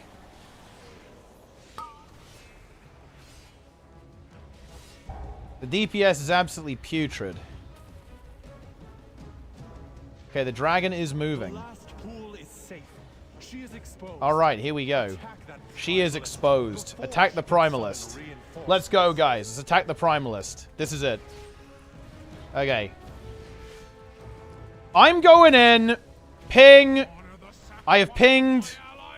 Get your fucking asses over here. What the fuck? Okay. Okay. You cannot escape the heat. Right, I'm going to hold my kick. No, I'm not. Okay. That was a game of chicken there.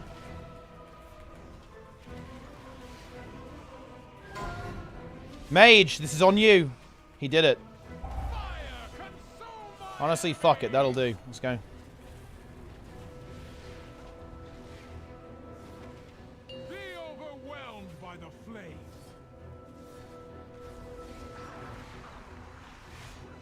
Oh, who's betting that we're not going to have Invis pop for after this? I'm going to hold my kick. It's time. It is time. Never mind then. We need to kill this. Jesus. Darkness. We do not have CR. Dude, the mage does not ever press personals. Wait, are we actually depleting? This is actually very bad. Yeah, people are not really, this is, oh yeah, this is a wipe. It's not depleted yet, though. No. Unlucky. You were warned not to play Oh, there we go. Yeah. We actually still have time. We have time. That's no good. Have you ever heard of Alter Time? Yo, it's fucking harsh. Jesus. Fucking priest is unleashing.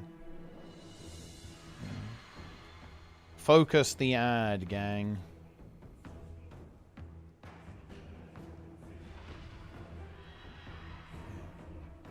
I mean, the mage is a fucking frog, man, okay? He's permadead. Doesn't feel good, but it is what it is. Alright, where's the fucking priest? Alright, the priest is there. I'm going in. Here we go. What's the opposite of deplete? Upgrade. Can I just tank this? I think I can. Yeah. Alright, I'm gonna... I will focus the ad a bit more. Do I just soul cleave the ad? Maybe. I think I soul cleave the ad, guys.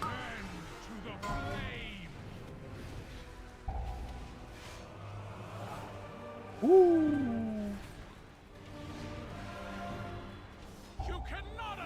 You cannot escape the heat.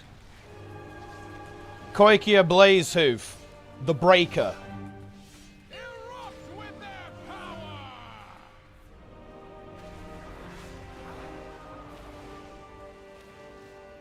Okay. I'm kicking. Let's go. I'm soul cleaving. I soul cleave. Let's go. Anyone kicking? The mage kicked. Based. I'm going this way. Let's go, guys. You cannot escape the heat. You should move a bit further forwards, to be honest, lads. Overwhelmed by the flame. I think it's still piss. It's still piss, guys. The key's fucking piss. 8 minutes. It's more than enough. I'm gonna do the next kick. Oh, this ad's getting pumped. We're good.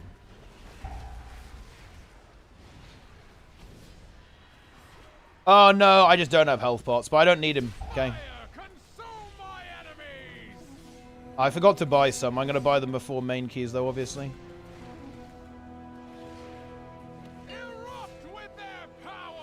I'm tanking this. Let's go.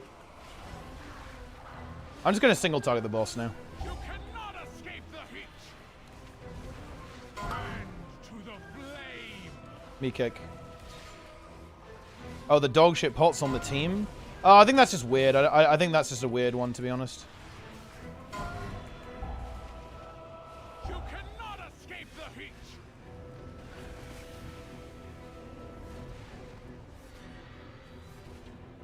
Cool, boss. Yeah, this one actually is really cool. This dungeon is probably the best dungeon, I think, in the season. Ruby Light Pools is very, very high tier. Invis passed. Let's go. Easy. Alright. I'm actually going to swap to Versatilities on Corrupting Rage here. Alright, 3, 2, 1. Here we go. I'm through. Let's see if people have Invis. Because if they don't, this is fucking bad. I'm going to wait a little bit. The Warrior doesn't have that shit, does he? You don't have it, do you, Mr. Warrior? I'm actually only going to do one Flame Channeler as well. I think this is the play. We don't actually need that much time. Okay, the Warrior made it. I'm going to kill... As soon as the Flame Channeler dies, I'm going to chain. I want to do this because, like, having 2 of these, if you miss the kick, you are fucked. So let's just get rid of this guy, then we'll chain. Make it easy. No reason to make it hard. Right. It's not going to cast again. We can just go now.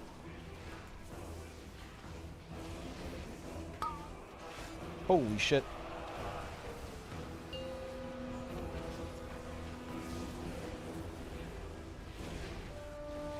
What? What? They pulled the fucking mini-boss!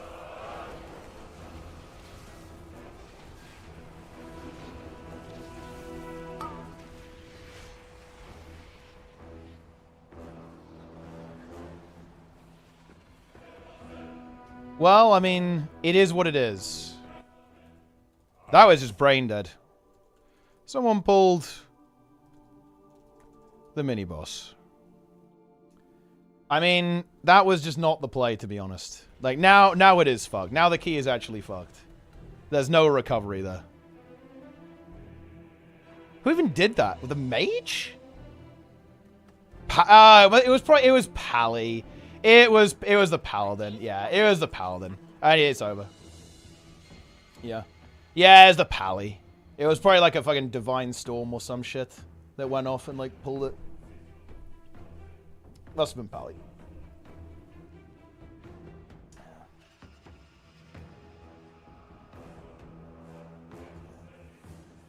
I had Divine Storm the angle in there, guys. Yeah. Negative 30 minutes. I'm just warming up anyway. We've got main keys in a moment.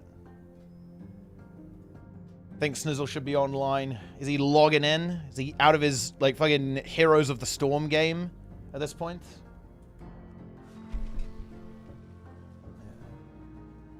Brute Force was doing everything on the bingo card. That was a really bad group, actually. It's normally not that bad. The DPS is super low. People are just, like, perma-dead as well.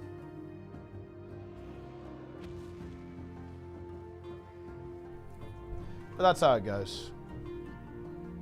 Alright, log in, boys. Log in, boys. It is +8. You know what it's time for? It's actually time for +18 Ruby Life Pools, because we have that key. That's what we're doing. Oh, let me buy health pots. It's health potion time. Yo! My wares were made with knowledge. Right, what are these things called? Withering Dreams. Let's do it. 39 gold each. Bargain. Thank you for sharing. Boom. We did it. I'm not updating all these CD guys. I will never update it. Apparently it's bugged. Oh, you know what we should have done there? We should have done, we should have done Dawn of the Infinites, right? It was Divine Storm. Yeah, that's almost certainly what it was. It's a fucking Divine Storm situation. Well, I mean, you hate to see it, guys. You really do.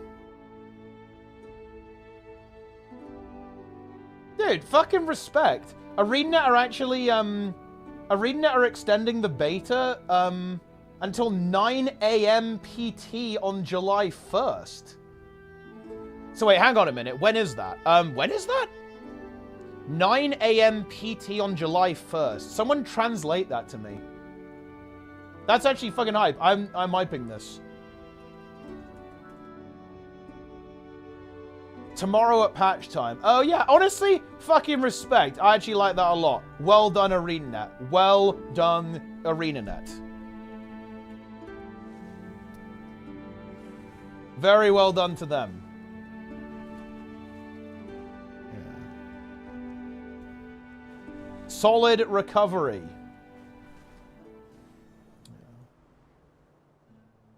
Check the amount of mass barrier casts. Oh, wait, how can we... oh, we can see this. He cast it one time in the entire dungeon. Giga Chad. Giga Chad, guys. One ice... Wait, actually, wait. Was that... Yeah, that was the entire dungeon. He cast Ice Cold once. Mirror Images once. Mass Barrier once. Based. You honestly love to see it. Wait, hang on. No, this can't be right. No, this must be just for the fight, actually. No.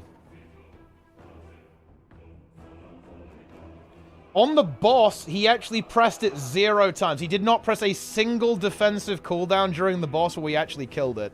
Enjoy that, guys. He did not kill it even once. Press a single button.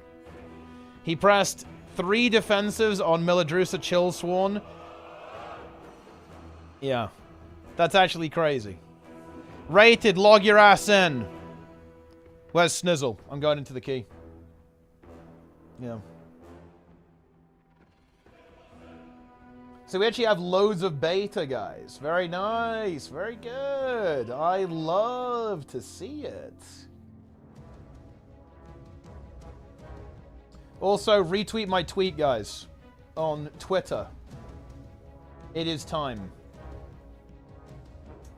You know what feels good, guys? I've nearly... Okay.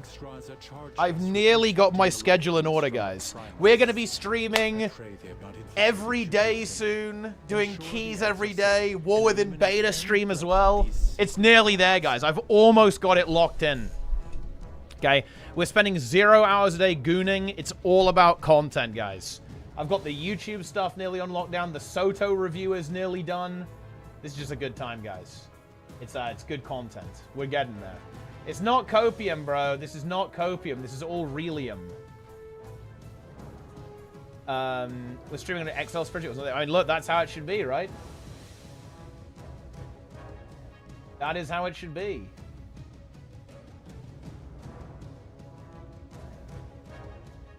Very nice.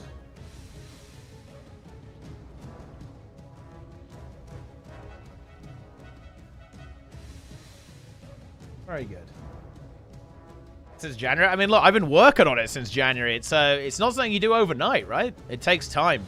You have ups and you have downs. Like, you know, you progress, you regress. Like, that's kind of how it goes.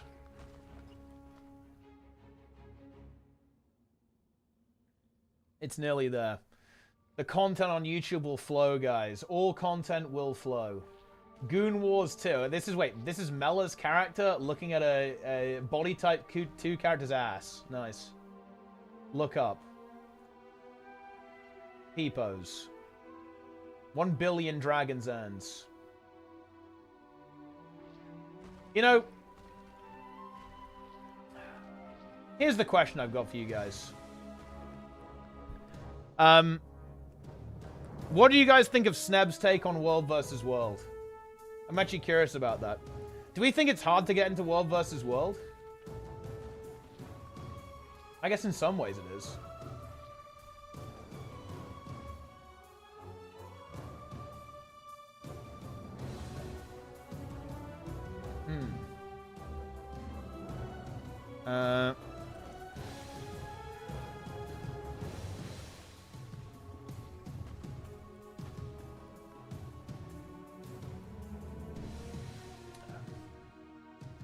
Commanding is demonic? Yeah, he was talking about commanding in particular. Yeah, I think as a commander, maybe less so, but as an individual player, I think it's pretty chill. Snap.dll blocks build from World vs. World based on their World Sword Killer Cheap Pro. That's nice, I like that. That's how it should be. What is this emote? Oh yeah, that's the same emote. Yeah, Mela's back in Guild Wars 2. Make randos learn your name if you want to be. Yeah, exactly. You have to social climb, right? You have to prove yourself. You must prove yourself.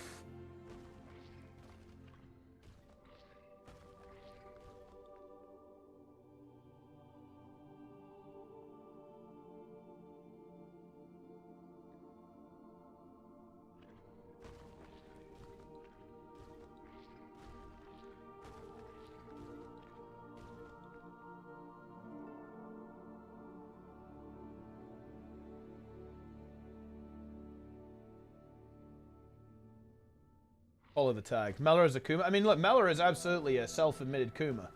And most of you guys are too. You're just coping. Trying to... Okay. Yo, Stizzle's logged on. Rated, wake up. Get out of Elden Ring, bro.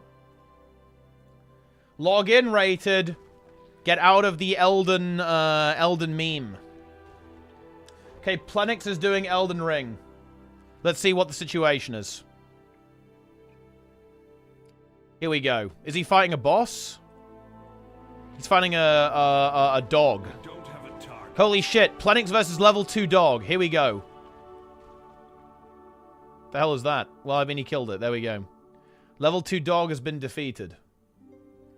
Yeah, the beta is back. It feels good. Log into Dark Souls 1.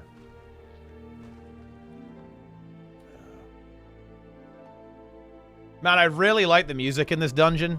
It's very high tier. Lovely.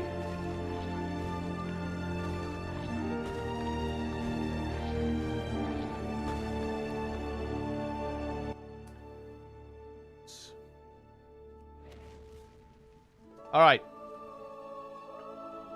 Where's Rated? I'm pinging him.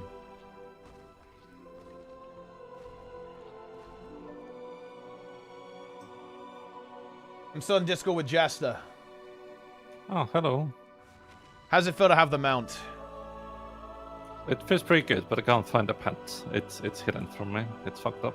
And what pet do you need? It's like a rare, like oh pet, shit, like a special pet. You get like the actual. Does it have big DPS or something?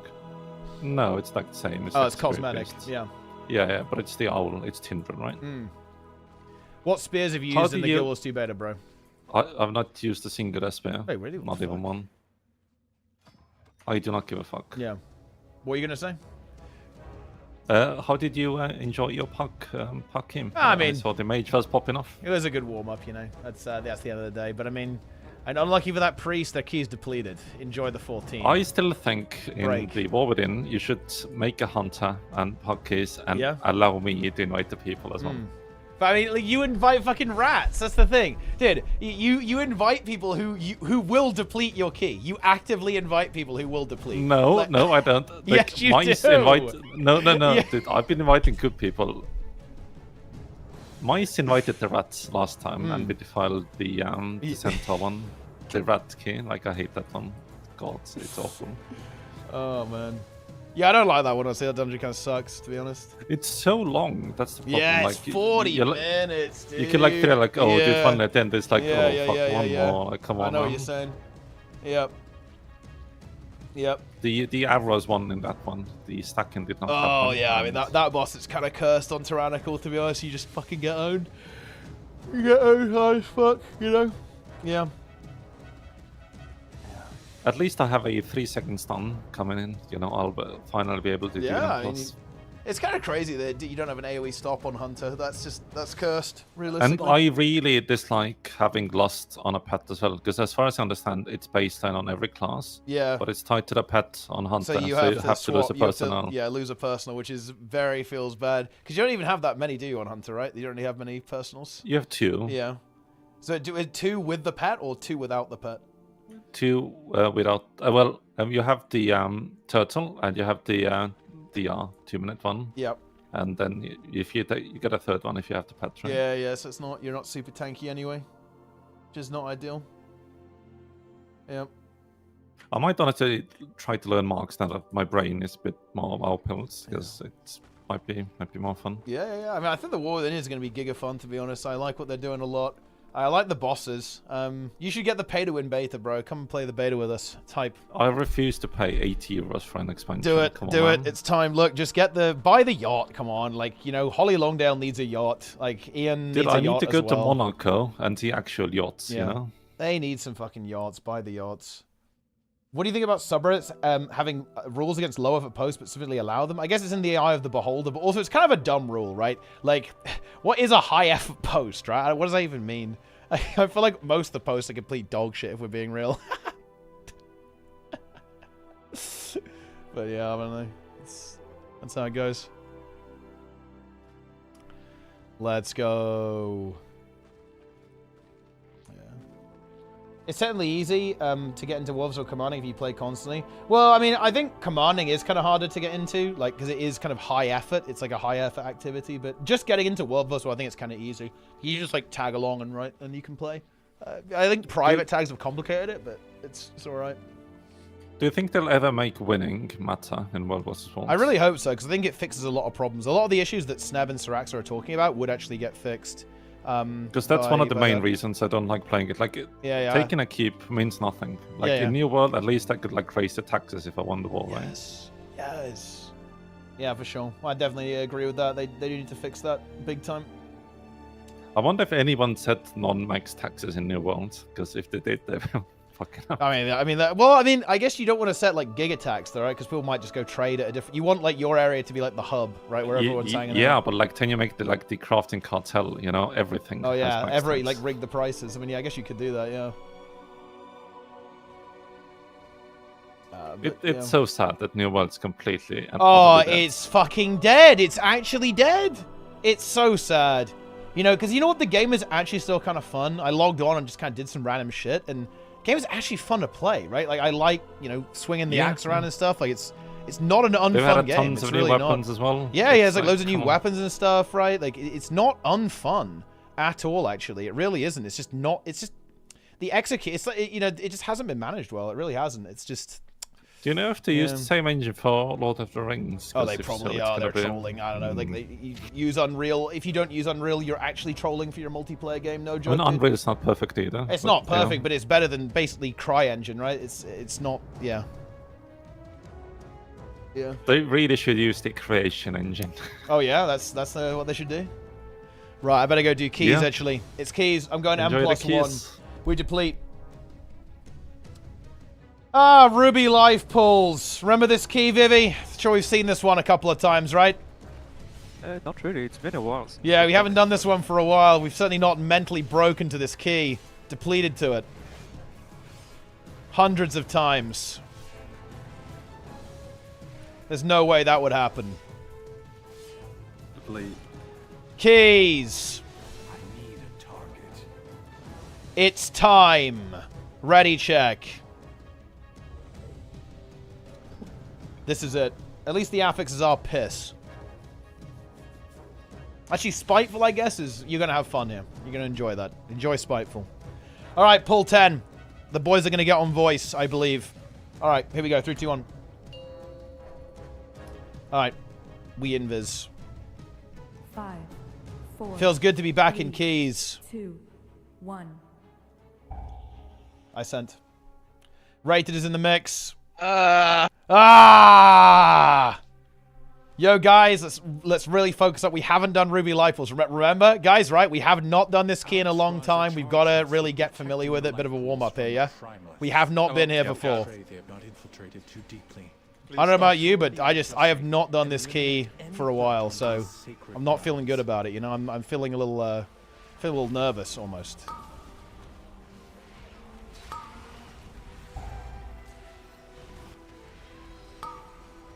Nice done.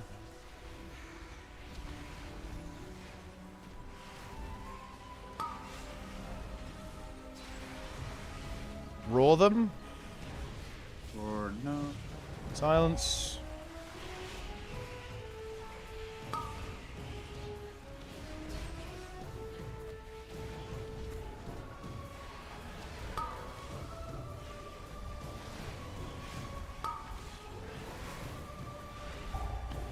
All right.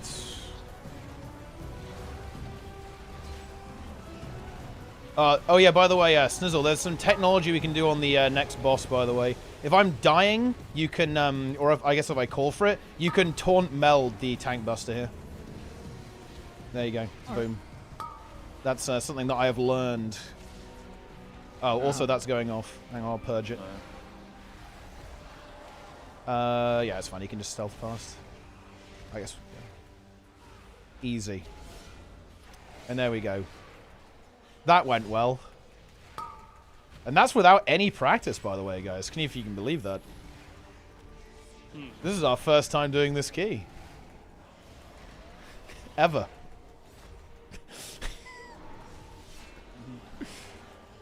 I remember being here for 6 hours. 6 hours? More like 10. Maybe 10. It was good. I enjoyed it. It was hype.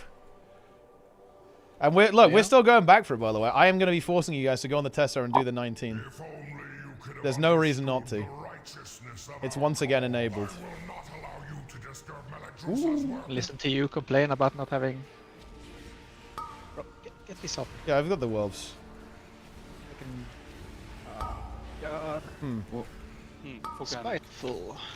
Yeah, that's not ideal. I mean, I think it's okay. It's clean. Yeah, I guess Spiteful is actually kind of annoying on this one. That was tough. Yeah. Well, I guess Volcanic is also pretty annoying. Gripping him?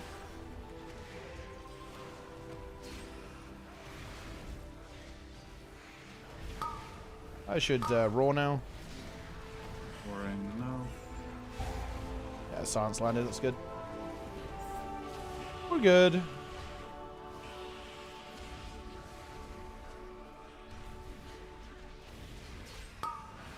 I have a stun. Got it.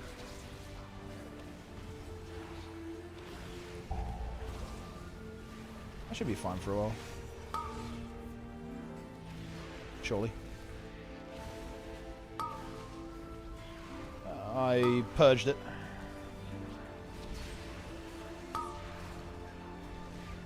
I have no stop for this tectonic. I can get next tectonic.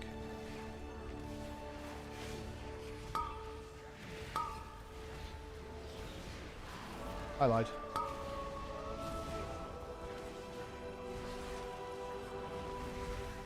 We're good. Enjoyed the Spitefuls.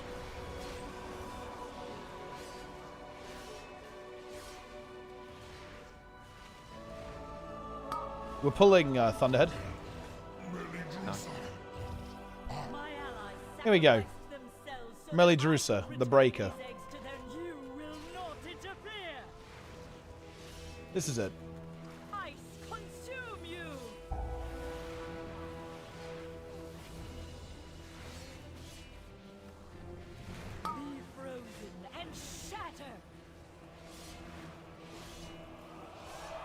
Don't die.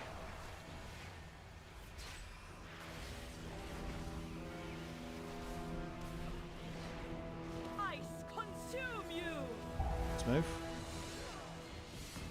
You know what? I'm doing it. I'm getting whelps. Have some whelps. I'm bringing you some whelps, bro. Enjoy your funnel.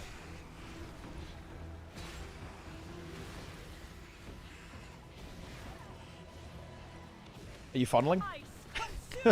I am. I did miss my Shadow Cash, so unlucky.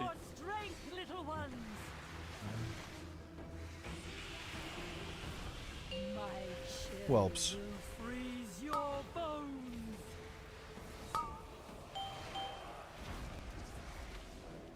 Yeah, I was watching the Eve Ascension tournament, and they were all doing this. I was like, holy shit. We gotta do this too! Did you mean just funnel, or? Yeah, they would like constantly pull whelps. Yeah, I mean, it's good for me and Vivi. And now I feel like socially pressured to pull the whelps, you know? That's the thing. So I have to do it.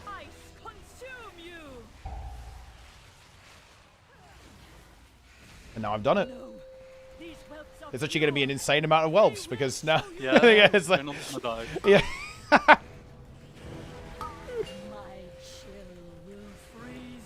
Okay, here we go. He's gaping. Listen, I mean, look, do you want the whelps or not? Enjoy them.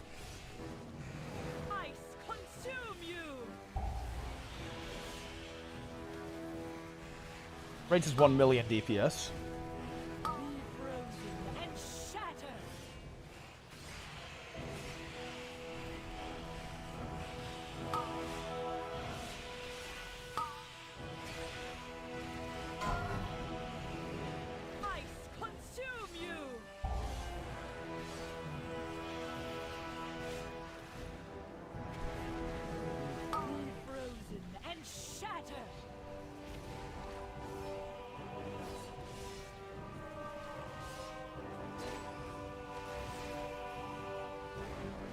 I'm dead.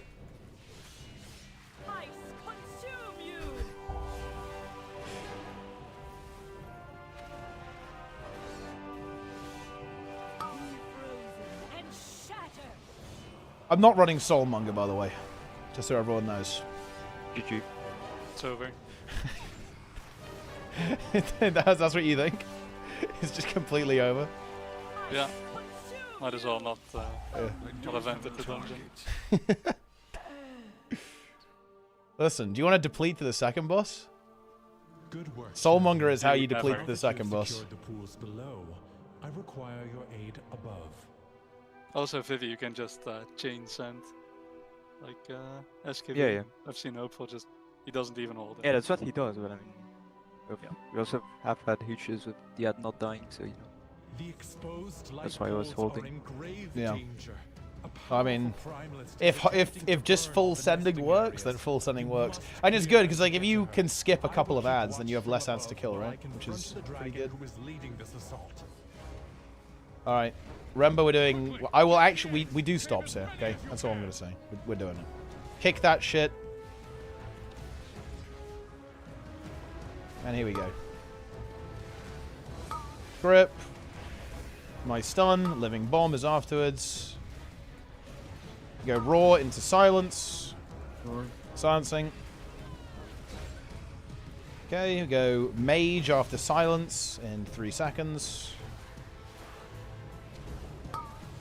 Okay, it's now.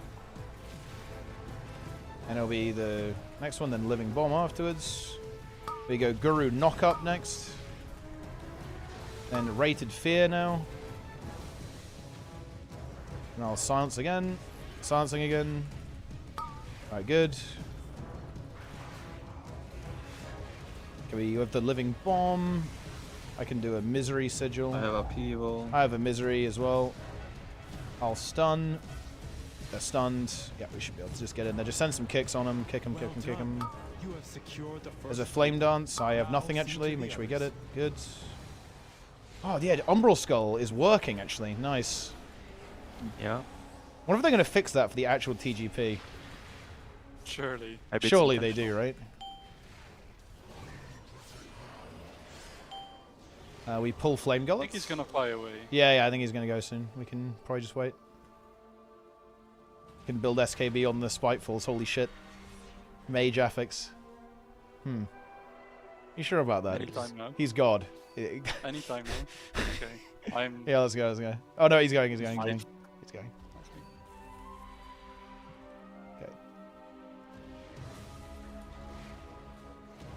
Enjoy the Scorchlings. This is the kick one. This is going to be me kick first. Vivi kick next.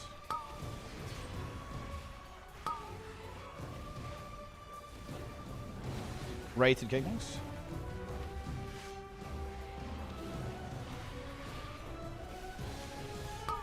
And me next.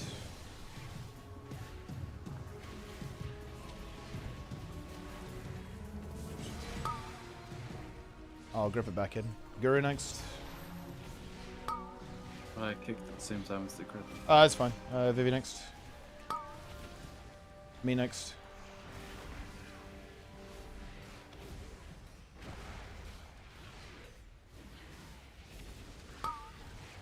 Guru next.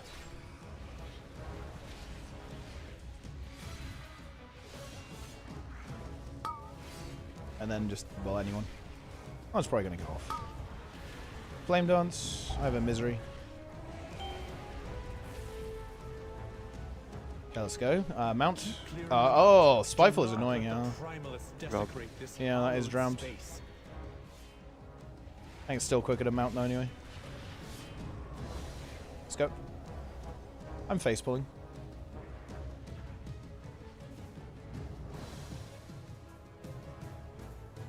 We go.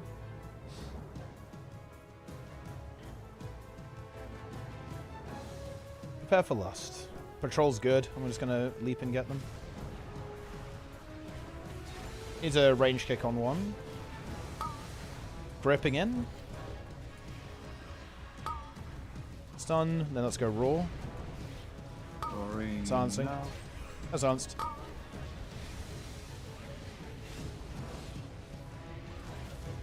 Go Guru knock up into mage after silence now. So Guru knock, and then mage, one mage, then living bomb,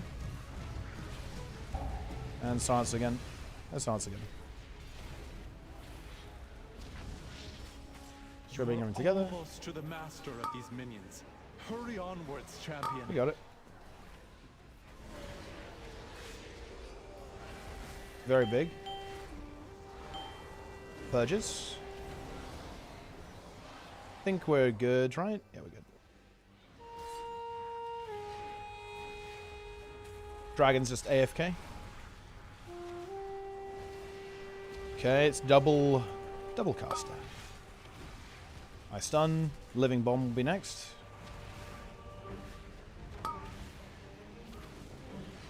Misery. Guru next. I'll kick that one. It's kind of loose. Kick them so I can move them. They're not in a good spot, honestly. Okay. Next is mage stops. Do a grip as well. Oh, yeah. Yeah, they were kind of, they got disrupted a bit, unfortunately. Undead if I don't use something, just external if you can. He lived. They're silenced. I have stun for next. Stunning. Rated Fear next. And Guru after Rated Fear. Okay. They were both casting. Yeah, we've collapsed. Unlucky. It's fine. We pump.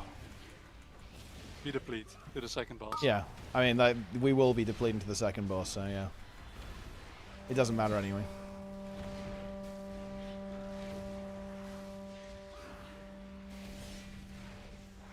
Holy shit! You brought the Scorchlings. You brought Rated's funnel for the next boss. You're just griefing him. Funnel. I have a stun. I have stunned.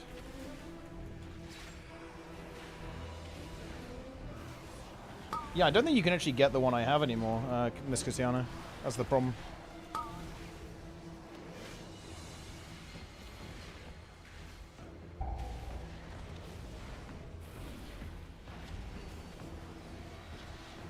Oh, let's sneak past.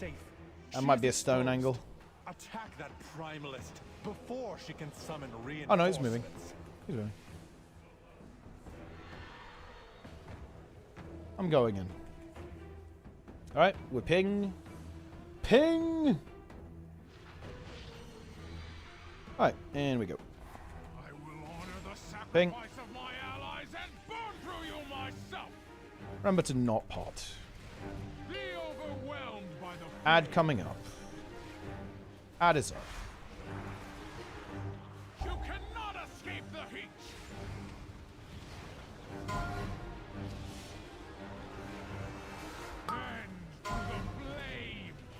And third kick is going to be Vivi.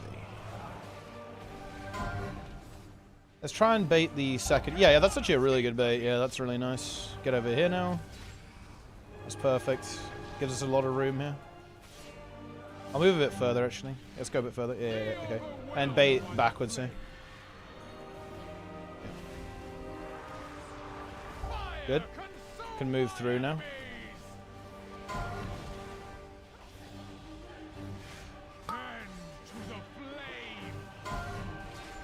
Vivi's next kick.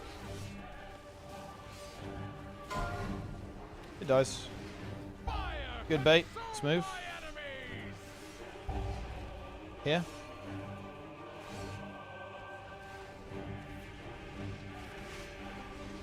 Baiting backwards.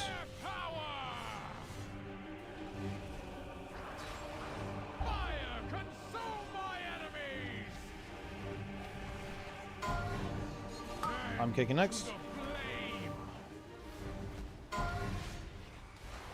Vivi's kicking next. HP's relatively high. Make sure we pump the ad. Kill it. It dies. Let's move.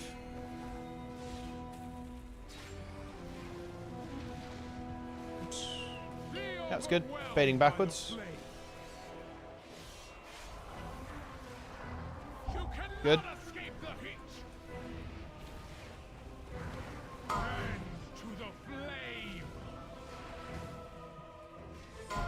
My kick. And Vivi's kick next. Into the water. Playing it.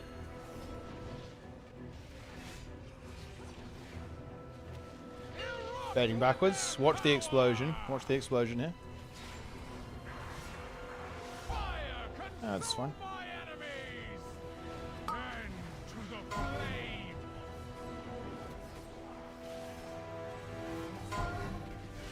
Okay, Vivi's next. It's Giga dead actually. It's Giga dead. Can greed boss. Let's move.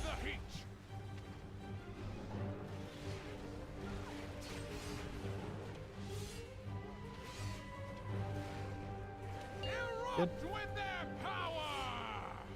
Can kind of go. I think we can actually go boss. Go boss. Go boss. Yeah, just go boss. Go boss. Kick.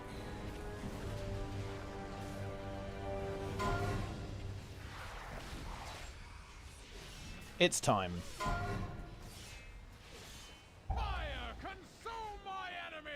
Inferno might start casting, but maybe even go off, but it's fine. Just don't die. Just don't die, bro. Piss! Piss, boss! We did almost miss the kick, yeah. I saw that. Yeah, he reacted. I have 1 minute on this because I fucking used it. You can just pot, no? Or you use it too? No. Yeah. Give him the stone. Give him the stone. I already gave it to Rated. Well, can you wait? Just give it to I mean, wait. Do you have pot Rated? I have pot, yeah. Yeah, just give the stone to Give Vivian. the stone then. It's 30 seconds. Okay, it's whatever. fine. It's better than 1 minute. Yeah. Yes. All right. We just wait then a bit, and then we deplete. It's over. It is.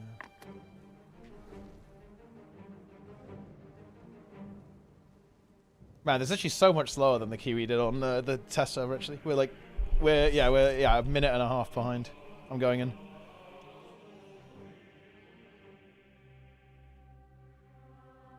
Let's jump. 2 seconds. I'm in. Not sure if I make this.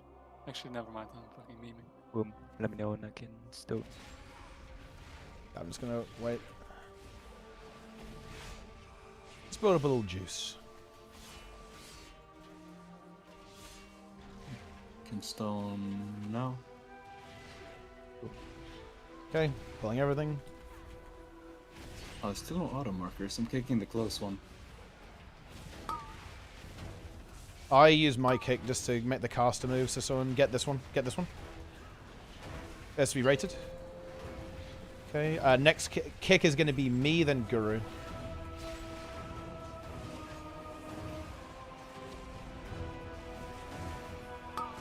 Okay, me, Guru next. Guru. And then next kick is Vivi, then me.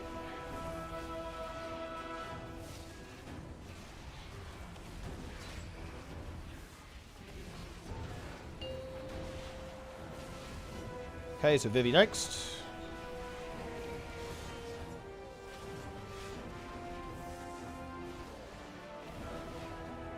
They're all dead. Easy.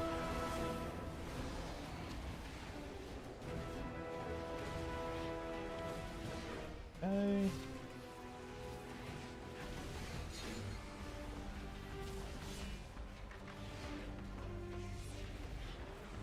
We're not pushed on time. Don't need to pull. I'm dead to Thunderclap. It's over. Pulling. Guru kick.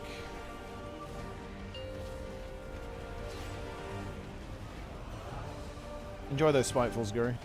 Looks like you're having fun there. Vivi next kick. Purges.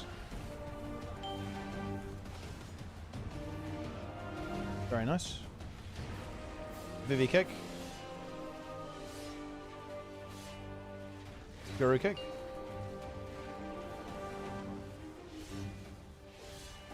We mass barrier the next lightning storm.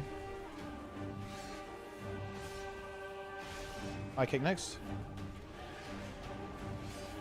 Purges. Purges, purges, purges. Oh. Yeah, we got it to recast. That's huge. Nice.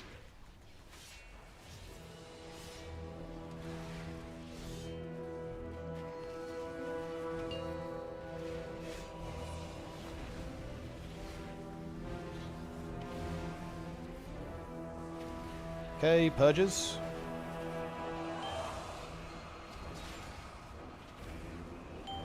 Oh, recast again. Let's go. Break the shield.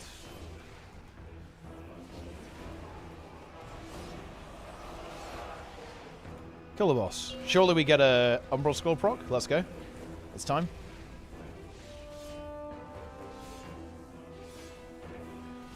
Purges.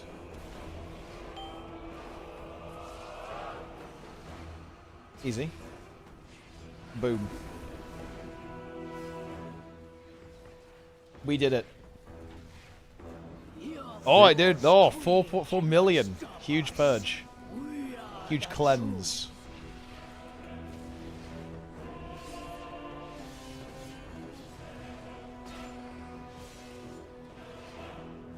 Okay. Let's pull the boss. Burn.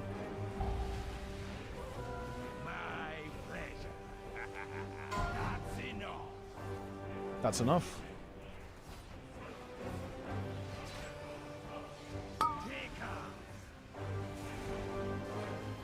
Flame spit.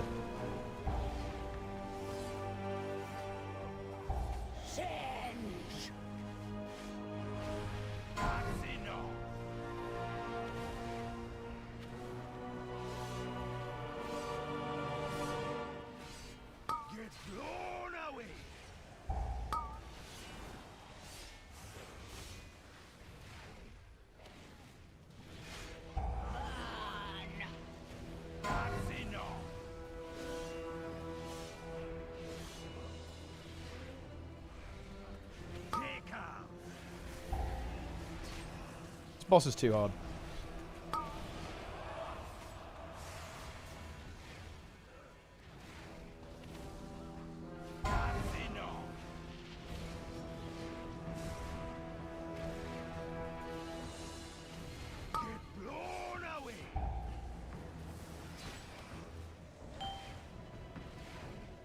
Okay, 50% coming up. Here we go. That's enough.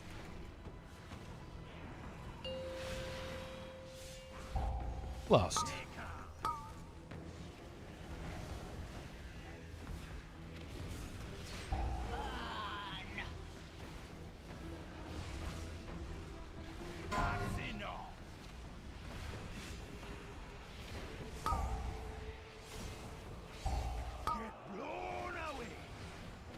Flame spit.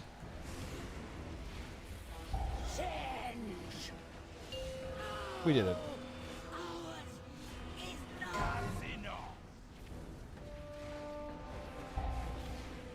And just like that, we've timed Ruby Life Pulse. On 18 though, not 19. We have to get the 19 now, or maybe we never get the 19. That's impossible. Essentially an impossible key. We cannot defeat it. It's too powerful. Boom. All right, there we go. It's a good start. That's what, 7 rating or something. Very nice. Thank you. How much rating do we get? The life pools are safe for the 8. moment.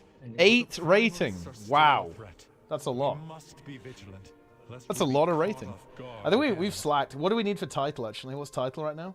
3626. Dude, this is a push week. Holy shit.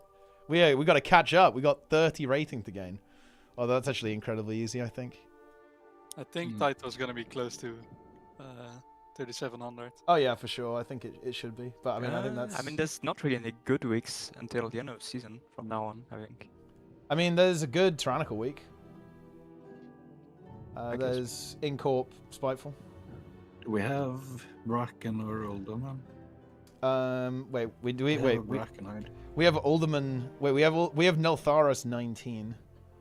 Yeah. Neltharis 19. I wish we should do Brackenhide, I think. Let's go Brackenhide. Yeah. Those two are the only ones we don't have an 18. Yep, yeah, we go Brackenhide for sure. Yep.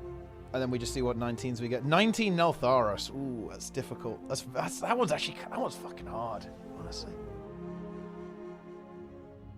Someone for the Brackenhide because. Yes. The build It's gonna swap. be cancelled with Spiteful as well. Yeah, this one isn't. Yeah. Oh, yeah. I mean, I think Spiteful is one of those ones that's surprisingly annoying. I think. Yeah, this one's definitely pretty annoying. Yeah, Brackenhide is a bit of a pain. Okay, I want to try something a little bit different, by the way, in terms of what we're doing here. Or do I? Or do I? Are we trying the Are we trying the slime technology, by the way? I guess What's we can. that? Well, we have to pull the slime onto Gutshot. Oh, the root. Yeah, the root roots. like the Yeah, mass hyenas. root. Yeah. Oh, you mean, yeah. Yeah. Okay. The mass root technology. Do you not feel like experimenting, rated? A little experimental meme? Oh, sure. Let's limit test in a +20. You know, I mean, look, how hard can it be? How hard can it be?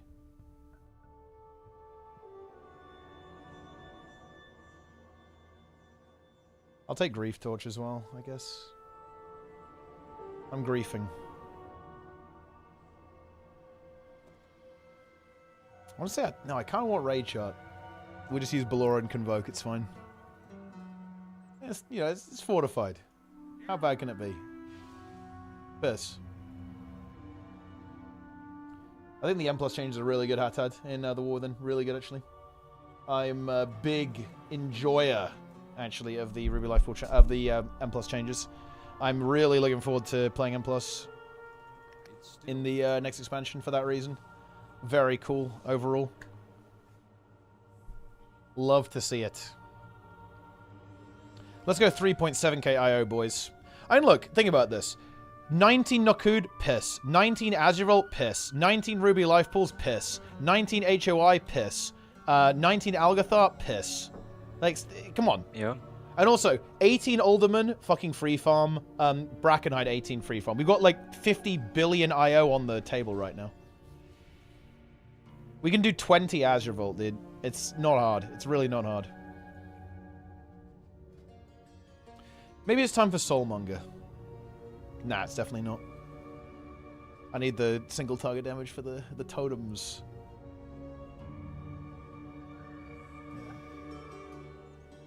They made it different for different target audiences. Dude, Giga Chad Blizzard. That's big brain, right? They thought about it. You love to see it. Okay, it's Dogaloof's key. I guess we should be re-rolling our 18s, right? When we complete these keys. Alright, pull 10. Yeah. I mean, guys, there's no way we would deplete to first boss, right? 5. There's just no shot. 3, 2, 1.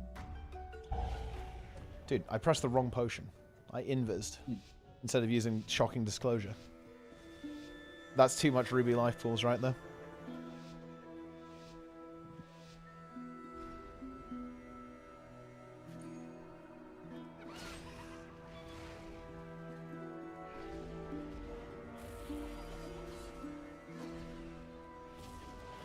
Here they come.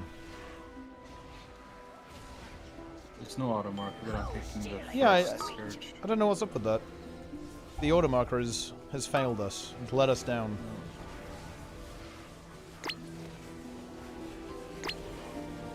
If you roar them, I will silence them.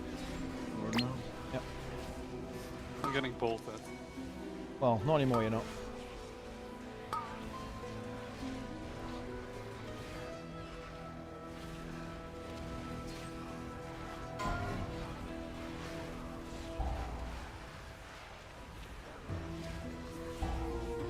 Enjoy your Earth Bolt.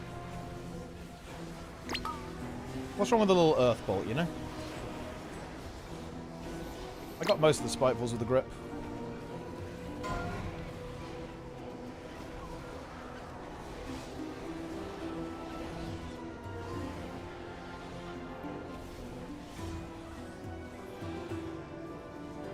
Nice.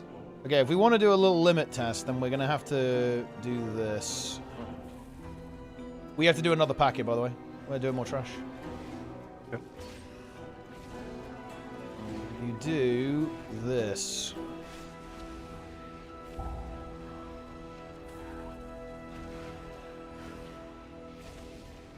Or this.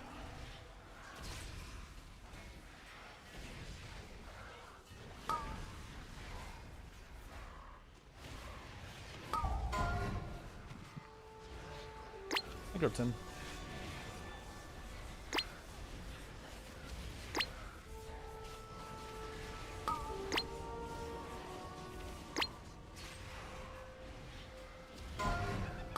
Cackle. Nice, I got a claw mangled. It's mangled.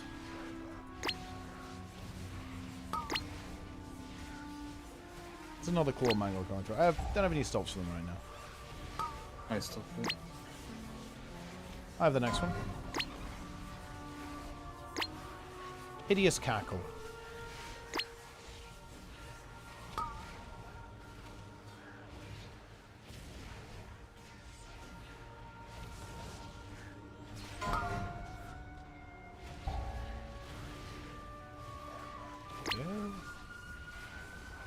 Have a grip. What? Ooh, oh, that is really bad. Okay. It's almost better to die after killing this bag. Wait, oh, I walked into the... Yeah, I mean, we needed to... Yeah, we really needed to identify that that was happening and kill it. Yeah, I'm dead as well. Like, yeah, I mean, we are in big trouble now because we didn't kill anything in that pack. Yeah, we can't let the runners go, guys. We gotta... 3%. Yeah, they're gonna fully reset. Oh, that's so bad. Yeah. Can we just do the ult route? No. That's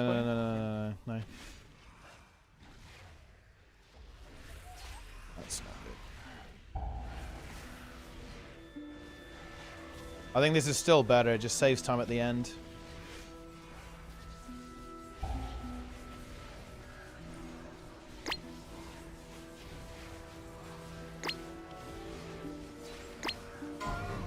I think what we probably should do, though, is... I guess when these mobs start to get low, I think, Rated, you should just go off on your magical adventure.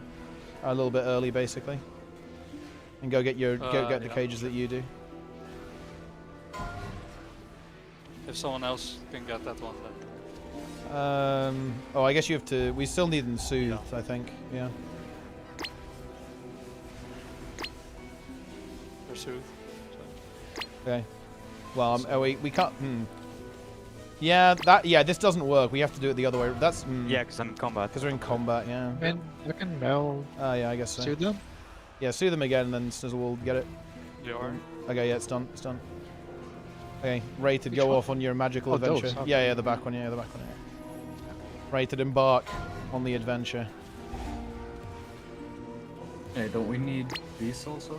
Yeah, but I mean, I can do those with Misery, and he can also soothe them. I need to kill the Spitefuls as well. This is... Got it. We have obtained the cage.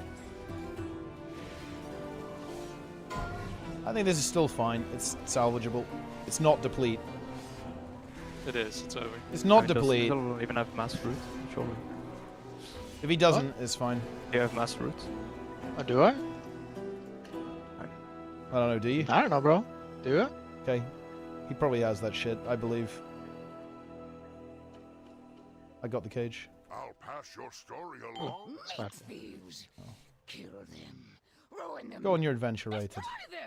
Also, Guru, after we kill this shit, you need to get this War Scourge, basically. In mid-boss fight. Enjoy.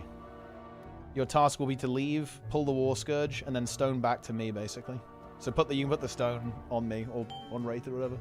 And then get the War Scourge. Wait, so... This guy. These mobs are gonna be alive, right? No, these will be pulled. These will be pulled. You will slip past and pull the War Scourge. Oh, okay. The additional extra one over there. I see. And victory will be ours. Okay, we have the cage. Here we go. You're out of range. Oh, I'm yep. coming. Be careful with pulling it though. Make sure you pull it like kind of to the left this way, right? So it doesn't pull the other trash. It's time. Okay, I kick first. It's done. Guru. Vivi. Skip. Rated.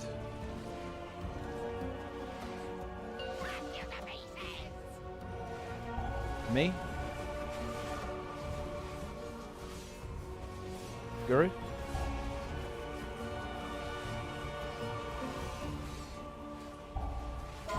Skip. On you again. Yeah, that's fine.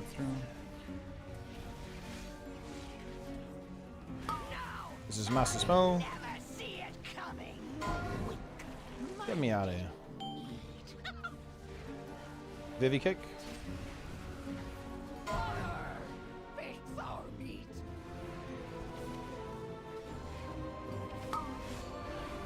Blast.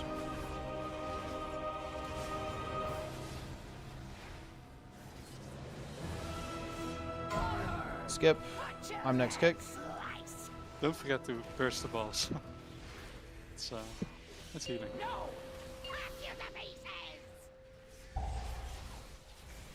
Guru kick.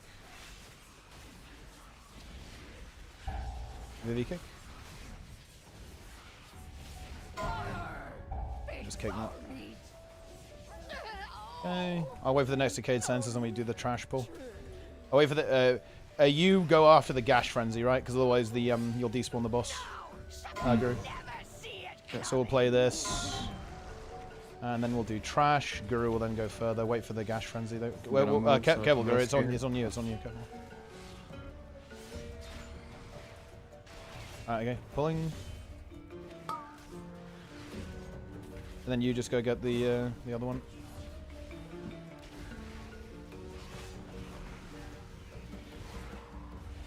Butcher and slice.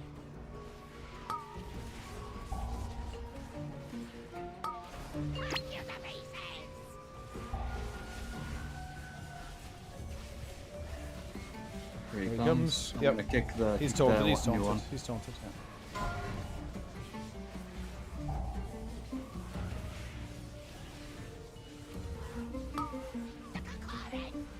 Very good. And just focus the trash at this point, right? The trash has got high health.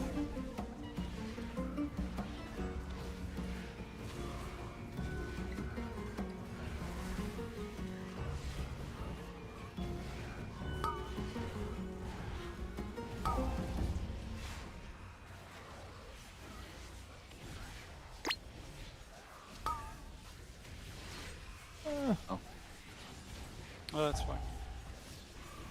Yeah, it's fine. It's fine. And we are a little slow here. Definitely a little on the slow side. Oh, I think we'll be okay.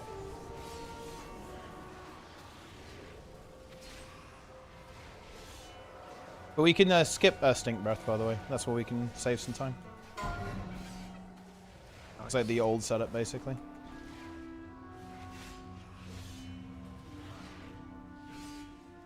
Stink Breath. I'm out of range. Let's go. Still in combat. Nice. Enjoy. We should have lost. We could lost this pull. We do have juice. We actually do, don't we? Oh yeah. So I mean, we could just send it here. It's a pretty big one. Grew lost, I guess. Also don't rescue me. Oh. Stone waiting. Hey, let's go. Send.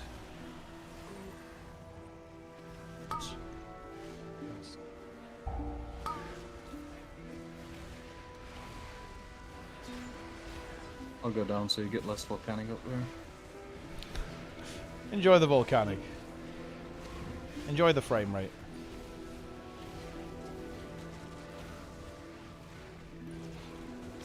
The shapers are owning me. They're shaping me.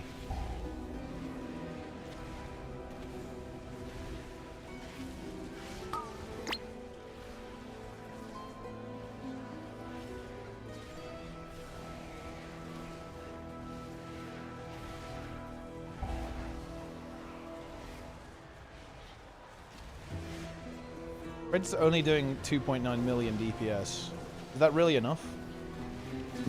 I mean, yeah. This is probably the worst build for the Shadow. Need to pump harder, bro. Yeah, let me dot all the... Fly your small dots. Yeah, fly your dots, come on. They keep ticking. Just put your dots on the enemies. How hard can it be? I'm going in. Don't pull that shit.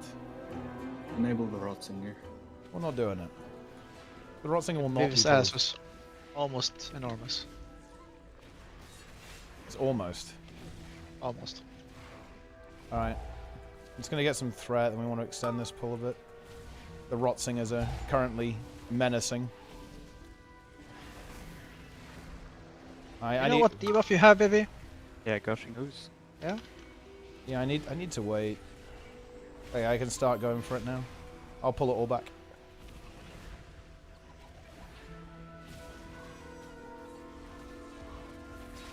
Okay, it's coming.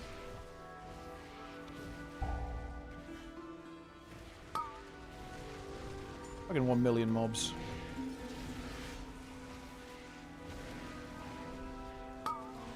Save me.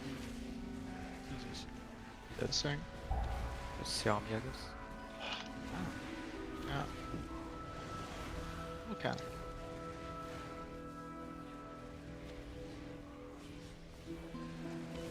Holy shit. Dude, this is fucking pain. We had double use. Yeah.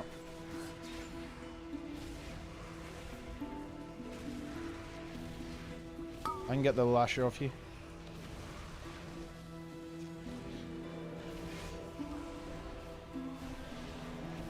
I am stable.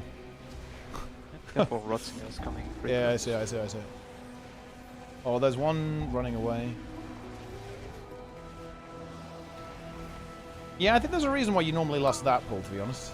It's a bit of a spooky one. little scary. Just a bit.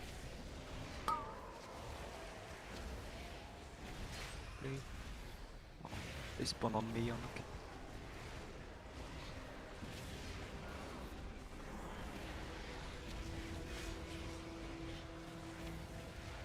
I mean, we got there.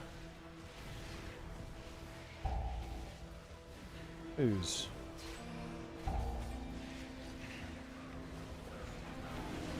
Okay, so the next is the skip.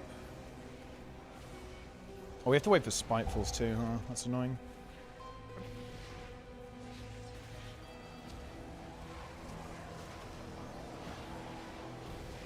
Kill the slimes. The next pull is pretty big. Yeah, the spears are back, so I'm going to be on Guild Wars 2 later if you're around, bro. We can keep chatting. I'm just going to do a pretty big stream today. Play through the beta a bit. Yeah, rebuff as well. Okay. Oh, it's good, actually. It's good. Just wait for them and then you can cross. It's good. Trees are good as well. We're actually pulling these, though. This time we're pulling these. This is a big pull, by the way. This is a big one. Oh, we've done this pull. Oh yeah, this is what we did in season. Well, season. Oh, you mean we did it by accident? Yeah. Okay, yeah, I do remember that. But yeah, it's also basically the season 2 pull. Yeah. We actually don't need to do this on Treemouth if we don't want to, and we actually shouldn't do it without Lust, right? Nah, we shouldn't. No way. Nah, shot.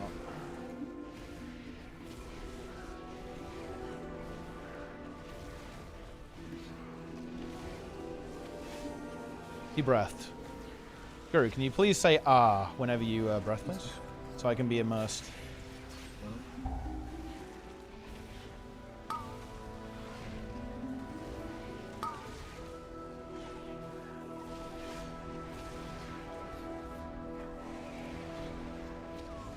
Okay, I think if we want to, we can go boss. By the way, what do we think? We good? Yeah, I think we're good, right? Let's just. I'll grab these lashes, and we can. I think we can play this on boss. You guys won't die, right? I don't think we need to for time. I'm doing it. I've literally pulled the boss. Move past me so the lashes get memed. Gripping. It's bursting. Slimes. I'm silencing everything.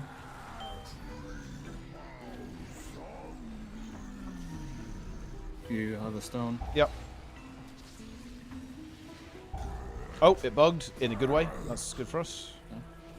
I'm grabbing lashes,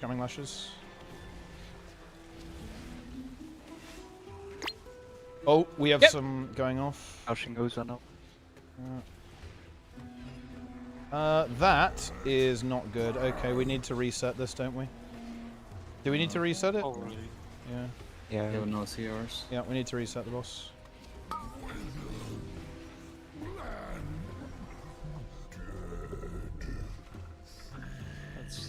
And the trash died, so it's whatever. It's still fine.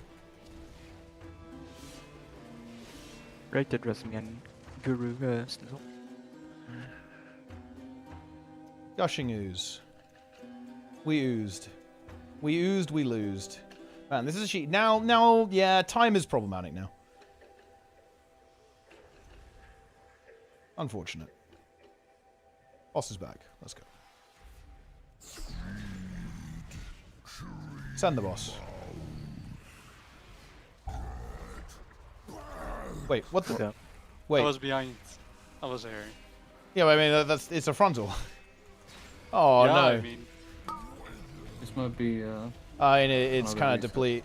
I think resetting is worse now, to be honest. We just res him in a minute. That is very unfortunate. I'm not gonna lie. That's very bad. Oh yeah. Oh, it just bugged again. But in our favor, it's the good bug. Does that mean you still have stone for next? Yeah, I can again. Yeah. Okay.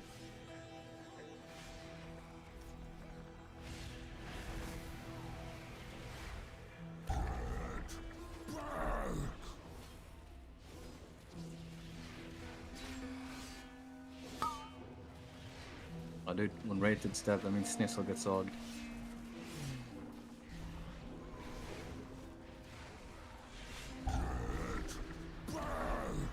Get back.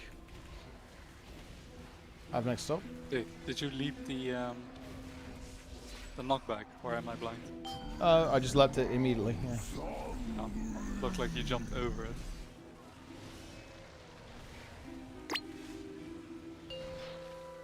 I'm out. And I think this is actually theoretically timeable if you kill Treemouth at around 20 minutes.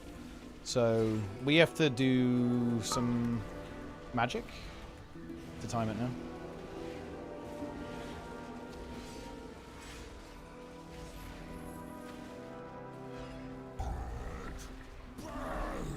It's magic time.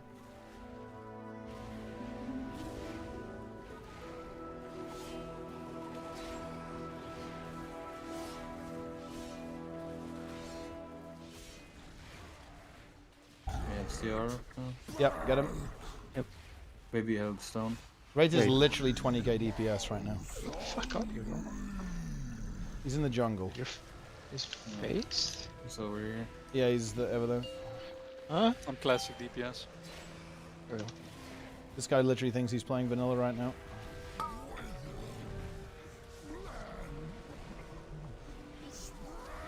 I have a grip. Gripping all the slimes. They're in.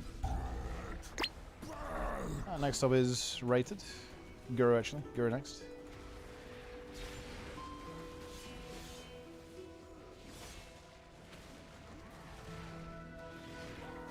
Guru does the meme consume.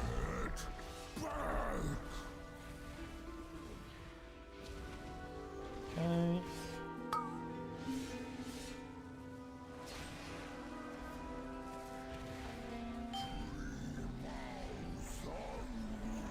It's actually okay to enrage if we want to. Don't even have to go in. Okay.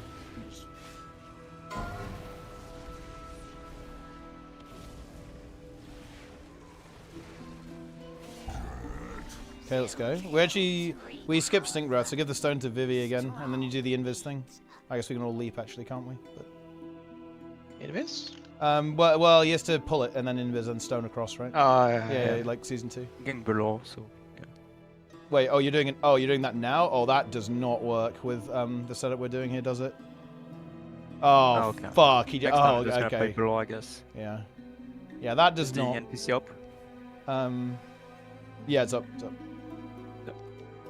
Okay, well now we're fucked. It's completely. It's depleted. Yeah, I mean, kind of was over when we died to Treemouth. It was over when we died to the first pack, to be honest. Well, I mean, the Treemouth death was. It's over. The Treemouth death was 100% the end. Wait. Okay. Yeah, I don't think you can. I don't think you can skip past him. Yeah. Oh, I think. Okay. Should have been off more. All right. Wait, so what exactly is the pull we want to do? Vivi, pull the thing, easy. And then we just go past, and he just stones. Okay. Yeah, you're good. You're good. We can go. And then you just go up to the right here instead. Oh, dude. He died though. I got meleeed. Well, I mean. Yeah, I guess it's fine. I still have stone. Yeah. He stones. Yeah, he meleeed me from like fucking 10 yards. He's stoned. Let's go. Okay, so now we have to do the technology. Where do you want them? Like here? Just there. Yeah, when they're up there, yeah. And then Vivi gets the slime as well. But I think he does that later when we're kind of going across. Alright, here we go.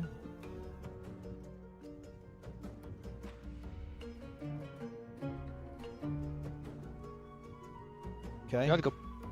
Yeah, stay here, right? Yeah, I think we stay here. Thank you, root him. Yeah, you root him now, and then we grab this stuff. Oh, what? Maybe from stealth or something? I don't know. Wait. Where's my fucking Nasroot? He doesn't have it. Oh yeah, there you go. Well, I think it's still fine. I just need to grab them now. Hang on. Yeah. Ooh. Yeah. Okay. No. I mean, look. How bad can this guy be?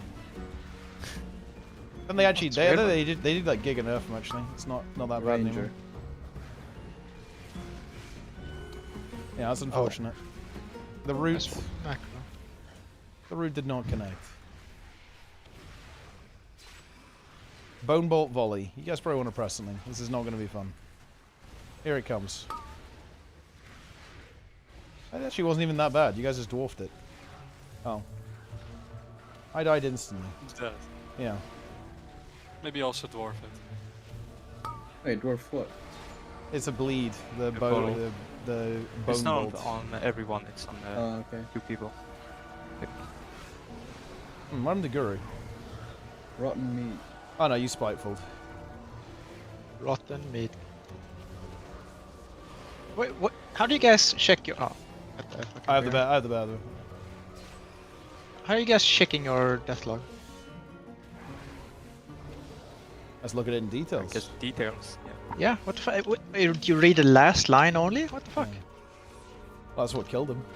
Dude, rotten meat for 1.16 million. Scroll your eyes upwards. Scroll your eyes. Yeah, scroll your eyes upward. Scroll. That's what killed them, not spite. Alright, this is fucking depleted. What are we doing next? We try the Neltharis? Let's go. Base? Yeah, I guess we just do. Because this is fucking deplete. I don't want to even finish it. This key disgusts me. I know we should try the route, right? Wait, we should try what? Like finishing the actual route this way. Yeah. Well, I mean, we've done it. Like, there's nothing else really. Like, this is the entire thing. There's like the slime. Yeah, I mean, like, well, okay, go get the slime. Can practice the slime. Getting it. He's getting the slime. There's an invisible wall. Nice. Okay, he's pulling the slime. Well, I can't stone because I'm dead. Nope. But he's got yeah, it. I can't stone. He's trapped. Yeah, I can't stone back though. Wait, so we revive him? No, hang on, you gotta hold on. I'll just taunt the slime. I'll just hit it. It's fine. I can grip you if you. Okay. I have the slime. I have the slime. It's taunted. It's stone. I could have good. It's oozing you. On. Now rated, you know, he's. Oh, I'm fucking. Yeah, the slime got you. You can't make. I don't. Wait, maybe you can soothe past them or like fade past them. It's this. Oh, yeah, there you go. It's snapped. It's up. I mean, it's easy. Like it's easy to do. Yeah, but the thing is, I won't have a stone CD because we do the bridge skip. So I think I have to just alter time. That's fine. Yeah, you just alter time instead. Yeah, that's fine.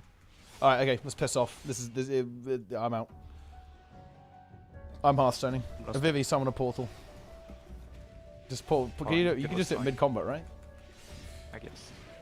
No, I can't. It's over. I hearthstoned. He's already out. Let's go do Neltharis.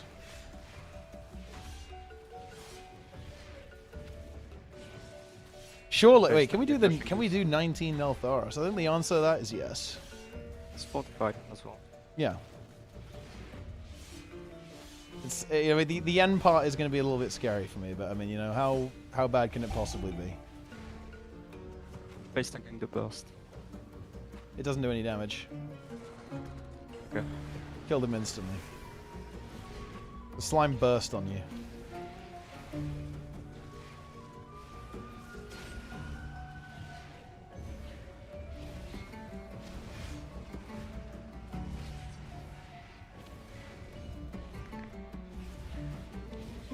Nice. We get depleted. We did, yeah. I think that key is kind of easy, though, actually. We just need to get it again. That one's not that hard. We just need to not die to the, you know, the fucking first pack with the epic chain pull. All right, I'm out of here. You know what I missed? What do you miss? I missed my keystone depleting by 1 after depleting. Oh yeah, that's true. Yeah, that didn't happen on the tournament server, and now we have it back. Feels good. All right, let's go Neltharis. Yeah, dude, this will be first 19. Let's go. It's time. First ever 19. First world's first 19. Actually, that's true. That is true. I'm fortified anyway. Didn't we do? Wait, we didn't do one on Tyrannical. No. I thought we did like Esper Revolt or something, but I guess not.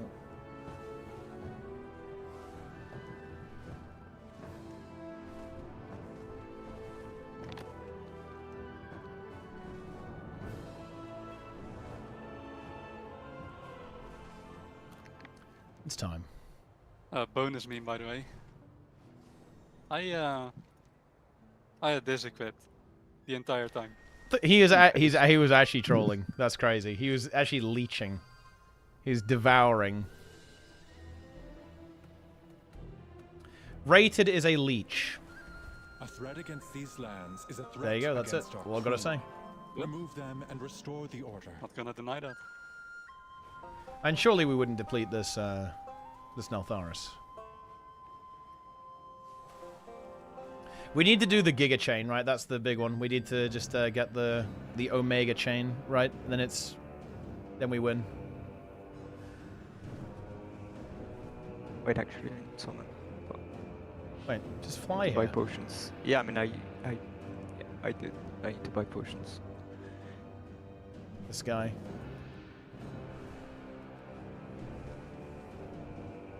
Okay, we summon. Oh wait, I can't. I'm not phased. It's completely over. I give up. I'm going in.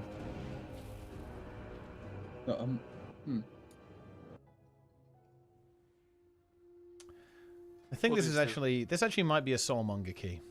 In fact, it is. I am the Soulmonger.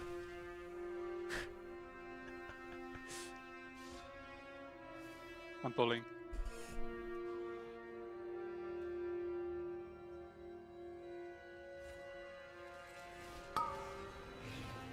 You juicing up? Taunt?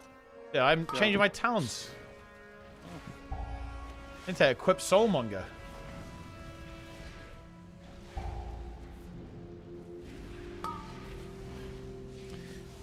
Do I have the tree? I need Treemouth's Festering Splinter. Oh, I actually do have it. Nice. I'm going to use that, I think.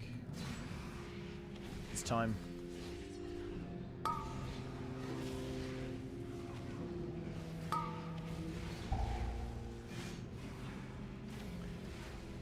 Impale yourself with the Splinter.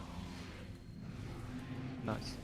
Immediately suffering 464,000 nature damage, but letting it slime loose over your body. The slime absorbs 50% of damage taken, up to 1.4 million. For 15 seconds. I can play Splinter instead of Rage Chomp. Okay, I have sacrificed damage for this. I am trusting that you guys are going to pump. Is that a good thing to do? Yeah, I mean... Yeah. Yeah? What is this, by the way? What do you mean? Listen, okay, we have to do it this week, okay? I haven't got it. Does not feel good. Does not feel good to not have the max level prophetic stone scales. It's never going to drop. It actually might not. It might literally never drop, depleting us immediately.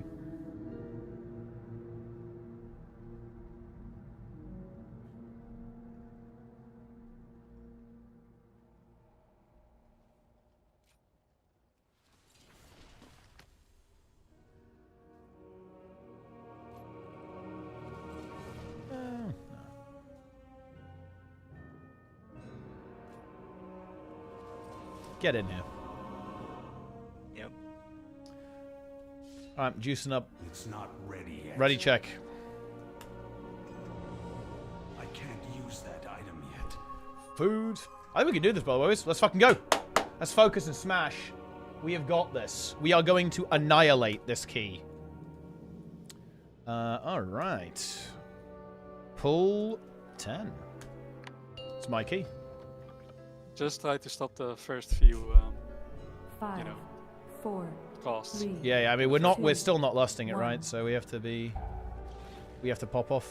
Wait, we're not? Oh, wait, no? Do we not, wait, do we lust this pull on fort? Or do we not lust Magnetus still? I think you do on fort. It takes way too long. Oh, yeah, it's fine. Yeah, it's lust then. It's fine. Either's good for me. This definitely makes it easier. Remember, be careful. Don't be near those thingies, right? Because they will fuck you when they're doing the blazing slash.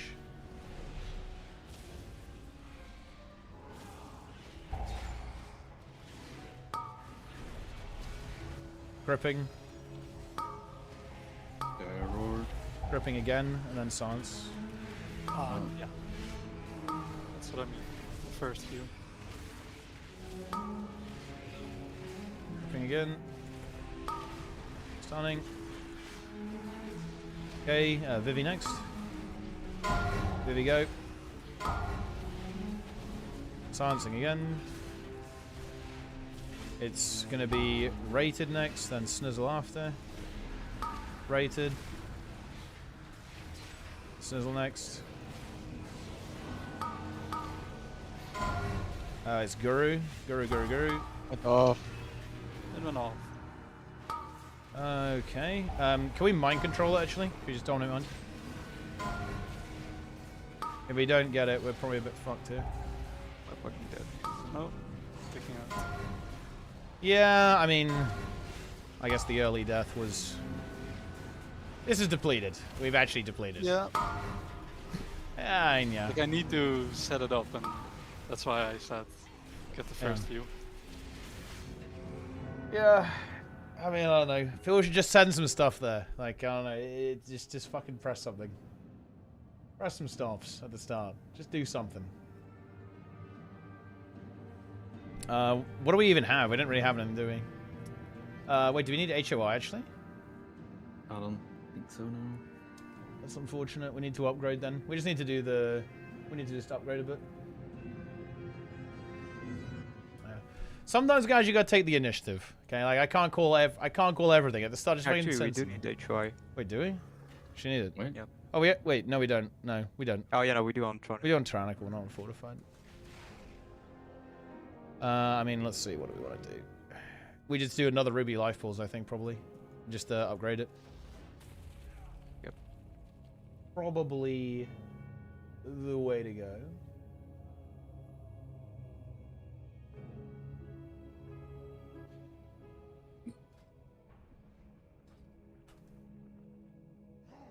Damn. Wait, or maybe it's time for Algathar. Actually, we could mix it up and do the Algathar. 18. Classic, warm up Algathar. Daily Algathar. Let's do the Algathar. Let's go Daily Algathar Academy. It's time. I'm going to use the Festering Splinter as well. I'm going to Algathar. I can't port though. This is tragic.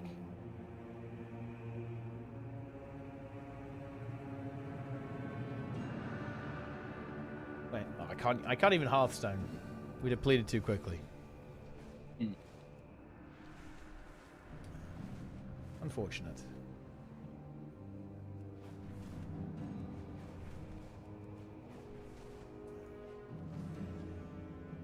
I'm flying over.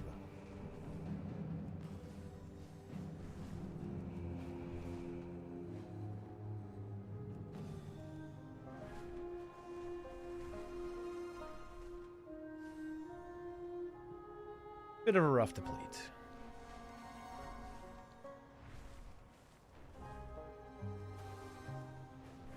A threat against these lands is a threat against our queen. Remove them and restore the order. I think we need to kick a bit better. Like, there's no reason for any Molten thing to go, because we should just be kicking it, right? We should be kicking Molten Core. It's like stopping the conflagrations. Use your kicks. I pressed my kick. Yeah. Doesn't even have one. Literally doesn't even have one. I pressed the button. I mean, I was kicking one of the Molten Cores, but it's kind of scuffed with an auto marker, so we can't. Yeah, I don't know what's going. I don't know why it's not working. I mean, I don't understand. I have it installed. It's the right version. It just doesn't work. Do they change? Did they change something that it doesn't work anymore? Is auto marker actually dead? Is that what this is? Also, I clicked on the weak aura and it killed my game's frame rate. Also, summon me because I'm really far away. I won't make it. It's broken. I was not able to get to Valdraken.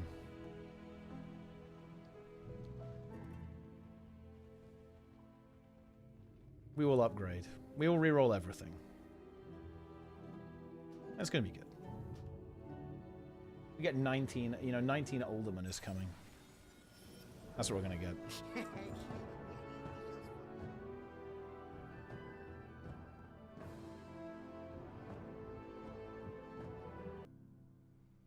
I All need right. to get closer. Ready check. It's not ready yet. Here we go.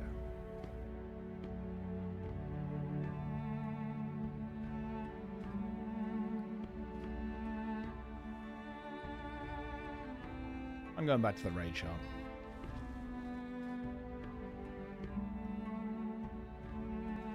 Alright, pull 10. It's Guru's key. Here we go. 5, 4, 3, 2, 1. Send.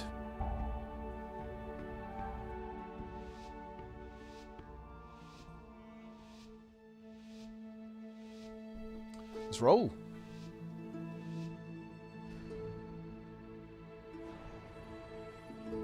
Welcome to Algathar Academy. I am delighted that you received our invitation. The school is Let's go. behind I'm doing the big schedule. pull. New students. How wonderful.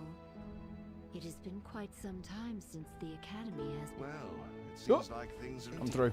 Come with us. It should only take a moment to set up for a new lesson.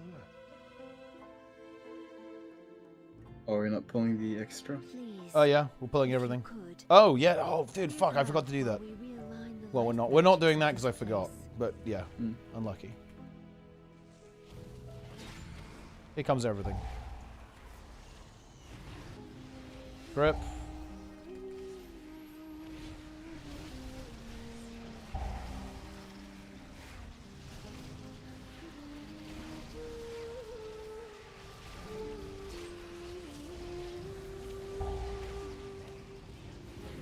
Enjoy the volcanic.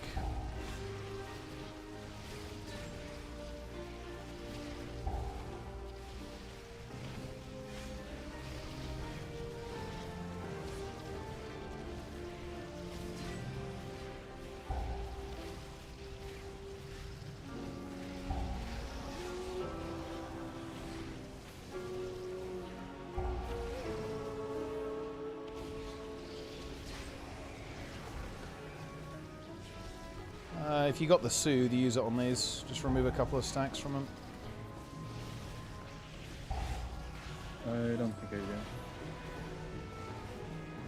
Who needs it?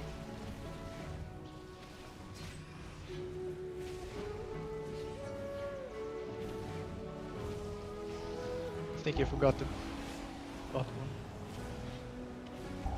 one. Or two.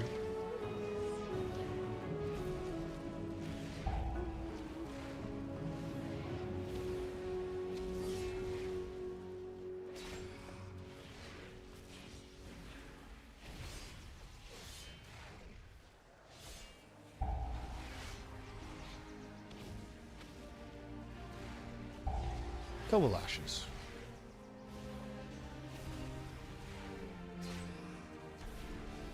We did it. Oh. Pog! Yeah, I noticed over the tier 1. Because I'm very excited since you're hyped for Overgrown Ancient. Oh yeah, can't wait. You Overgrowth Ancient. What is that thing? Huge boss. Your fault. Absolutely not. Please. It's time. Help us, new students.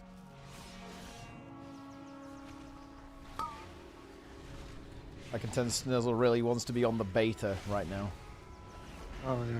Doing +10. I don't know. Siege of Borealis. Oh yeah, Zero Bras. Oh yeah.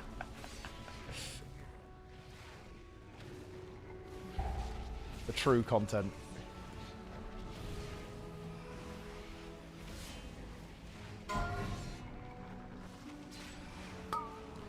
Let's stack up on Star, guys.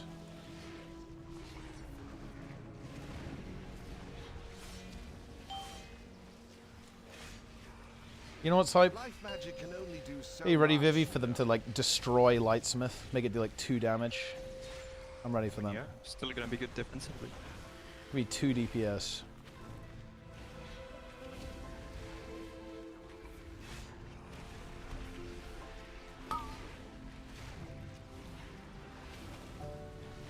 I do like that Holy Paladin is doing like 600k DPS though right now. Yeah. Should leave it that way. That's the solution to all of the healer balance issues, is just remove healers, just make them DPS instead.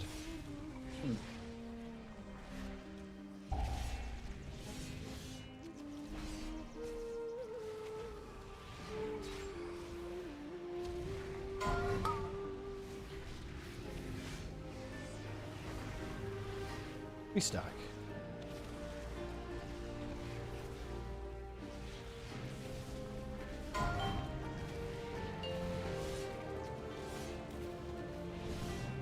We did it.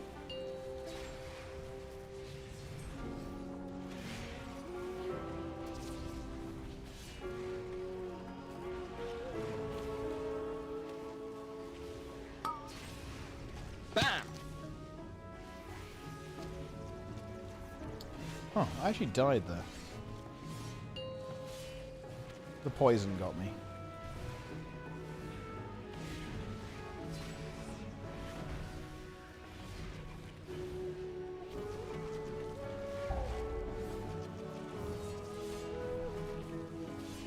Kill the boss. Nice. Let's go. Ah, yes. Guru. Fly. It's time. It's time to fly to the birds. It is actually time. Right. Go.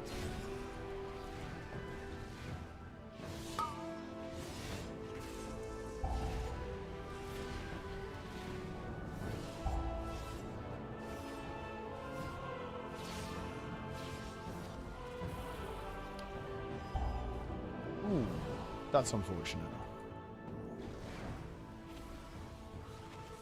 It's a little bit scuffed. I should be in position though. There is a tornado here. That's the slight problem. It's doing the shit. Are you making it? Oh, you made it. You made it. Yeah, okay. Oh, dude, it got you though. I fired though. Yeah. Perfect. You can get him. And we got it though, so that's the good news.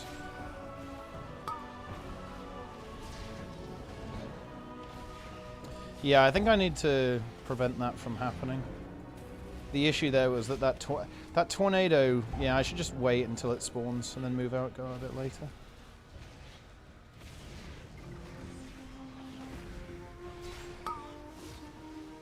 Holy shit. Brother, if you need an external, call it. I was fine. You died. I was fine. You died. Yeah. Until I said it didn't really work out though. The tornado was griefing me. We did it. Let's go. You hit the kill this sport works out pretty well. Dude, I went over. I'm over. Fuck it in. Oh, okay. Yeah. Well, I think it works. Yeah. Yeah. Oh look at all the birds. I should have it. Yeah, I got it. Let's go. Let's go. Let's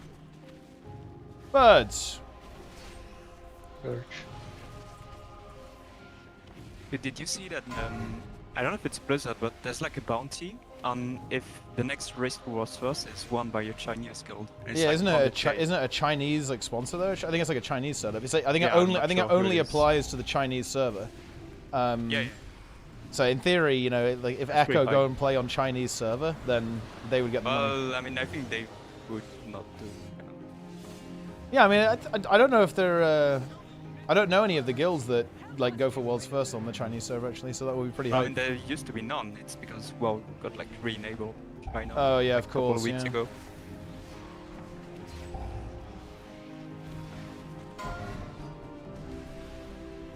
I don't know if I called out Nature Death tier 1 sub based 70 billion months. Love to see it.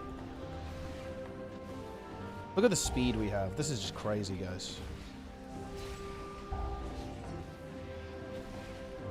Deplete Far Academy. Nice.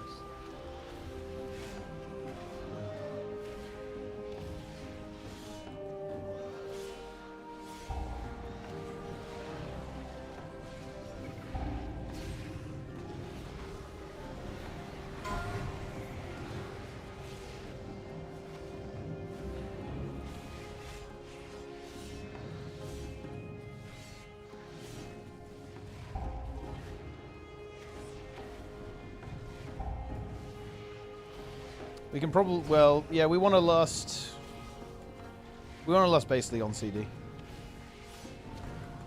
Enjoy. Now we need to clear out the big one. I'll grip the shades. I got him. That is talent toss for you soft skins. I didn't get the ball. 1 minute. Use them to get her attention. Yeah, we lost in about a minute. And we hold everything and we send the fire meme. That. Probably. Huh? At least we know that. Boss works. incoming. Watch yourselves. Croth. Well, we might not have it by then, I guess. Croth.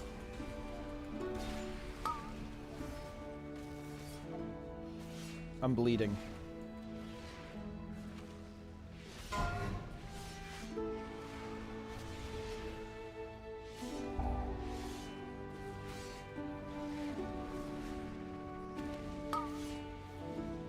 Which you don't really want to delay. Well, we can't really delay. So I think we can delay a little bit.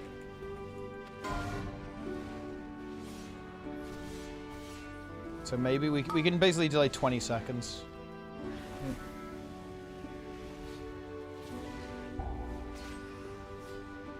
So we might just barely be able to make it to the fire thing. Okay, we should probably send now and then just we'll have some juice during fire. Just send fire immediately, I guess.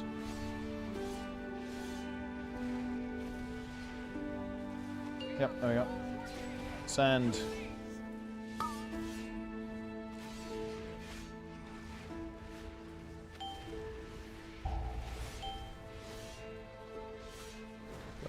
Throw it. Throw the ball. Alright.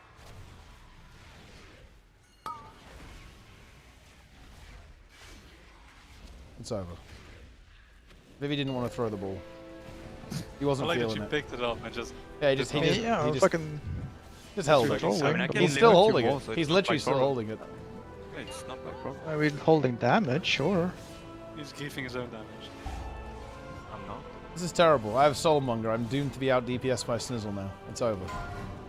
Garbage ass time. It's over. Healers are OP. I'm glad they're fucking worthless in the War Within. Actual cosmetic spec in next expansion. It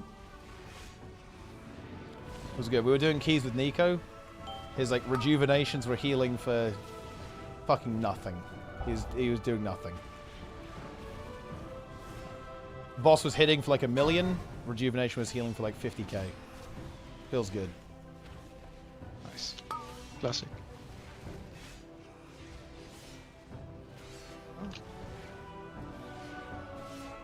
I'm settling. I don't care. Yeah, it's all good.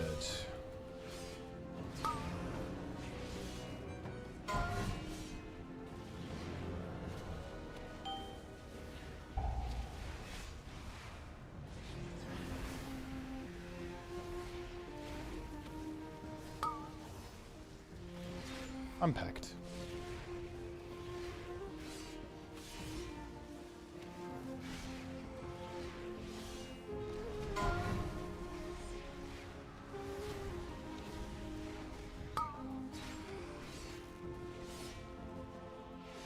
Yeah, it's back, Cat. I'm logging on in a bit. Let's go. Let's go. We get extra too, by the way, actually. It's like an extra day longer. Very based by ArenaNet. Let's roll.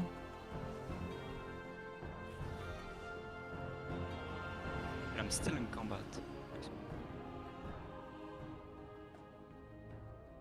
Here we go.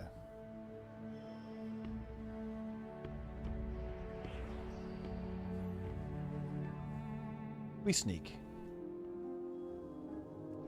Remember, get the first Mystic thing.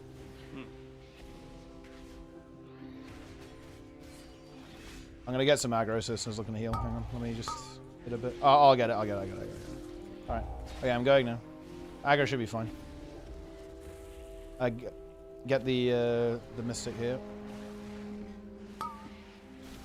Oh, this is yeah, this is wrong. This is wrong. I have like 2 big guys. Yeah. I don't know why I did this. Let's go. Well, the thing is, if we go, there's 2 big guys now, and there's also 2 Mystics. I think it's fine, I guess. Well, that one just went off, so it's less fine. Yeah.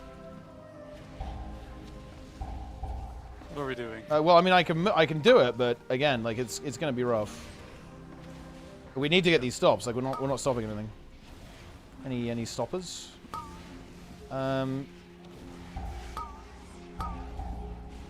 I can get next. We need to kind of wait for the gang to get back here now. Oh, we're gonna get launched there. Yeah, we're gonna get Surge and Plunge. Yeah. Well, I mean, I can go, but it ain't gonna be pretty. Yeah, I did not mean that. Shouldn't have pulled that big guy though.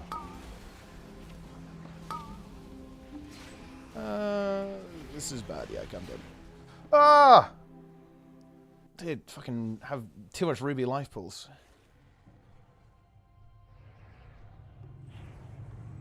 You guys have a way of getting past this?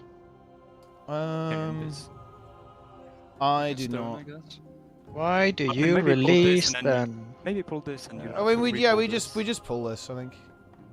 We just pull. Stop releasing if you can't get past.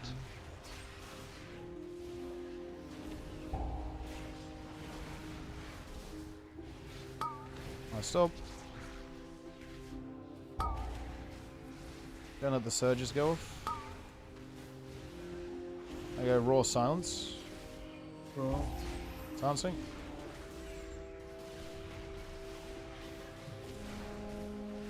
Severing slash.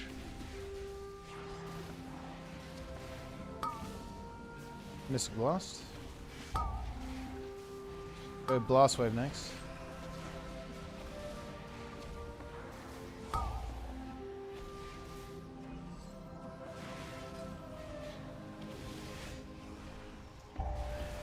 Enjoy that.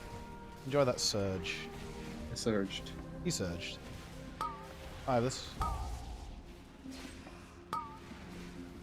Let's go Guru next.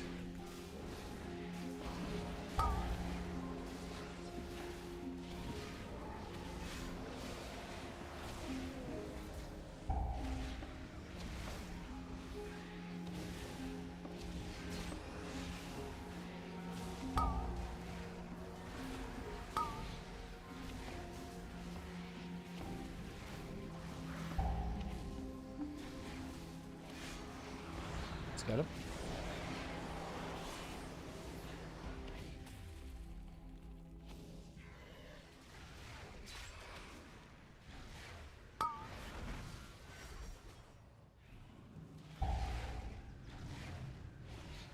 Okay. Is this enough count? That's the question.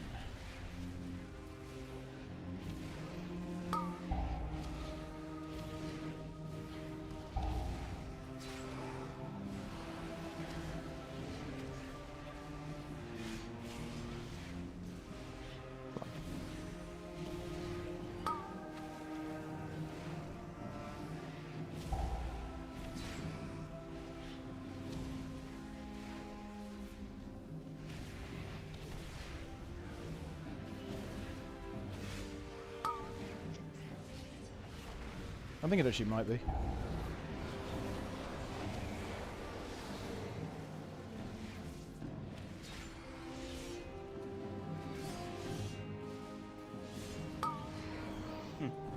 Spite for the snapped. Sounds like an interesting experience. It has been quite some time since students have been here. I'm just putting together my lesson plan. Rip. Another roar. Yep, I'll silence immediately afterwards. Silencing now.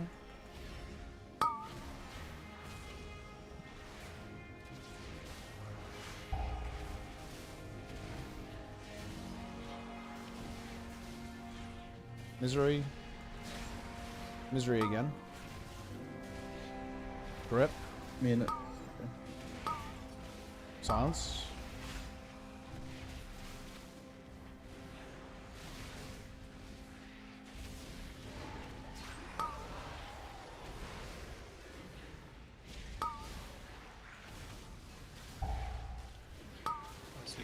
I have nothing. We need blast wave next.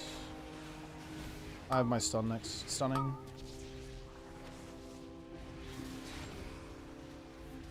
We have nothing, I think. Yeah, we have Snizzle next, then Dragon's Breath. Kick the lectures. I have a grip for them. I got them. A blast wave again. With Guru knock up. Guru knock up. Now we really do have nothing.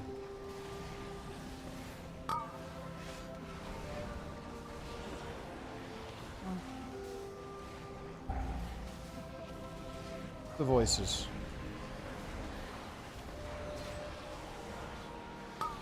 Mana Void. He was drained.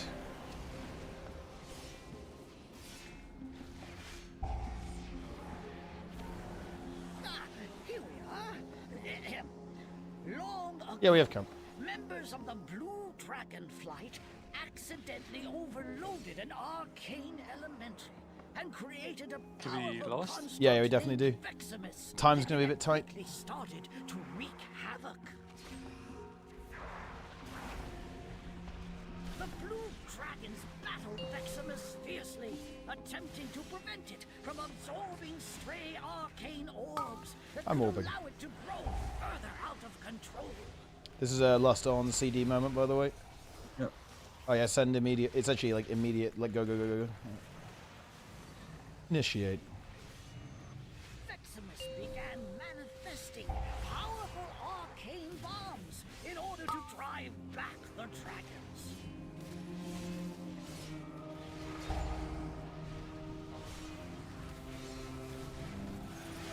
As the dragons neared victory, Veximus unleashed its full arcane power against them.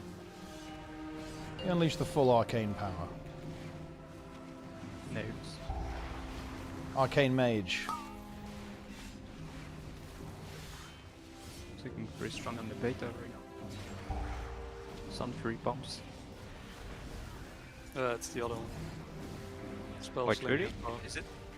Okay. Oh, Sunfury is good on fire then. Right. Yeah. Imagine not playing Living Bomb Overlord Mage.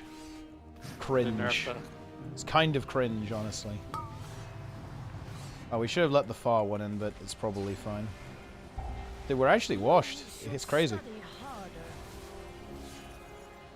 I think maybe life was fucking rotted our brain. Yeah, it's the Or it's just DGP, I don't know. Ruby Drow pools. We should probably let this orb in. I think that still fixes it. Are you trying to rewrite history? No orbs. No orbs. Yeah, I think it's fine. Yeah. We fixed it. External me if I get the bomb. Yeah, external. You got the bomb. I'm getting external based. Yeah. Oh yeah, we actually didn't have any. I purposely didn't press anything for you. Yeah.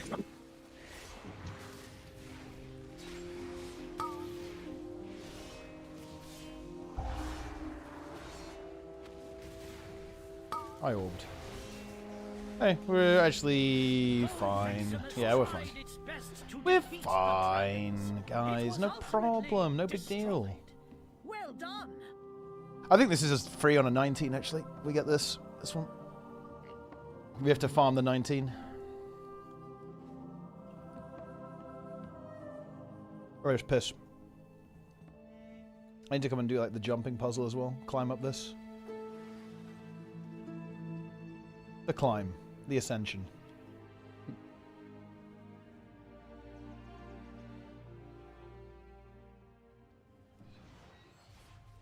Don't hit this stuff.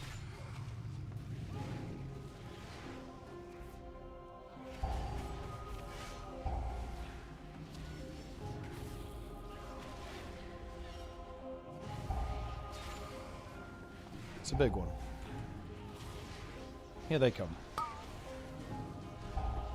They're mostly arcade missling me right now, so it's fine. Just kick the ones that are ranged. I can do a grip. Should get most of them.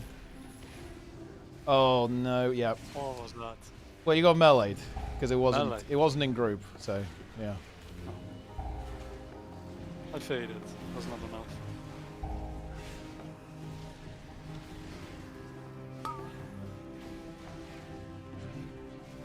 Bro, this is a lot of mobs. We go Royal Silence. It's done. They are silenced. They cannot cast.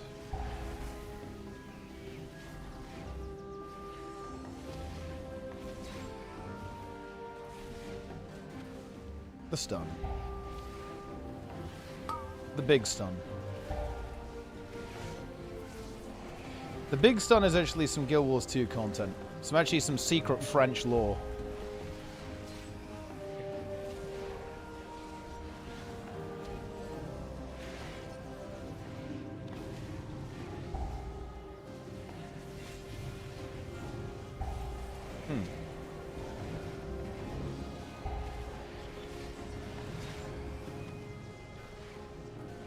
That's kind of an ollie pull. Yeah, we did this with Lost, I think, last time. Yeah.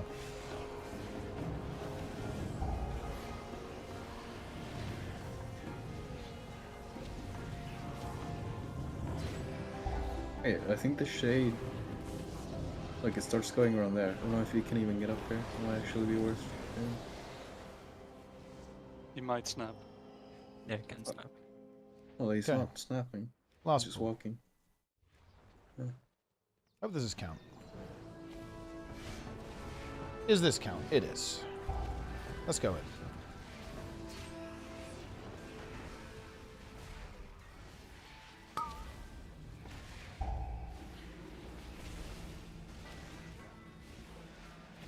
The missiles, guys. The missiles. Any kickers. Missile. Let's kick. There's literally one ability does damage on all these pools, and Let's it's kick. arcane missiles. Arcade missiles. You can roar them. All silence. Bombs do no damage.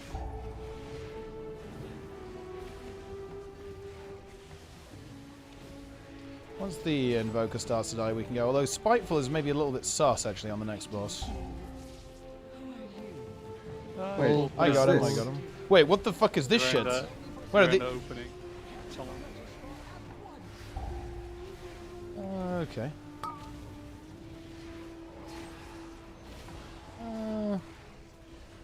We have an Invoker. We should kill the Invoker.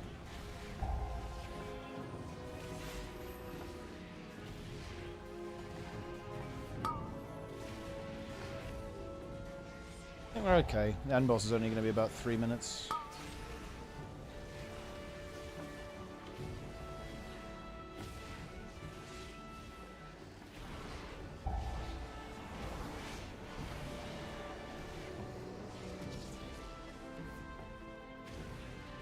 I think we kind of want to go.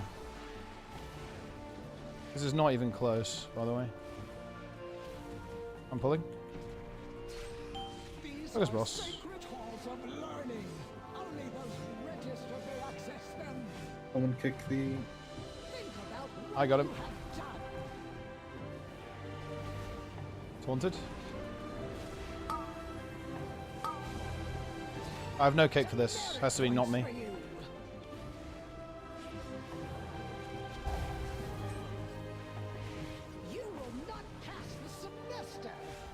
Okay.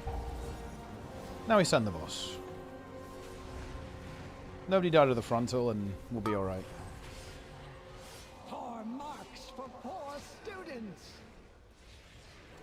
DH tanker. Yeah, it's a good choice. It's giga busted right now. Maybe not so much in the next expansion. I want to have your Death Knight ready to go. Poor marks for poor students.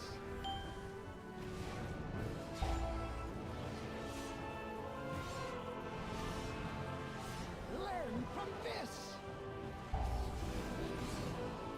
Go to the corner.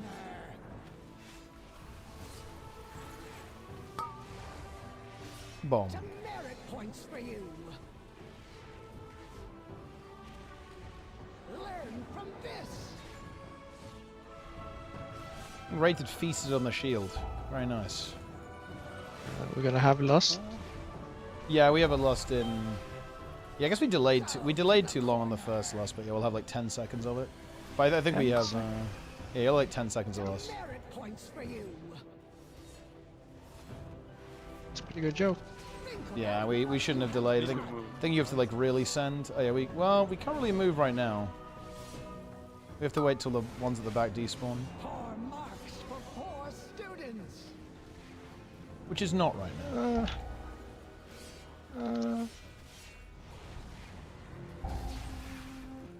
They despawn. You will not Yeah, I'm going after.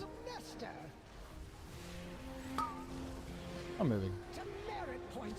We have a minute. We have to Giga send this, actually. We have CDs coming up in 20, though.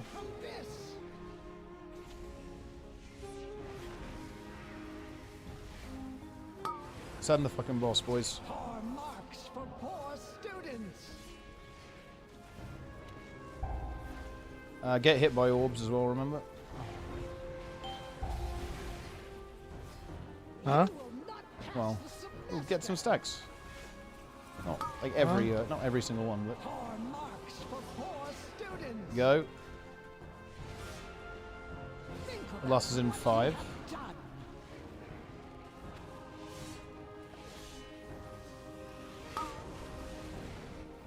Go. 10 seconds.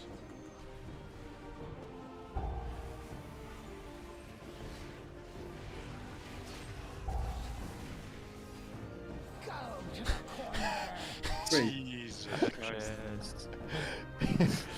31:59.2. That would not have been a heartbreaking deplete at all, right? That would have been fine. Oh, HOI. Let's fucking go. Let's do HOI. Do I reroll mine? We should, yeah. I mean, I think we reroll everything. We don't need anything, right? So we just reroll every key. Maybe leave the Ruby life pools actually, and then because it's kind of easy to upgrade. No, already that. Oh, that's fine. I mean, good. We That's got we got Bracken idea. That's a good revenge key anyway.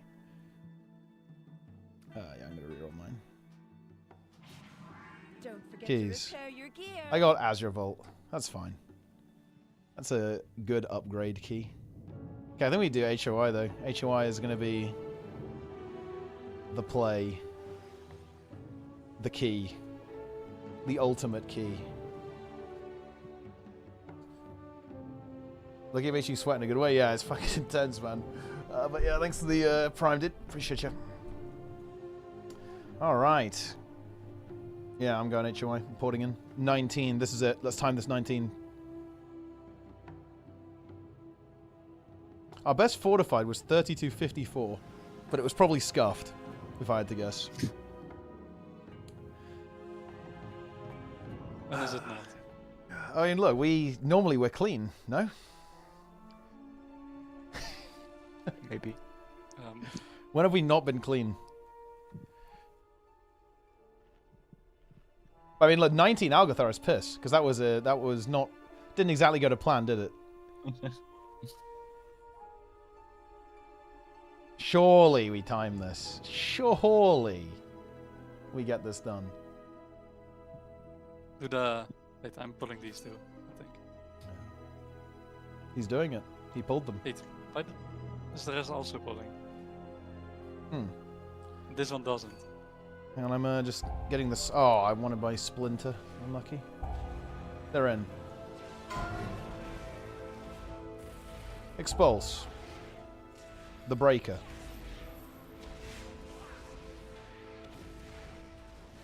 You know, this one is almost a cheat death angle, to be honest. You know, it's it might be whip out the cheat build for this one.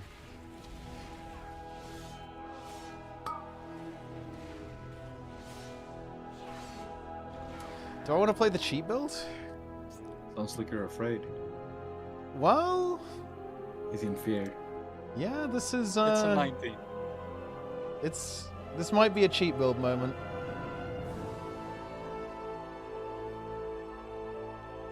It's time.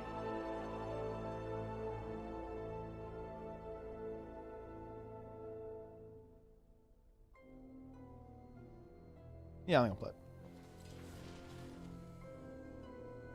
I think it will make some of the pulls a bit easier. Alrighty, here we go. Ready, check. It's still recharging. It's Guru's key. Actually, let me wait. I want to wait 40 seconds. I want Shocking Disclosure Potion.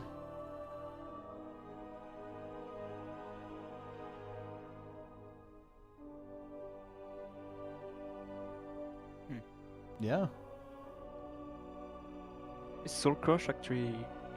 You drop Soul Crush for cheat? Yeah. but just, yeah. I thought you'd drop like the spikes downs, maybe. Nah. There's Kira's setup that does no Cycle of Binding, no Dark Glare, and then goes Focus, Cleave, Vulnerability, Soul Crush. The thing is, you do that, you have to be insanely good at stops, because it also drops Chains of Anger as well. It's like, oh, okay. Yeah. You have to be really good. That's probably not the play for us, if I'm going to be real. Alright, pull 10. 5, 4, 3, 2, 1. We will cheat death. Dude, I can have 3 cheats. We're gonna have like the other cheat too. I have 3 cheat deaths. This is huge.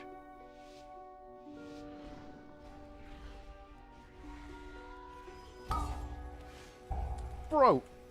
He's dead. No, it's fine. You cheated. I didn't cheat. It just beamed me out of nowhere.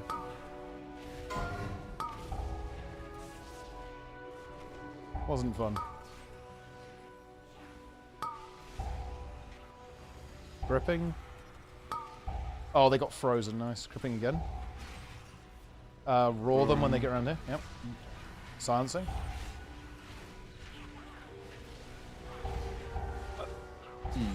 Okay, I mean... I barely hit.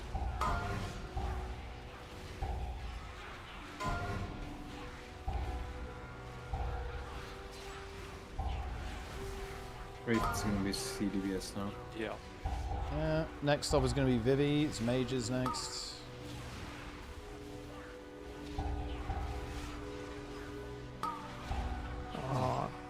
I get next. I stop.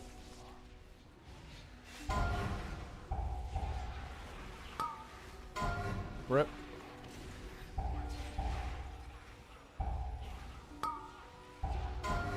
Yeah, this is a bit messy now.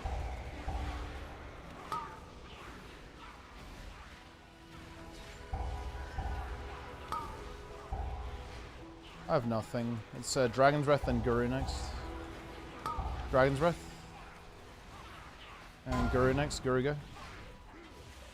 I have one more. Something. Yeah, nice. Yeah. I'll use my silence. I got it.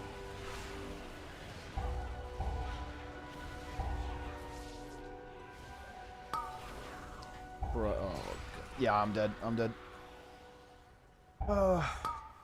Yeah, I instantly died. Yeah, I mean, if you hit the ones as they come around the corner, you're going to die instantly, right? Like, you can't dot the ones that are, like, coming around. You have to wait till they come around, or you will just die immediately. With this, yeah, but I did not get that one. Yeah. I was getting someone else.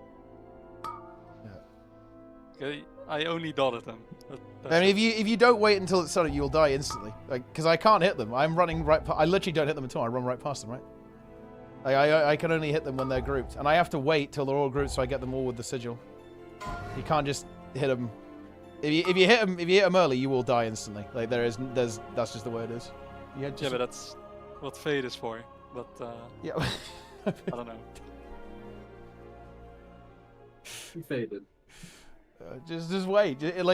Just wait like 5 seconds, and then that doesn't happen. Oh, that's unfortunate. Let's go do the Brackenhide then. Boom. Still IO key. I'm coping. He killed me as well. Unlucky. Critical strike.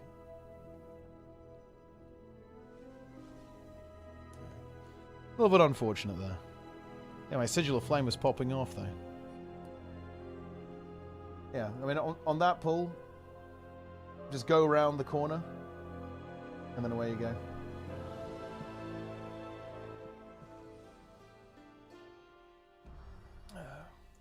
I'm off the cheat build. It's fucking worthless. Cheat build was the problem. The cheat build was the problem.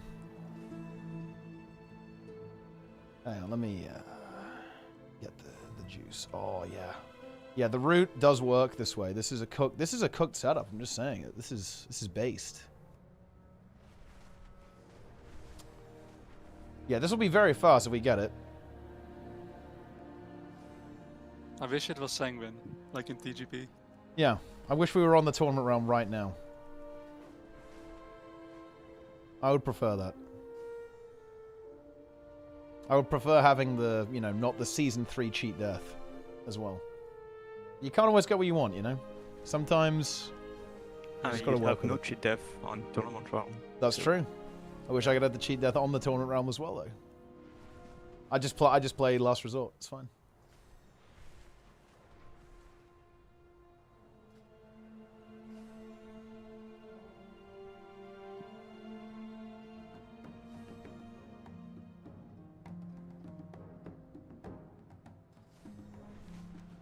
We will defeat Brackenhide.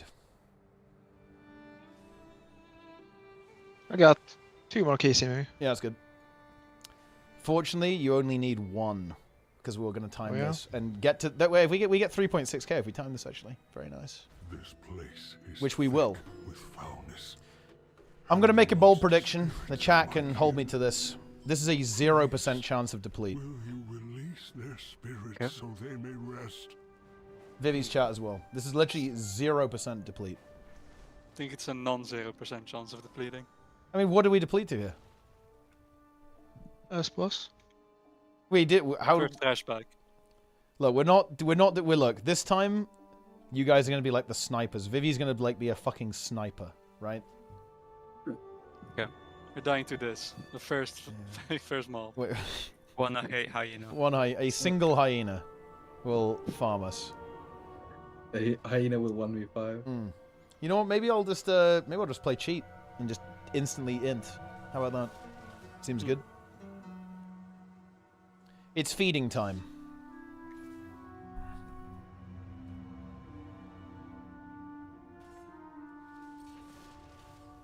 All right. Oh yeah. On the last boss, when I do convoke, you stay away with the boss, far away. Okay. I do a lot more damage during convoke. Okay. Yeah. And that's what we do. Right, check. Yep. I'm flying. Use that item yet. Are you a bird? Or are you a dragon? Dude, what? Holy shit. They need to add that to Druid, right? You could be like dragon form, and you could do dragon riding as a... Yeah, I mean, that's gonna be next expansion. Oh, is it actually? Wait, what? Dragon ride in flight form. Oh, in flight form. Oh, okay. That's kind of lame, though. You should be able to, like, turn into a fucking dragon, you know? We're not depleting to the first pool. The chat thinks we're depleting to the first pool. That's not happening. They're right, I think. How are they right? Probably right? We've never depleted to the first pool here, ever. Ready, check.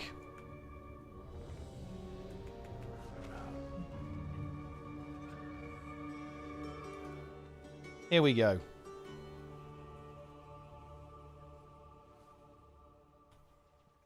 It's Wraithed's key.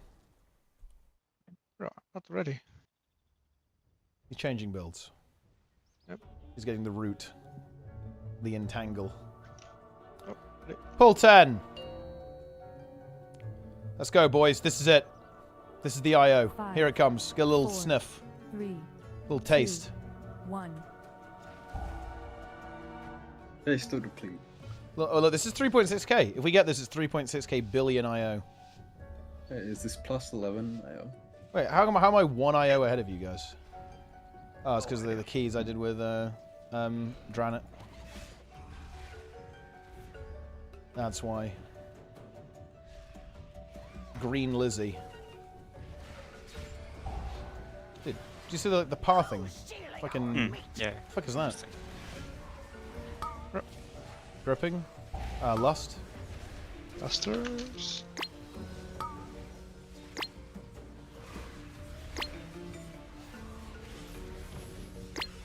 What's the fucking hyena on me? I've obtained the hyena.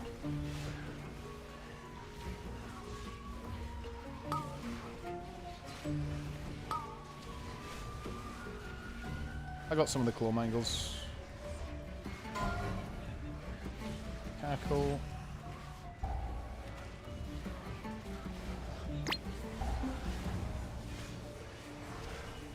Don't pull the hunter.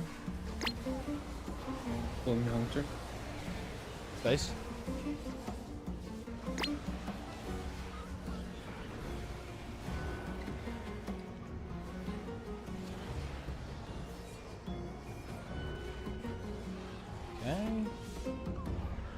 Let's go. Okay. I need to go collect the War Scourge. I'm gonna have to run a bit because the hunter's there.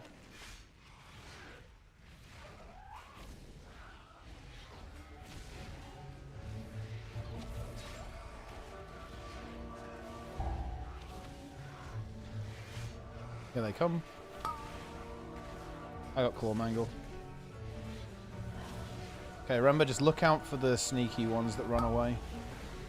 We're kind of right in between the two packs, so theoretically, I think we should be good. Vivi's Frost, by the way. Explain yourself. The Frost key. Is it actually, like, all the way? Yeah, they do play it on TGP. All the way. Okay. Well,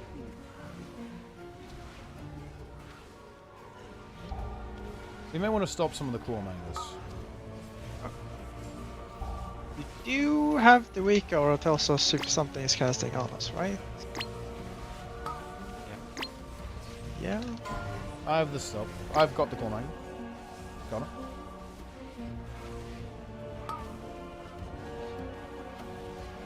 If you're not in combat rated, you could just go get the cages. Oh. I'm in combat. He is in combat. He just unleashed. I have that Claw Mangle. Yeah.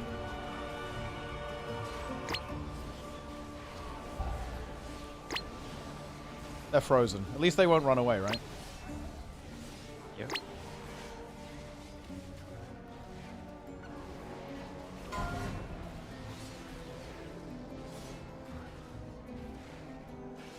It's suited, so... Yeah, I'll go back and... Sizzle's going, actually. It's going.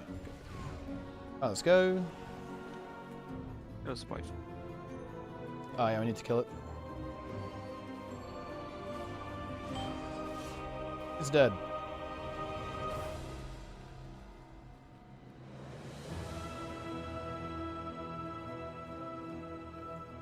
Yeah, we got it. Meat thieves. Wait. Kill them. Yep. Ruin them. Destroy them. He's soothing. He's soothed. Cage. We're through. Meat thieves.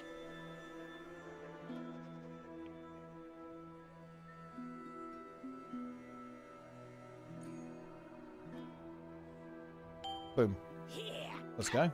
Meat thieves. We rip you apart. Meat thieves. What you waiting for? Bring on First cast is on me. I kick. Guru next. Vivi. Skip. Butcher and slice. Good. It's on me. I'm next kick. Vivi. Guru.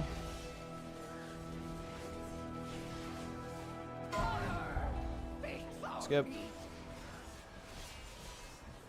Me.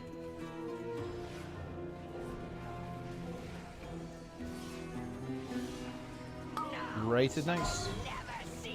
This is Master Spell. Okay. We need. I Master Spell, right? No, you didn't. I'm not. This is really bad. Are we depleting here? Totem's not dead, guys. Totem. Yeah, I can't.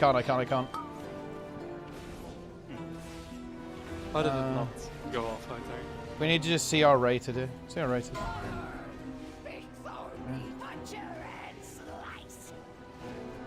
I mean, yeah, just didn't get cast. I mean, this is actually. Wait, are we depleting here? Like, we kind of are, aren't we? This is really bad, yeah. Kind of have to YOLO this. It's rated next.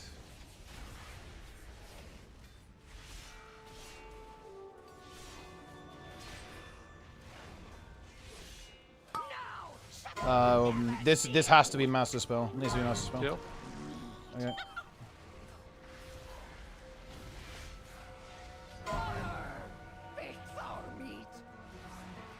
Gotta kill the totem. The thing is, we don't have kick. We don't have kicks.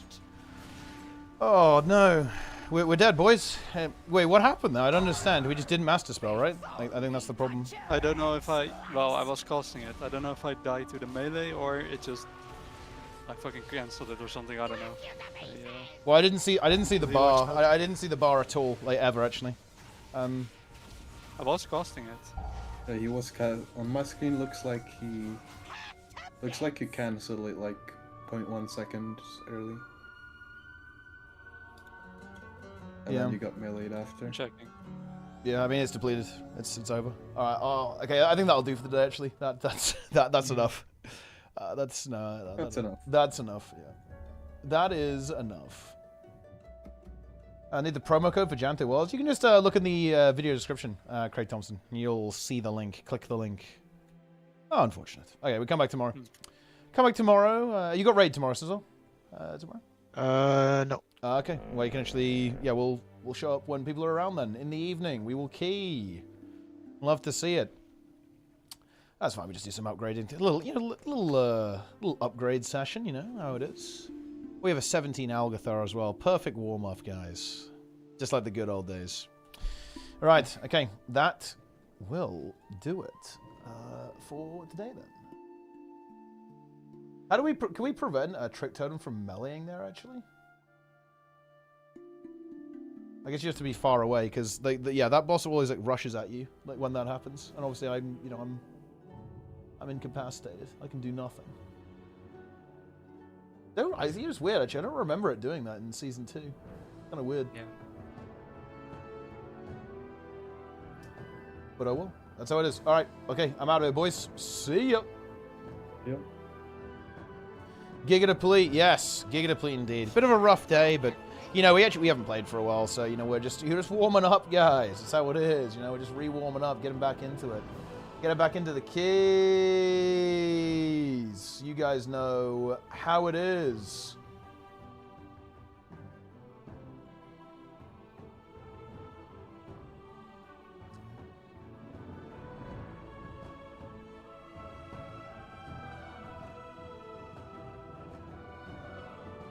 All right, back to Guild Wars actually, because the spear beta is up. Let's fucking go.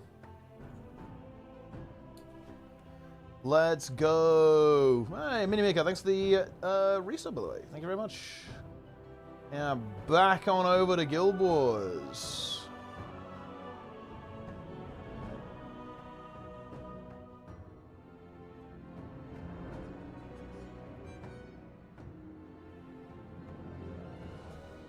Nice. Oh, my beta characters are still here. How convenient. Alright, dude, we're fucking grinding today. I've been going, what, 7 hours? I'm going to do probably another couple of hours at least, actually. Because of the beta. We're back in business. We're back in action. We absolutely are. Played my Paragon all weekend. Oh, yeah. Some Guild Wars 1 stuff. Heroic Refrain. Yeah, that's kind of a cool build, actually, right? That's why I was hoping that maybe they were going to add a new skill type, but that might be for like when they do utility skills in the future, right? Yo, plates with the raid. How you doing in Elden Rang, dude? What's going on? Have you are you the Elden Lord yet? Planix is probably Elden Lord level 1, actually. Like, let's be honest here. He's Elden Lord level 1. And it feels good. It feels damn good. But yeah, the spears are back in business and it feels good. We're activated. Alright guys, I'm going to quickly be right back actually. I'm going to probably grab a cup of tea and then we'll get down to business. We'll get down to business in just a moment. Nowhere to being Elden Lord. Well, I guess it's a pretty long game, right? So I suppose that is to be expected. You know, it's a pretty lengthy one. So I guess you've got to, you know, you got to work on that, you know? But anyway guys, I'm going to quickly be right back and then we'll get down to business on these spears again.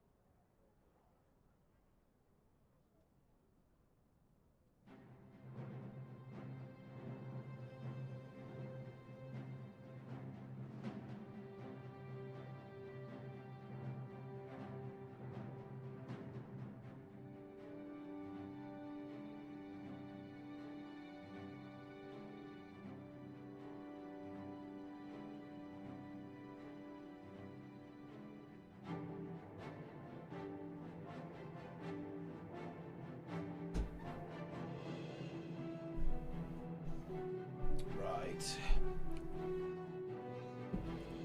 What's going on? Is Spear Power Weaver going to be better than Power Vert? Well, who knows? Bit hard to tell right now, isn't it? Right, let's get some other spears going.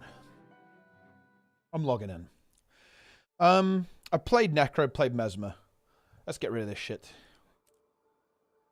Big Gamer Lord. It takes a while, doesn't it?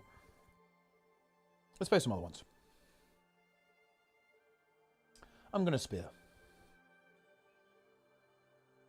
I'm going to spear. Buh. We're gonna have to disable buh, I think. I have no idea what it even means. Why is it not gone yet? I pressed delete and it won't go away.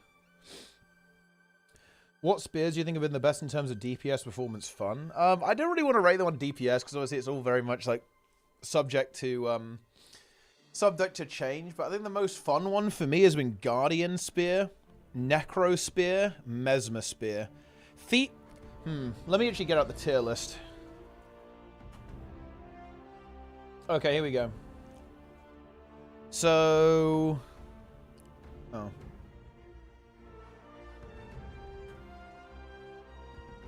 Okay. So if I was going to do a tier list of which ones are the most fun, Guardian is S tier. Fun. Necro, actually very fun as well. Mesmer, actually very fun as well. Like, Thief, yeah, it's alright. I'm not super into, like, DPS builds, but it's actually really, really good, really good thing to play, I think. I really did not like the NG one, honestly, that much. NG's like, whatever. Rev is like, whatever. And you know what? Ellie, look, I don't know. Is this because of the numbers? Ellie doesn't feel bad, but I'm not sure if it actually feels that fun either. Like, you know, it looks really sick, but I'm not sure if it's actually that fun. Not that fun to play with. It's better than this shit, though. And then Ranger. I haven't played Ranger that much, actually, but it's pretty good. Enjoy. What are we missing? Warrior, right? Yeah, the Warrior one's alright. That's probably how it looks for me. I think Guardian is really fun. Necro is really fun. Mesmer's really fun. Thief, Ellie, and Ranger are also pretty fun. And then, like, NG, Warrior, and Rev, it's like, whatever. It's... I'm not that excited. Wait, why didn't it delete? It just didn't work. Okay, now it's gone. Yeah. I mean, the thing is, the Ellie one looks really cool, but I'm not sure if it actually is that cool. That's the thing. I'm not sure if it's giga fun to play, you know? It's a slightly different question you've got to ask yourself. Let's play Rev. Because this one I haven't actually messed around with that much. It's over.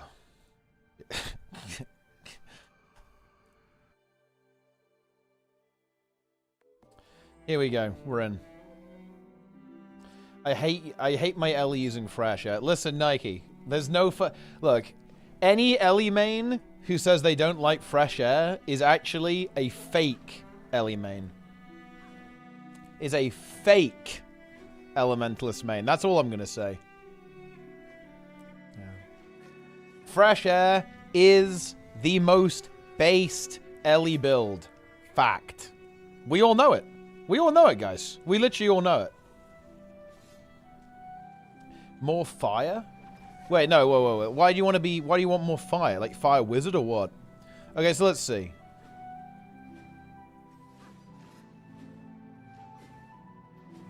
Got the auto attack here. A little bit of torment.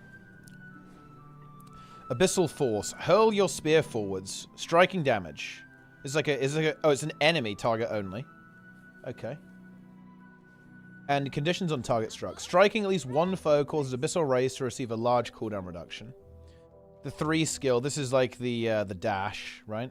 Yeah, the dash, and you put down the little mines. And they slow and chill for a pretty long duration, actually, on those mines. There's some decent CC, actually, if you can land that on like a big hitbox boss. You'll get like a very high slow duration. And it's a little evade as well at the same time. The 4 skill, Abyssal Blot. Gravitational Misforces. Yeah, this is like the CC one. Yeah, and then it does like a gravity well, right? It does like a pull at the end. Does some damage, then does a pull at the end. It's very weird to me that it... Look, this is very strange that it's not, It's very strange to me that it's not... There's no torment on this, right? Go fight the frog. Okay, let's go face the frog. Let's battle the frog. Rev actually looks so cool. I mean, is it cool? Okay, hang on. Let's get like a Herald build on. That's gonna be the way to go. Slap a little bit of juice, you know, a little bit of juice in the mix. Okay. Oh, dude, there's loads of people here for the frog. That's crazy, actually. They all wish to face the frog. All right, let's do this. Wait, I have no secondary legend. That's probably not the way to go. Okay, so here we go. What is this ability? Yeah, you get the... This is like the torment ramp, right? So you have to basically spam this one over and over again. I wonder how this is with energy, actually. So we can get the CC going down there. And then you just want to keep ramping your Abyssal Rays. See, it's now starting to ramp. I missed, though. It's over. And now we're going to be getting like 5 torment stacks. Well, is this good? I mean, yeah, I think this is a bit of an issue because it is going to be a bit undertuned, I think. Definitely feels fairly weak. Yeah, you know what's weird? This feels really, really energy expensive. That's what this feels like to me. Like, very energy expensive. Like, you're really going to have to spend a lot of energy on this to actually get this to work. Breathe deep and die.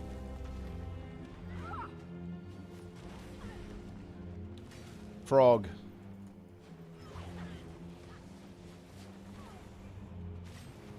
Oh, I'm getting baited there, actually. Like, I keep thinking that that's like an enemy AoE, but it's actually my AoE, isn't it?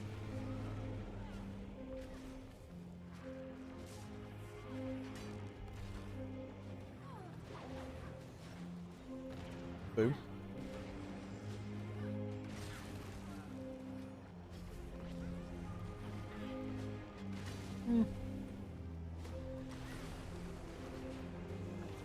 We're getting up there. We need to have 3 stacks, though. No. Just a bit too slow, or not really? You know what? I'm not just saying this to counter jerk. I'm not really getting the complaint that it's too slow. I don't think that's, I'm not sure about it, to be honest. Oh. I ran out of energy right as I was hoping to stun break there. That's a bit unfortunate. A little bit unfortunate there. Go, go, go. I don't know. Feels okay to me. I'm not hating it. We faced the frog. Let me get rid of this one. We've ramped now. Look at that. 5 torment. Let's go. Whoa. Did you guys hear that? The frog just, like, screamed in pain. Not sure if that feels good. Wait, what's the frog doing? Wait. What's happened to the frog? The frog is, like, broken. Oh, okay. Dude, it was actually it was an act. Huge. It was a bait. An elaborate bait.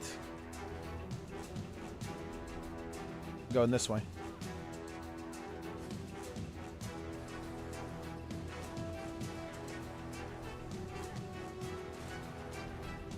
It's over. The frog dodged. This is OP.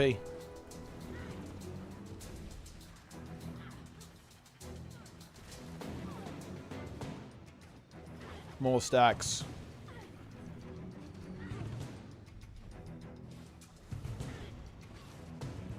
Abyssal Rays.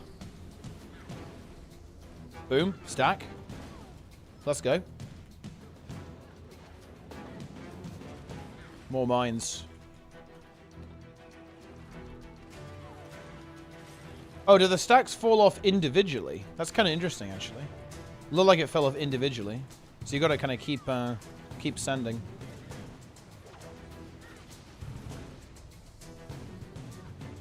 I didn't hit. Oh, no, it looks like it does refresh, actually.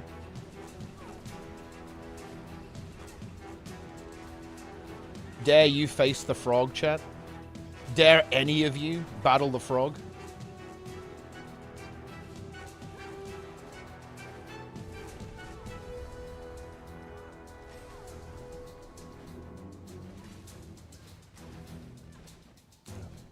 Boom. The frog is defeated. Yeah, it's alright. I mean, I think it definitely is maybe a little, not the best builder in the universe right now in terms of its power level. Feels weird to only have Torment on it, I think.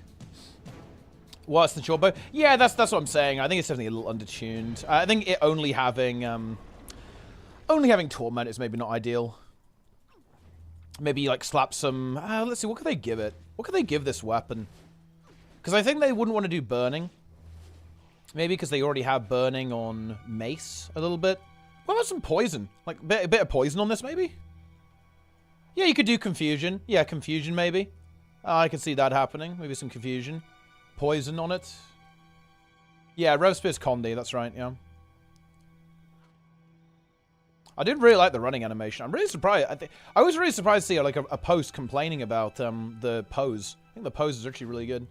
Is it ranged? It's weird. It's hybrid. It's like 600 range. It's like mid-range. Bleeding? Yeah, but there's kind of bleeding on short bow, right? So I think they'd want to have a slightly different setup there. Yeah, you can see it's mid-range here. So you have a ranged auto attack, but then you also have it also has like a lot of melee abilities too. Boom. Get some chill on it as well. There's like some chill.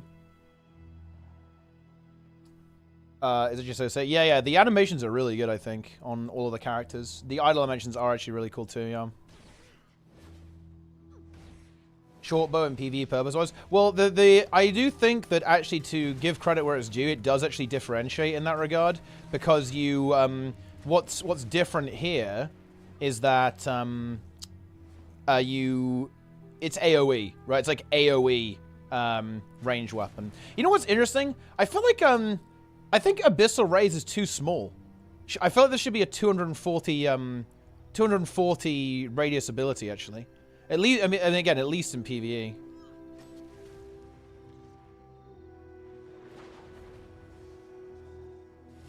Reduce the effects on the Rev Spear? I mean, I think they're not actually super over the top. Yeah, you have like the stack meme. You have to like charge up with this Abyssal Rays. Shortbow's better AoE.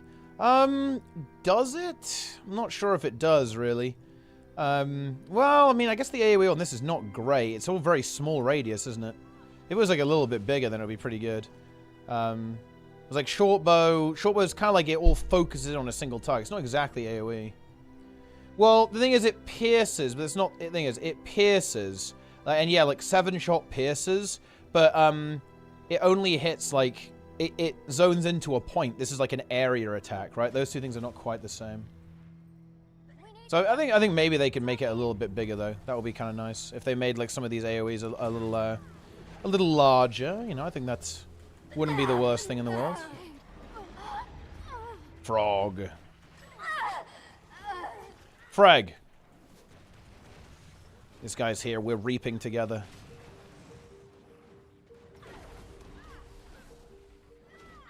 Gonna just heal up there. Dude, the frog claims a victim. And I think what you actually might want to... You're going to end up doing here is almost... we want to kind of like... Almost like spread out our usages so we can keep the uptime going.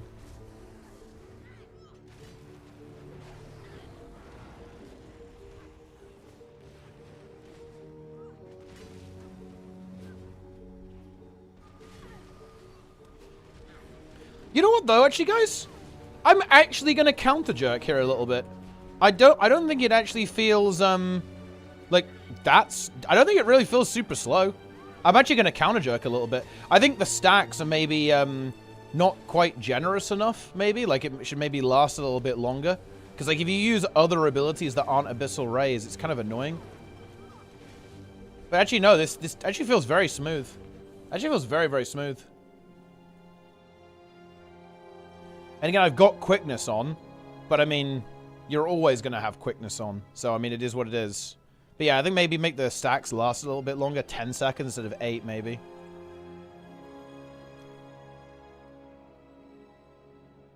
Oh, look, there's actually a little bonus effect here, actually. This is kind of interesting. Unleashes an Abyssal Rays when swapping weapons at maximum stacks. So, like, wait, what does that look like? Let me go get maximum stacks. Nice, I immediately... Yeah, that is kind of slow without quickness, actually. Yeah, that is way too slow without quickness.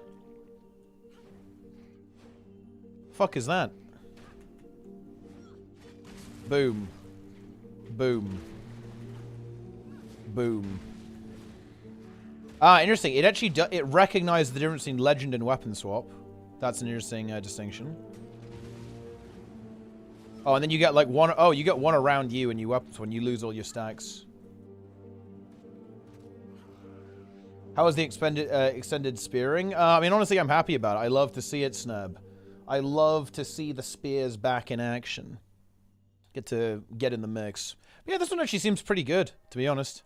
And then definitely undertuned, and yeah, they could like tighten up the animation and make the AoEs a little bit bigger on these, I think. Like 180. 180 for like a mid-range AoE weapon is... Yeah, that ain't chief. That ain't it, Chief. You know, that's, not really, no. So they can just bump the radius up, and I think it'll be fine. I'm not sure about the mines ability. I feel like the mines should do damage. They don't apply any torment. That's very weird to me that like you're putting down these mines, but they don't do any damage. That's kind of weird.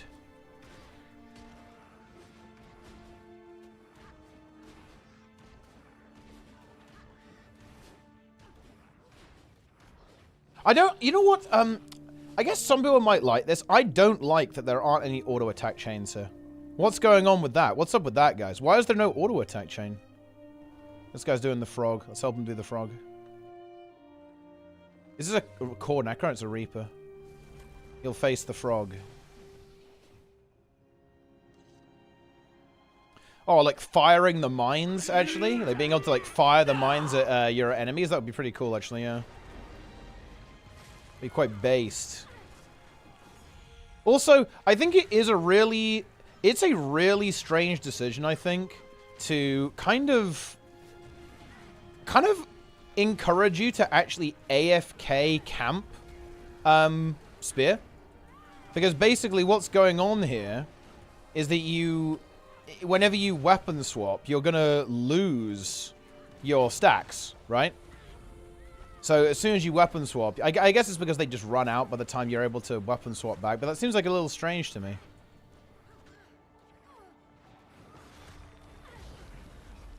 Yeah, and the damage is very, very not good compared to the other rev weapons, actually. Yeesh. It's like very obvious, like just going over to, you know, going over to the mace there, like the mace axe. It's a lot more damage. That makes sense, but on classes that only melee, it doesn't. There are some inconsistencies. Yeah, I don't know. I mean, you can even do ranged autos, though, right? Like, they have ranged autos on, like, Guardian Staff, right? And, like, Necro. But yeah, I kind of like auto attack chains. You know what I'm saying? I think that having auto attack chains is based, to be honest. Like, not having auto attack chains is not based.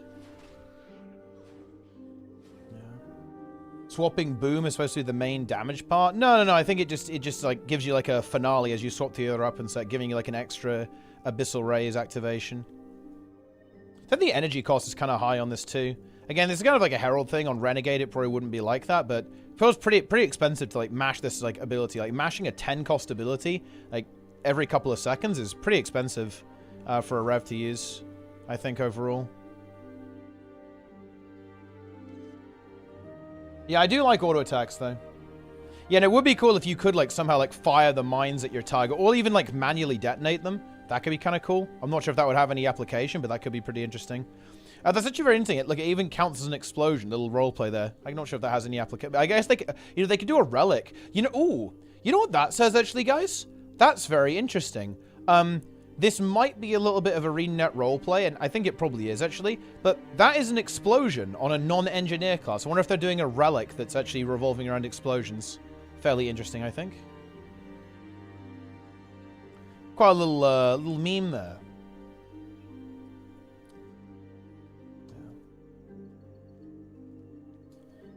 Guard auto hitbox is BS kind of an enemy in melee range. I haven't had a crazy issue with that actually, but I mean, I'll take your word for it.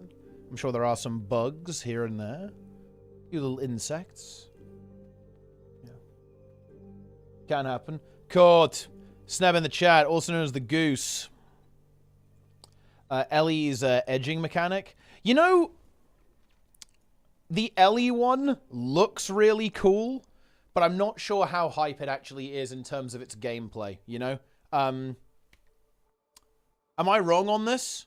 Are there people here who are actually, like, giga coped out? Are you guys, like, coped hard on Ellie? And I'm just wrong on this? But it looks cool, but I'm not sure if the gameplay behind it is actually that cool. Overall. I mean, don't get me wrong. I think the spell effects are absolutely fantastic. But I'm not sure if the weapon is that interesting mechanically, you know? Not super exciting mechanically. Are you also finding it difficult getting invested in new gw2 content? No, it'll be phased out by gw2 in like 5 years. No, I don't engage in games that way. Like, I'm not bothered that every game I've ever played will eventually shut down, and that they'll be phased out and replaced by other games.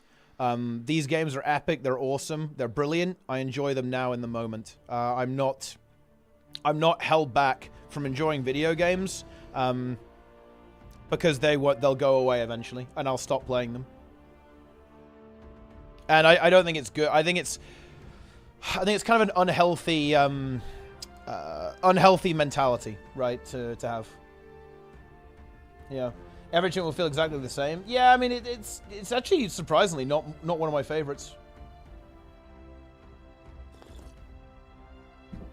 It's not one of my favorites, actually, the Ellie one. It really isn't, in terms of gameplay. It's epic and fantastic, but... Yeah, oh, dude, I just want to play Guard Spear. I'm sorry, man, dude. I'm so coped, dude. I'm, like, fucking coped as fuck. Oh, fuck. I'm supposed to talk to Jaffa. Hang on. Guys, brief interlude. Okay, brief interlude about AFK farmers. Okay? Hang in there. Yo, what's going on? Hello. I've arrived. The spear's distracted me. You have arrived. Yes. I was just watching you. Like, oh shit, I forgot. Yeah. I'm in. I'm ready to go. It's because look, you know, blame the frog, blame Nike. You saw the frog, right? You know, that's some good content. Have you been playing any of the spears, by the way, bro? You been blasting? Not really. I don't know. Playing a weapon without any of the art on the skills just feels so wrong to me. It does feel a bit weird, doesn't it? I do like what they've done this time, though. Don't you think? With the you know, oh yeah, I was just like, oh, this is a damage, this is a utility, this is defensive. Yeah, yeah. It's pretty cool, but it's like, if I don't know what the little skill icon is, I'm just like, it doesn't feel like a skill. I'm just pressing like some little button. I think you're absolutely right. It does take a little bit away from it. I will 100% concede that. Is that like seeing all the artwork and all that stuff is kind of special. We're talking to Jaffa right now, guys. AFK farmer, enjoyer. You know, policeman of the AFK farmers. Oh, I found some. I'm going over. This is the perfect backdrop for this conversation. I've gone to the Choya spot, which is the most based farm, actually, of all the farms. Of the Choyas. Yeah, I'm getting involved. I'm literally doing it right now. Join me, Jaffa. Come on your EU. Do you have an EU account? Not with Corner. Oh, because I'm just gonna. While we're talking, I'm literally gonna AFK farm. I'm gonna do it. I am going to literally farm Choyas for the entire duration of this, whatever this is. Like we're talking about Choyas. Excellent. Yeah. Oh wait, I'm still on Scourge. Hang on, I got to fix this. But yeah, look guys, there's an infestation of AFK farmers. Get those minions out. Yeah, I'm gonna get my minions, and we're just gonna make it happen. And I want to play Reaper. I'll get some little minion monster Reaper. I'm not actually going to AFK farm though, guys. I'm gonna actively farm the choice because I'm ethical. You pretend to AFK farm. That's the way it goes. I'm an ethical AFK farmer, guys. Okay, that's what this is. Okay, that's what we're doing. But anyway, I guess we might as well kind of get into it. Actually, you know, the pleasantries aside, we're here to talk about AFK farmers, which is kind of a topic that I feel like it really fell off hard. You know, like it was like a big thing, and there was like a post every single day about it. It was constant talk of AFK farmers. It was everyone loves this stuff, right? A million posts, like, you know, everyone's exposing them, trying to grief them, all this kind of crazy stuff. Then it just kind of fell off, and you brought it back. You brought it back into the limelight by exposing them, exposing the secret of the AFK farmers, and exactly some really good research, right, as well, into kind of like what they're farming, like how efficient it is, like how much gold it actually generates, all that kind of stuff. So I guess I want to ask you, what was your motivation for this? Like, why did you go, you know what, I'm gonna AFK and find out the truth about AFK farmers? Why did you do this? There was no content to play. Yeah. And I like spreadsheets. Yeah, that's so I was just like, no content. What can I do? Instead of AFKing in a city, I'll just run around and be like, oh look, here's some people who are just AFK farming, and then just like, how many spots can I find? And then I've got a friend of mine. You've probably seen his videos. He's like the AFK farmer killer. He's like beyond the wall. He makes videos going around. Like he goes like full role play. He's like, I've brought this AFK bot through all the way into Divinity's Reach and thrown him off a bridge and all this stuff. So a little while ago, he made a post on the Reddit being like, I am the AFK destroyer. What are some AFK locations you know of where I can harvest some farmers and mess around with them? So I used some of his posts and talked to him a bit, and just sort of made a little route that I'd go on every day a couple of times, and just be like, here's some names. Oh, here's some people. Collect them up, and then just turn them into a bit of a spreadsheet to see how many there were daily, how many times you saw the same people, kind of thing. Yeah, and I think the thing is that nobody really bothered to make actual data on this, right? In terms of like the number of AFK farmers, like all the accounts and stuff like that, and also kind of like actual drop rate, like essentially drop rate research, right? Into like what you actually get for doing this. Like nobody really bothered. It was like, you know, whatever, just, you know, it is what it is. Like, you know, it kind of looks goofy, but, you know, ArenaNet don't really care, so whatever. And like, I don't know, like what I guess it's like we should definitely bring up like, what did you find, right? Like, what did you find? What were your findings regarding like the number of AFK farmers and like what they're actually up to, right? Like, what they're actually getting out of this? Because it's like I'm here right now. These are all from the same guild. This is almost certainly the same player, right? Like, I'm looking at it right now. There's like there's triple Azura over here, and there's like another player over here. And there's also like multiple other characters like with this. What I'm surprised about, it's like so blatant. It's like the same guild tag as well, right? Like they're not even pretending to be separate players, right? Like if you're like AFK farming on one account, it's just like whatever. Like it's against the terms of service, but it's just like one account, whatever. Who cares really? But when you've got like 5, 10, 20, I think the most in my video I made, there's like 29 accounts. All the exact same person, exact same name. It was like, how can you be this obvious? Yeah. Yeah, but nah. I'm trying to find my data. Yeah, I mean, there wasn't a massive amount of. I suppose it is actually quite a substantial amount, because I was just doing North American servers because I don't have all the locations on EU. So currently there was 668 accounts on North American servers, so that's a number that exists.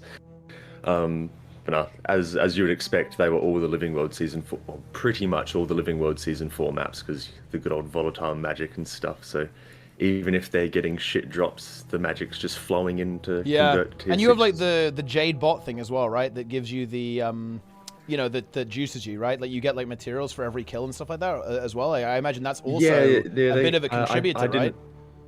I didn't account any of the Jadebot stuff, and I also didn't add in any of the there's like the karmic retribution thing. You can like level up on each of the living world maps. I didn't include any of that, but the karma generation isn't amazing. I think you talked to Incredible Sushi at some point, didn't you? And I think he went over how much of those little karma things he got in an hour. But I don't. That was probably about a year ago now, I think. Yeah, I killed him with the sand shark, Jaffer. I got him. Yeah, I got him. It's actually just as we started talking, the sand shark just walked over, and I've just commandeered it. I've commandeered the shark. Yeah, they did.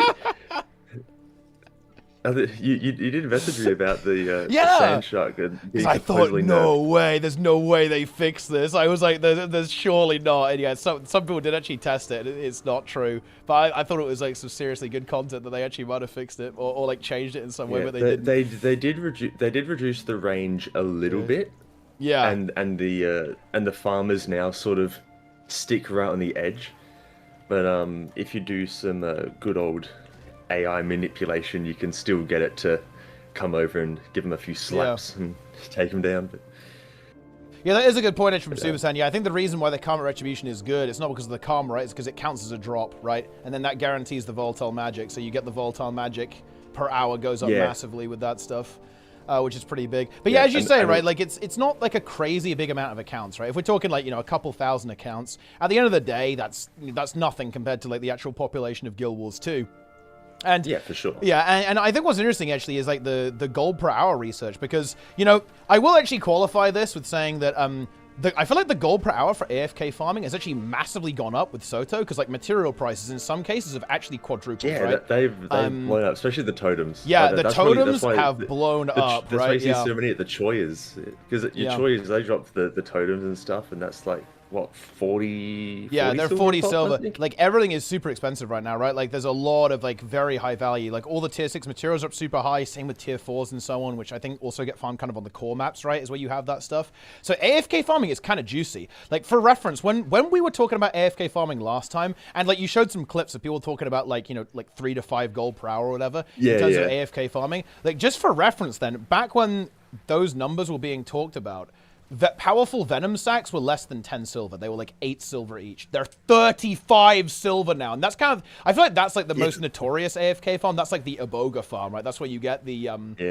you think AFK farming, I think they immediately go to Ibogas in the Modry Caverns, and they immediately go to that Ascalon wall that's like being shot with the cannons. Yeah. With the ghosts, right? They just kill all the ghosts and stuff. Yeah, the ghost men. Yeah, it's good. But I mean, just tell us a little bit about some of the data, right? Because you uncovered all this information. You did like some research on like the drop rates and stuff like that, and what people are getting. It's pretty, it's surprisingly decent, right? Like I think people are kind of cranking out like 10 gold an hour, and so it would be like a pretty conservative estimate, right? Like as per one of these accounts, is like it's in the ballpark of 10 gold an hour, right? A lot of the time these days.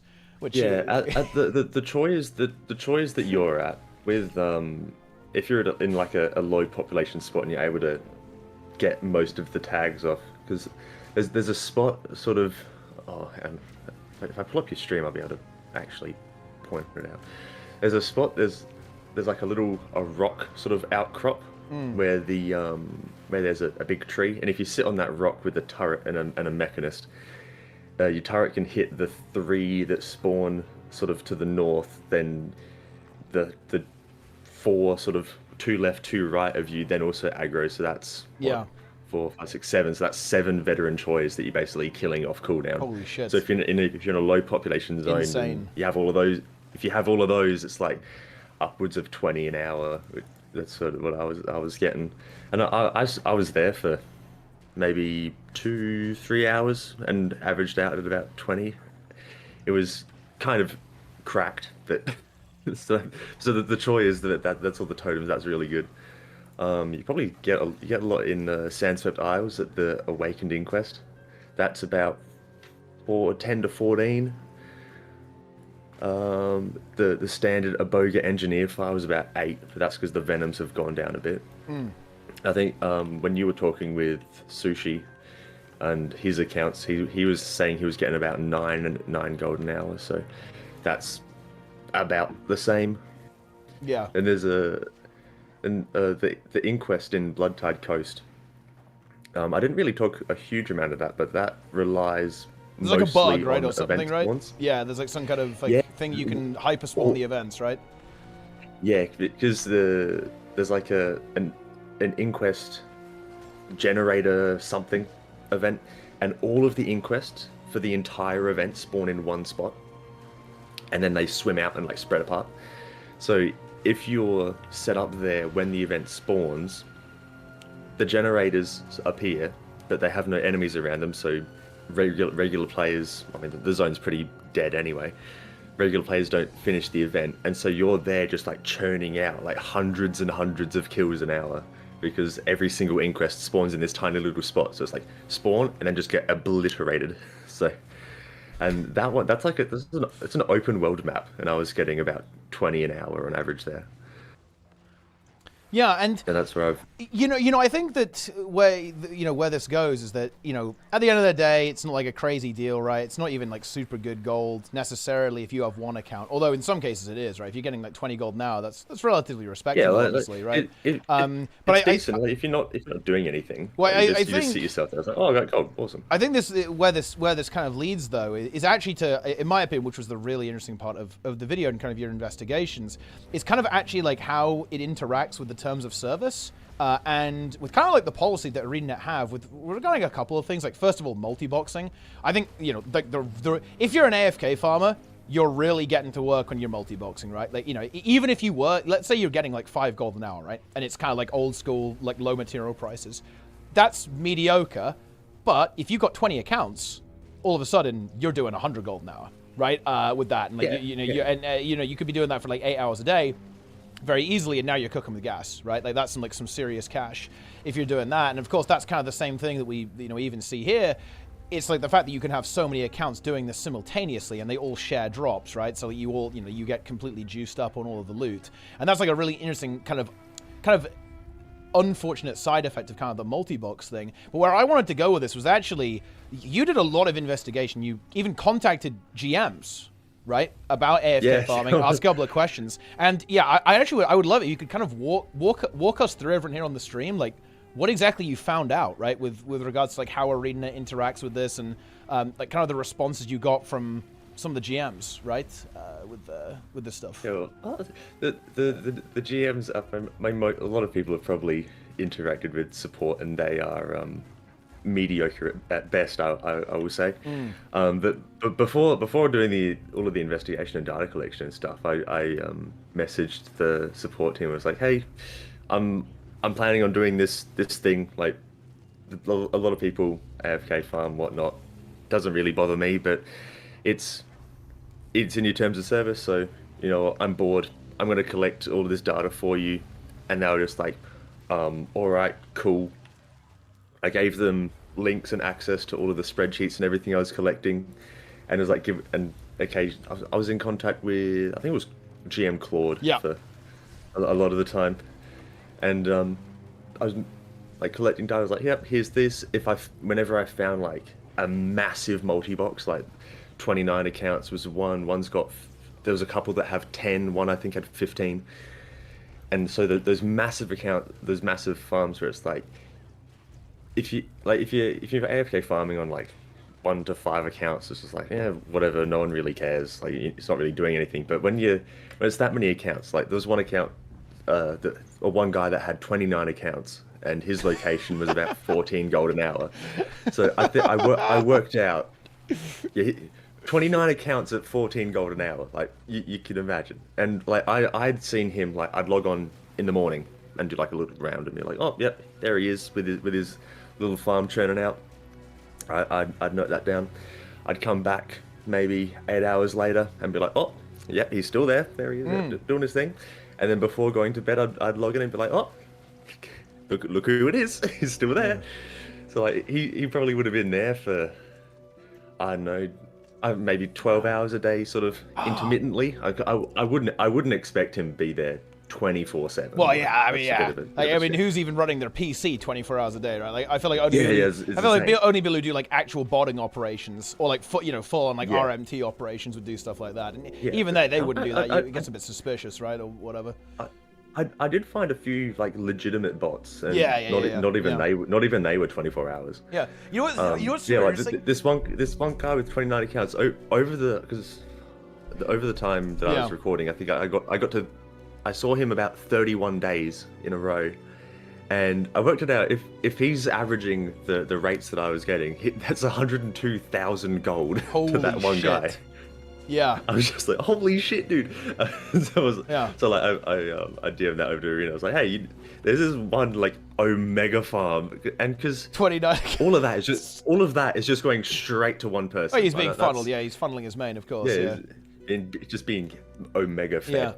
This is very interesting, by the way. We actually we just witnessed like something very interesting here on the stream, because they kind of woke up. So I started killing them with the shark, but they were alerted, right? Like maybe they like tabbed back in or something to the game or whatever's going on here, and then they defeated the shark. The shark is dead now, and they rezzed all the farmers, right? So like this guy in particular, this guy is AFK farming, this Mechanist player, but I think he's on the spot you're talking about, like he's on the rock, like firing at all the choirs. He's on the rock, yeah. That's the good spot. And yeah, like basically when I dragged the shark to him, it downstated him. But then he used the Jade bot thing, got up, and then a lot of the other players, like this Mechanist was also AFK farming, they activated and killed the shark, and now I'm sharkless, and it feels bad. You know, it's over. You know, the shark is gone. I've lost it. As far as it comes back in like 15 minutes. It's got a pretty high spawn rate. But yeah, I mean, it's funny. Like they actually won. The shark was not able to kill all of them. Unfortunately, it was not powerful enough. That champion shark is actually incredible. It's quite weak. Yeah, it's not strong at all. Unfortunately, the shark was not enough. Yeah, exactly. It awoke them. Right, they were awoken by this. But yeah, I mean, obviously there's some crazy numbers there, right? That and that's kind of the power of multi-boxing, right? At the end of the day. Yeah, that's more of a multi-boxing OP than an AFK farming OP type of thing. Because a lot of people are like, oh, you hate AFK farmers. Like, I don't care. I think it's fascination. I think it's fascinating. It's like science. It's just interesting. Yeah, it's interesting. Yeah, it is a very interesting thing. It's like I find it to be an absolutely fixating topic. I'm very ambivalent about it. I think we actually share a position on this. Like, I'm kind of whatever. It's like, you know, it kind of looks goofy, and yeah, ArenaNet should probably do something about it, like with diminishing returns. But it's not something I lose sleep over, right? You know what I mean? Diminishing returns do take an effect, and like the numbers that I get they do account for diminishing returns in some respect, because I think if I remember correctly, it's about if you're getting more than 5 kills per minute for 30 minutes or longer, diminishing returns kicks in. Yeah. And then for each minute onwards of that same rate, it reduces. And so I was there for 2 hours, or like two or so hours for each of my little number tests, and so diminishing returns would have been well and truly in effect for those. I mean, you should probably, like, I would say just put it down to 0 at some point, right? Like, you know, if you're literally there, if diminishing returns doesn't hit 0. Yeah, exactly. Yeah, because the thing is, as long as that's kind of the issue here, right? Because the effort. You know, when you're thinking about like farming, if you're a player and you're thinking about farming, right, you're kind of doing a little calculation, right? You're saying, well, what's the amount of effort I need compared to like how much loot I'm getting, right? And an AFK farm is 0 effort. Yeah. So essentially, as long as there is more non-zero loot, 0 effort is always going to be worth it, right? So people are always going to do this, right? Zero effort for something is still worth doing. Exactly, it's always going to be worth doing, and that's kind of the issue. That's why I think that's kind of the issue. But I kind of want to steer it back to actually to the policy and this GM stuff. You did some really interesting research here actually, and again, you know, like, I think it's kind of cool that ArenaNet was actually willing to discuss this. But yeah, I guess just give us an overview of what that was. Like, what is ArenaNet stance on AFK farming? Because I think that's almost like, not exactly a controversial topic, but I think certainly a misunderstood one, right? I don't think, when it's talked about, people are not totally sure where the TOS actually is. And I think it might even surprise people. Again, like, you know, I've seen your video. I'm not going to spoil it. You're about to spoil it for everyone here. But yeah, you know, there's, you know, it's a kind of a surprising turn of events almost, right? With like what the actual policy is. And of course, Then you have the whether it gets enforced or not, of course. Yeah, I'll just start off at I have gotten so many different responses from different ArenaNet employees. Like, some GMs say something, and then I'll take that GM response and send it to another one, and they'll be like, "Oh, this is like there is no sort of agreed upon way that ArenaNet as a whole looks at the policy." It's sort of like, how can you enforce a policy when all of your GMs are just like, we don't really know what this means. So it's so shittily written that it's basically unenforceable. But the clearest response that I got was from GM Xylo, and pretty much it pretty much just goes over the unattended gameplay policy itself. Hang on, let me pull that up so I can actually read it and not make stuff up. And another thing is the unattended gameplay policy. What is stated on there? They are examples, not an outright. Yeah, it's not like a clear. Thing. Yeah, it's not like it's not like a clear line for every situation. Yeah, but it says any form of unattended gameplay is prohibited. So I was like, okay, big problem. Unattended isn't specified. What does unattended mean? Yeah. And so I went and was talking to some of the GMs, like, hey, your policy isn't clear. Unattended, it's an undefined term within your policy. What do you mean by unattended? And they're like, oh, you'll be unattended is if you're inactive. I was like, oh, okay, cool. What does inactive mean? And they're like, oh, okay, inactive. And they're like, oh, inactive is when you're not actively playing the game. I was like, okay, yep, that's cool. So what constitutes not actively playing the game? So it was like this rabbit hole, like, here's a term. Okay, what does that mean? They give me another term. Okay, that still isn't a definition of what is or isn't allowed. Can you elaborate further? And so it was like a couple iterations down until I finally got an answer. It was like, oh, you pretty much, it comes down to if you're not pressing the buttons to kill an enemy, you're not actively playing the game. Yep. So things like, because a lot of people, they sort of skew it and be like, oh, I'm not AFK farming because I'm at my computer. And that sort of thing. So, well, you can be at your computer, but not that's written out, right? Like, exactly, yeah. Like that, the policy that you've described, that means you can't do that, right? Like you cannot do that. Sort of the main part of the policy that a lot of AFK farmers fall into, it says the use of AFK farming, the use of auto casting abilities to farm while not at your computer or actively playing the game. So you can't use auto casting abilities to farm while not actively playing the game. And if you're not actively playing the game, it means you're not interacting with the game, you're not focused on the game. So like, let's say you've got your Necro sitting there auto casting and you're working on a spreadsheet. Yep. On your other screen. Illegal. While you're working on that spreadsheet, you're not in control of your character. Yep. So you're not actively playing, therefore that would technically be a violation.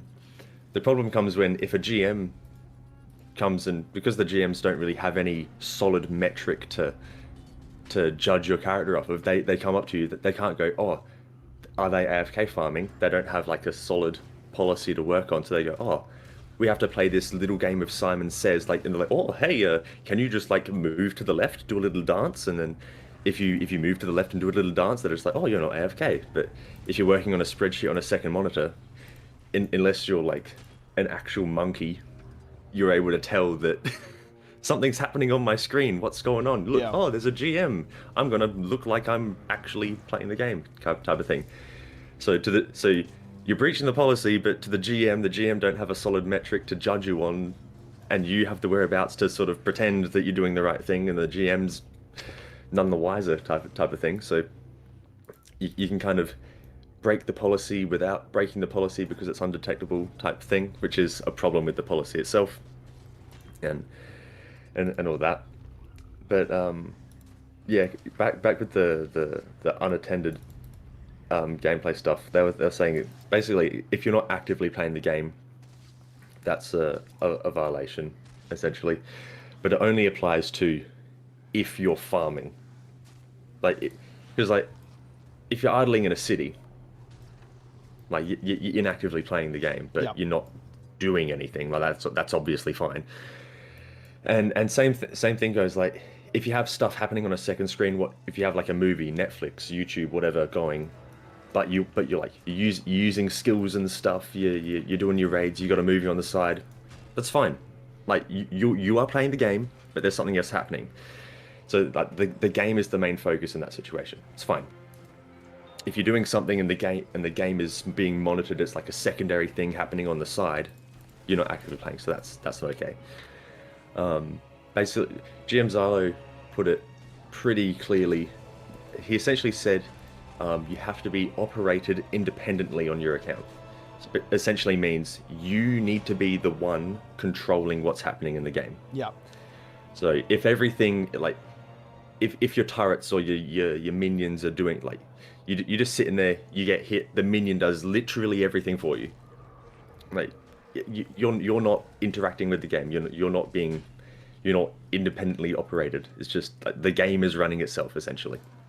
That's technically a breach of policy, but as it comes to ArenaNet, unless you're like an actual monkey just sitting there not doing anything at all, and a GM comes along and you're just like, oh, there's a GM here, I'm also gonna just continue to do nothing, then that's their only way of being able to determine if you're actually AFK farming or not. They play little games of Simon Says.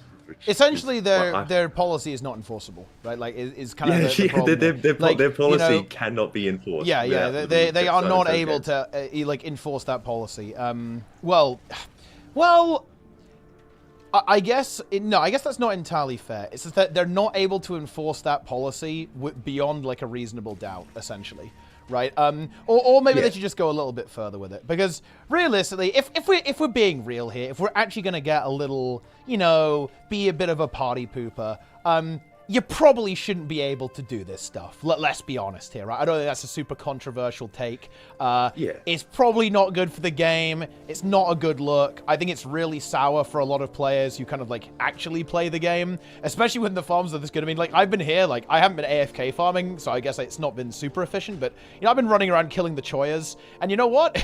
It's pretty good. I've got like a bunch of these, crafting materials already, like they're starting to pile up, all this kind of stuff. It's not good, especially when you combine it with the multi-boxing, right? I think that ArenaNet honestly probably should go a little bit further. And I don't know, do you have any ideas on how you could actually word it? Like, how could you word it that kind of... Would you just bite the bullet and say, even if you're at your computer, you're not allowed to do stuff like this? Like, how would you go about wording that, right? Like, in terms of, have you given that any thought? Like, how you do it?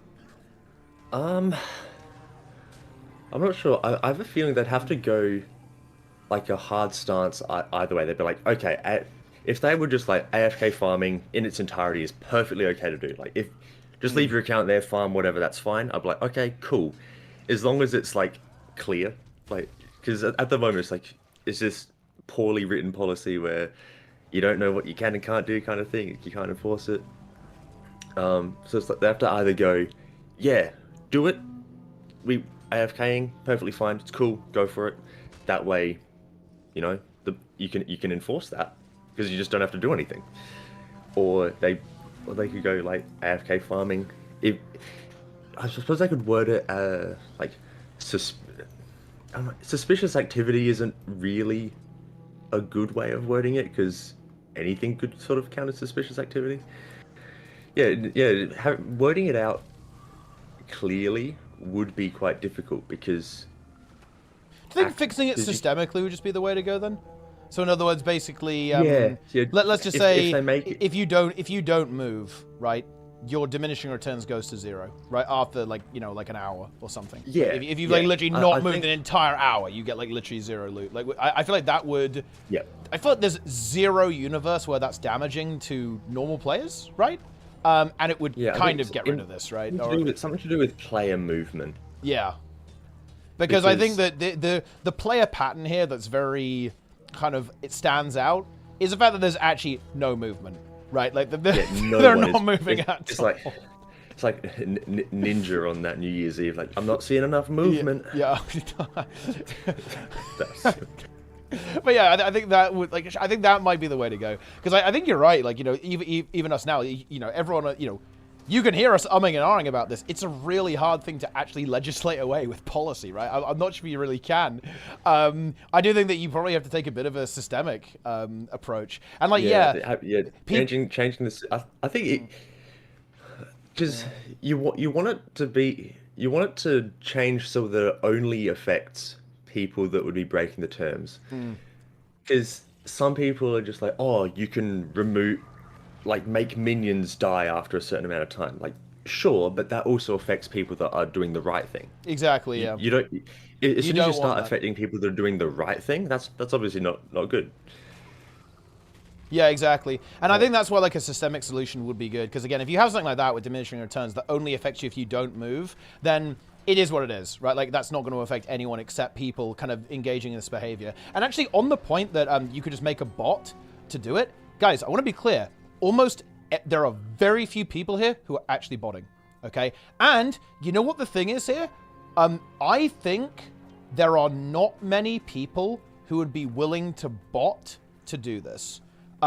Because I think when you get into that territory, it starts feeling real icky, right? Because that's no longer a gray area. That is an absolute no-no. You cannot do that. And I think actually the amount of people who would actually kind of go further and say, well, they fixed AFK farming, and if I don't move, right, then, you know, it's over. Like, to go to like a full-on botting operation, I don't know. I think that's actually not a lot of people would go for that. To be honest. And you'd also have to make the diminishing returns, so you'd actually have to do something to get rid of it, because otherwise I could imagine this scenario where AFK farmers would like be multi-boxing and it's like tab through all of their accounts, like move one step and then, you know, away you go. You'd have to have some kind of system that says like, oh, well, you've got to move like a pretty big distance, right? Like to, you know, to fix it or something like that, or it like gradually ramps up again, like after you complete, like, you know, you do like active stuff or something like that. Diminishing returns is area based. I don't think it's map wide. Yeah. But I'm pretty sure it does have quite a substantial range to it. Yeah. So like if you get, because if you're at the choice spot, let's say you go over to like the Barbalite crater, which is that northern spot that has all the hyenas. There's the shark also roams. So like that kind of distance, I think that would probably reset the diminishing returns area for the open world. But yeah, like it does have quite the range to it. Yeah. And like on the people that are actually botting, like, because I've got 668 accounts that I've recorded, of which only 9 of them were like outright botting. Yeah. 9 of them were outright botting. Yeah. And then you do get the macro users, which I mean, botting and macros, they're basically the same thing, but the way that I separated them was botting was actually like moving around the place, botting, whereas macros, you might, let's say you're auto casting Nightfall on a Reaper, but then you might be macroing an auto attack as well, or you might be macroing Spectral Grasp to pull in all the enemies. So macroing on top, like it's it's botting, it's against the terms of service as well, but it's not as bad as a fully functional bot. Yeah. That was still like 30 people. So if you combine the two, that's 39 out of 600 and basically 670 accounts. So 39 of 670. It's still a small amount. Well, I think that the key takeaway there is that if you were able to address the non-bots, that would essentially dissolve the problem significantly. Like bots, like botting is always going to happen, right? Like, you know, it's an MMO, right? People are going to cheat, people are going to RMT. That's just the way it is. And obviously, those people should get banned and get caught. But I think the issue with AFK farming is that it is that slightly kind of like weird gray area, and again, as we mentioned, like, very difficult for ArenaNet to actually action, right? Like realistically, like, you know, you definitely have to give some kind of sympathy to the devs. It's hard for them to do that, especially with, you know, like how difficult it is to actually write policy that kind of outright condemns essentially AFK farming, right?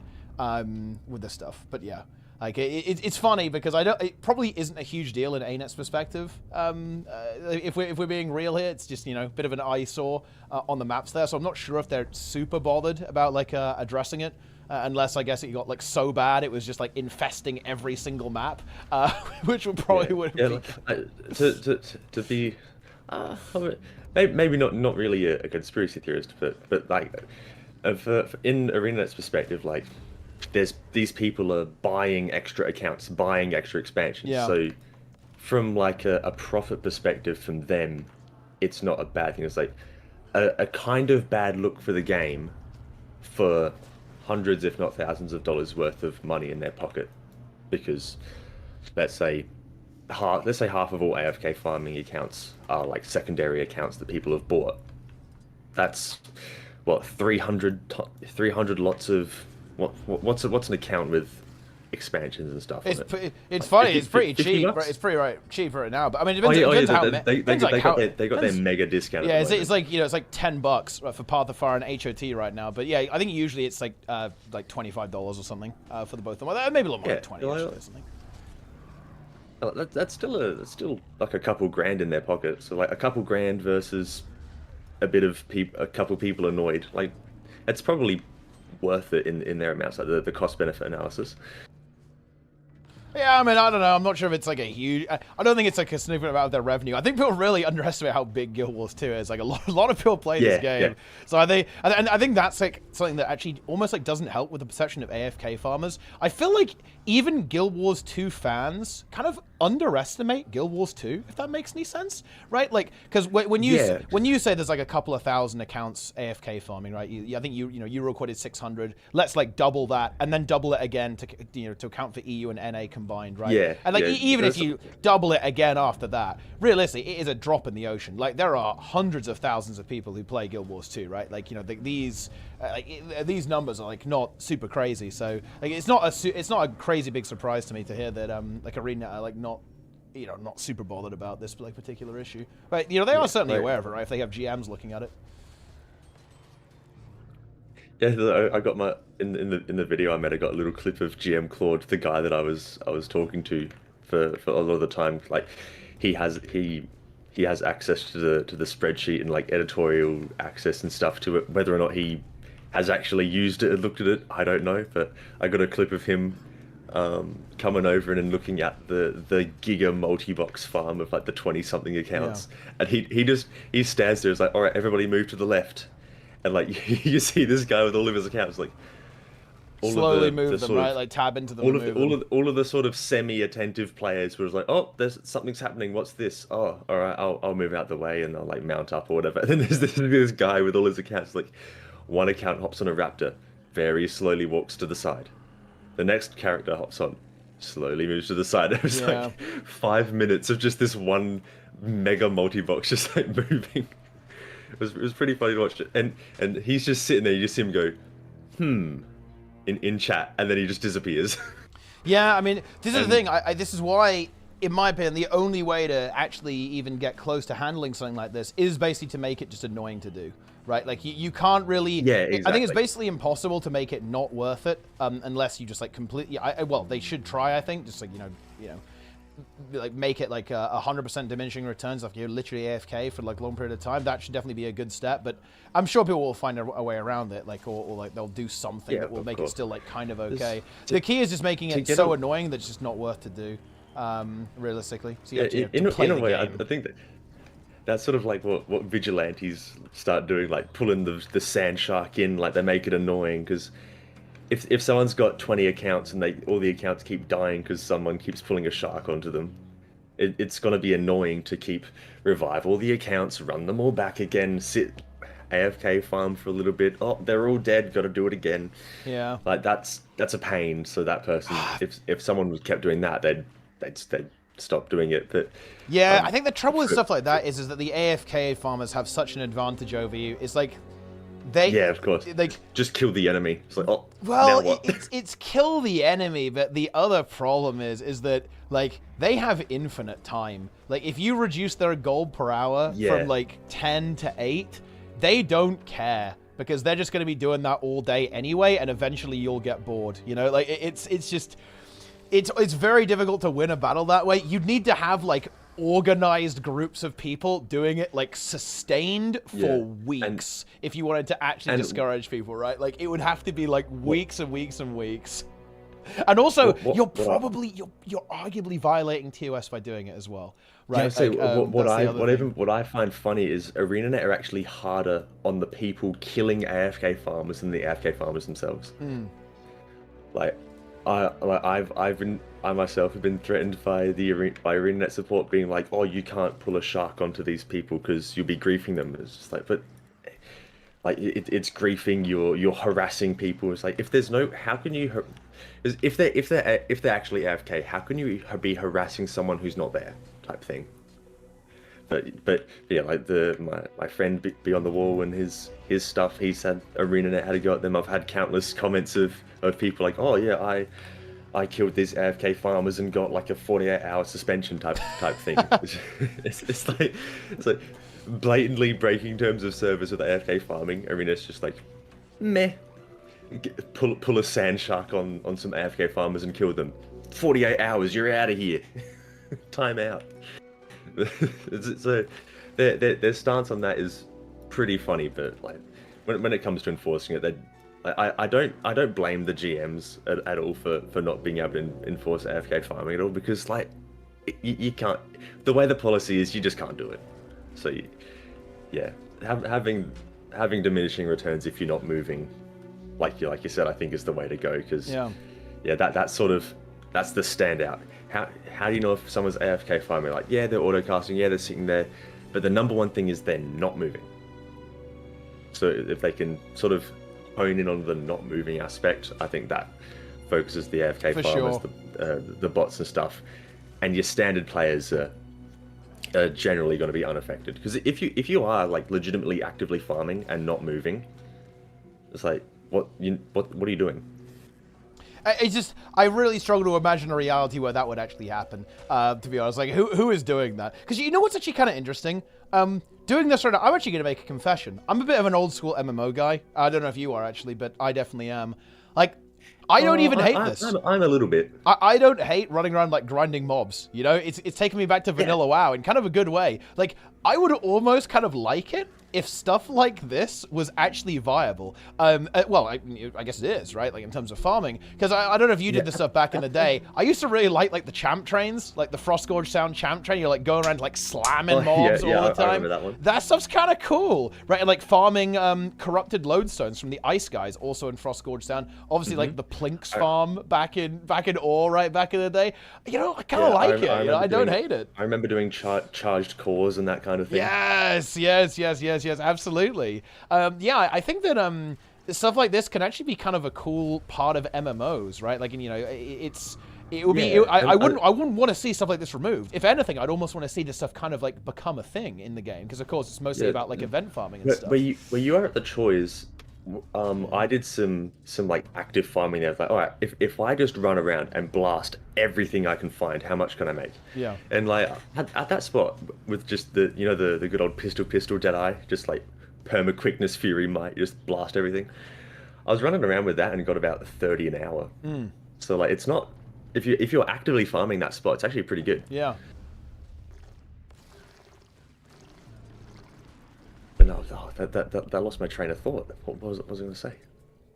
Oh yeah, like with the way the policy and stuff is written, in order for like the AFK farmers that you see there, in order for them to not be breaking the terms of service at all, because a lot of people go, oh, they're not breaking the terms of service, like they're fine, they're monitoring the game. That's not okay. That's fine. I mean, sorry. In order for what they're doing to legitimately be okay, you have to envision every account there that you're seeing is focused on like they have their game as their primary window, and every 19 seconds or whatever Nightfall's coordinate is, they're sitting there and pressing the button themselves. They're sitting there and going, all right, Nightfall, and then they're just sitting there and watching the game. Nightfall. And they do that for 8 hours on end. If you can imagine someone doing that for 8 hours on end without moving, no way. that is the person Yeah. That has to be playing these accounts in order for them to be legitimate and okay to be there. And like, here's the thing, right? That, like, it doesn't exist. No one does that. No one does. And this is why I feel like ArenaNet could just ban these people, right? Because there's no way. It's kind of like beyond a reasonable doubt. Like, there is absolutely no shot that like these mechanists are like using their mech abilities like Nightfall, right? Like and like making them fire off the mortar. There is absolutely no way that's going on there whatsoever. No, not even close, right? Like, it is what's going on. So it's like, I don't know. They probably should just ban them, right? Because what are they going to do? Are they going to complain? Are they really going to complain? Because come on. Especially if you've got like a larger operation going, you know, you've got like a multi-box, you know exactly what you're doing, right? Like that's like, because that's the other thing about AFK farming, that nobody accidentally does this. You know what I mean? It's like there's no way that a new player could get caught in the crossfire and get banned, you know, wrongly, right? I actually think that I'm curious if you have like a counterexample of this, but I can't imagine a false positive ban for AFK farming. I just can't imagine that. Like, how could an innocent player like end up doing this at all? I just don't see that even being possible. To be honest, I can think maybe because. Oh, I'm not sure if you've seen it yourself. Have you been to the Bloodtide Coast spot? That's the one that abuses the event. No, I don't think I have seen that one. You should go check it out now. It's at the Sorrowful Sound. I think is what it's called. I'm going to investigate. You know the little Quaggan village in Bloodtide. Yeah. Near the Crab Heart. Yeah, and they go. There's. And let me pull up your stream. I'll guide you. Oh yeah, I'm teleporting. Let's mute so I don't hear myself. I'm in. Oh, and I've got an ad. Sorry, so I'm just supporting the stream. Is it underwater? This ad. Alright, where is it? Yeah, it's underwater. Okay. Do you think they'll be here? Like, is it really common? Are they going to be here? It's pretty common in North America. Like, that's something else I've noticed. Like, farms like Lake Doric, massive on EU. Doesn't exist on North American servers. Wow. There's like this cultural shift of like what AFK farmers are good at. Oh, I think I found them. I think there might be some here. Hang on, where are you? Yep. Okay, so go straight. So sort of. Oh yeah. Shit. Is there just a fuckload in there?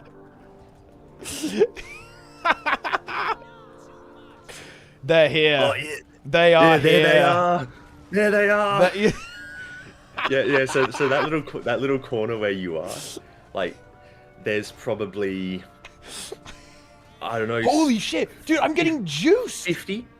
Wait, I'm getting like absolute juice. It's like radiant dust and stuff. This is actually crazy. And engraved totems. Oh my god. When the event is up, like what, if that event doesn't despawn, the rate that you're farming there, is like 27, 28. Yeah. This is absolutely this is insane. And this is a cool tech, by the way. Well, it's not necessarily a cool tech, but it's a funny tech. It's like heal heralds. Using the thing that gives them the extra pip, right? So they can apply like perma boon and maintain the Malix elite permanently. So they have infinite. They can just like literally go AFK and just like pulse out damage. And it's even more than that. It perma pulses 25 might and quickness too, right? So they're also just completely juicing themselves. So what a lot of heralds will do is they'll actually be a heal herald. Yeah. And so they'll give out 25 might, fury, protection, and regen. So they'll be healing the AFK farmers. But and then they get full credit. Recently added because ArenaNet added that change for World versus World, how to give support players more credit because then support players aren't tagging enemies. So like, we need to give them credit. So if you give boons to somebody who kills an enemy, you also get credit.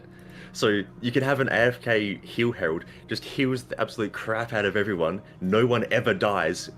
And then every enemy just gets a one shot, full credit, and you're not even doing anything. You're not even killing anything.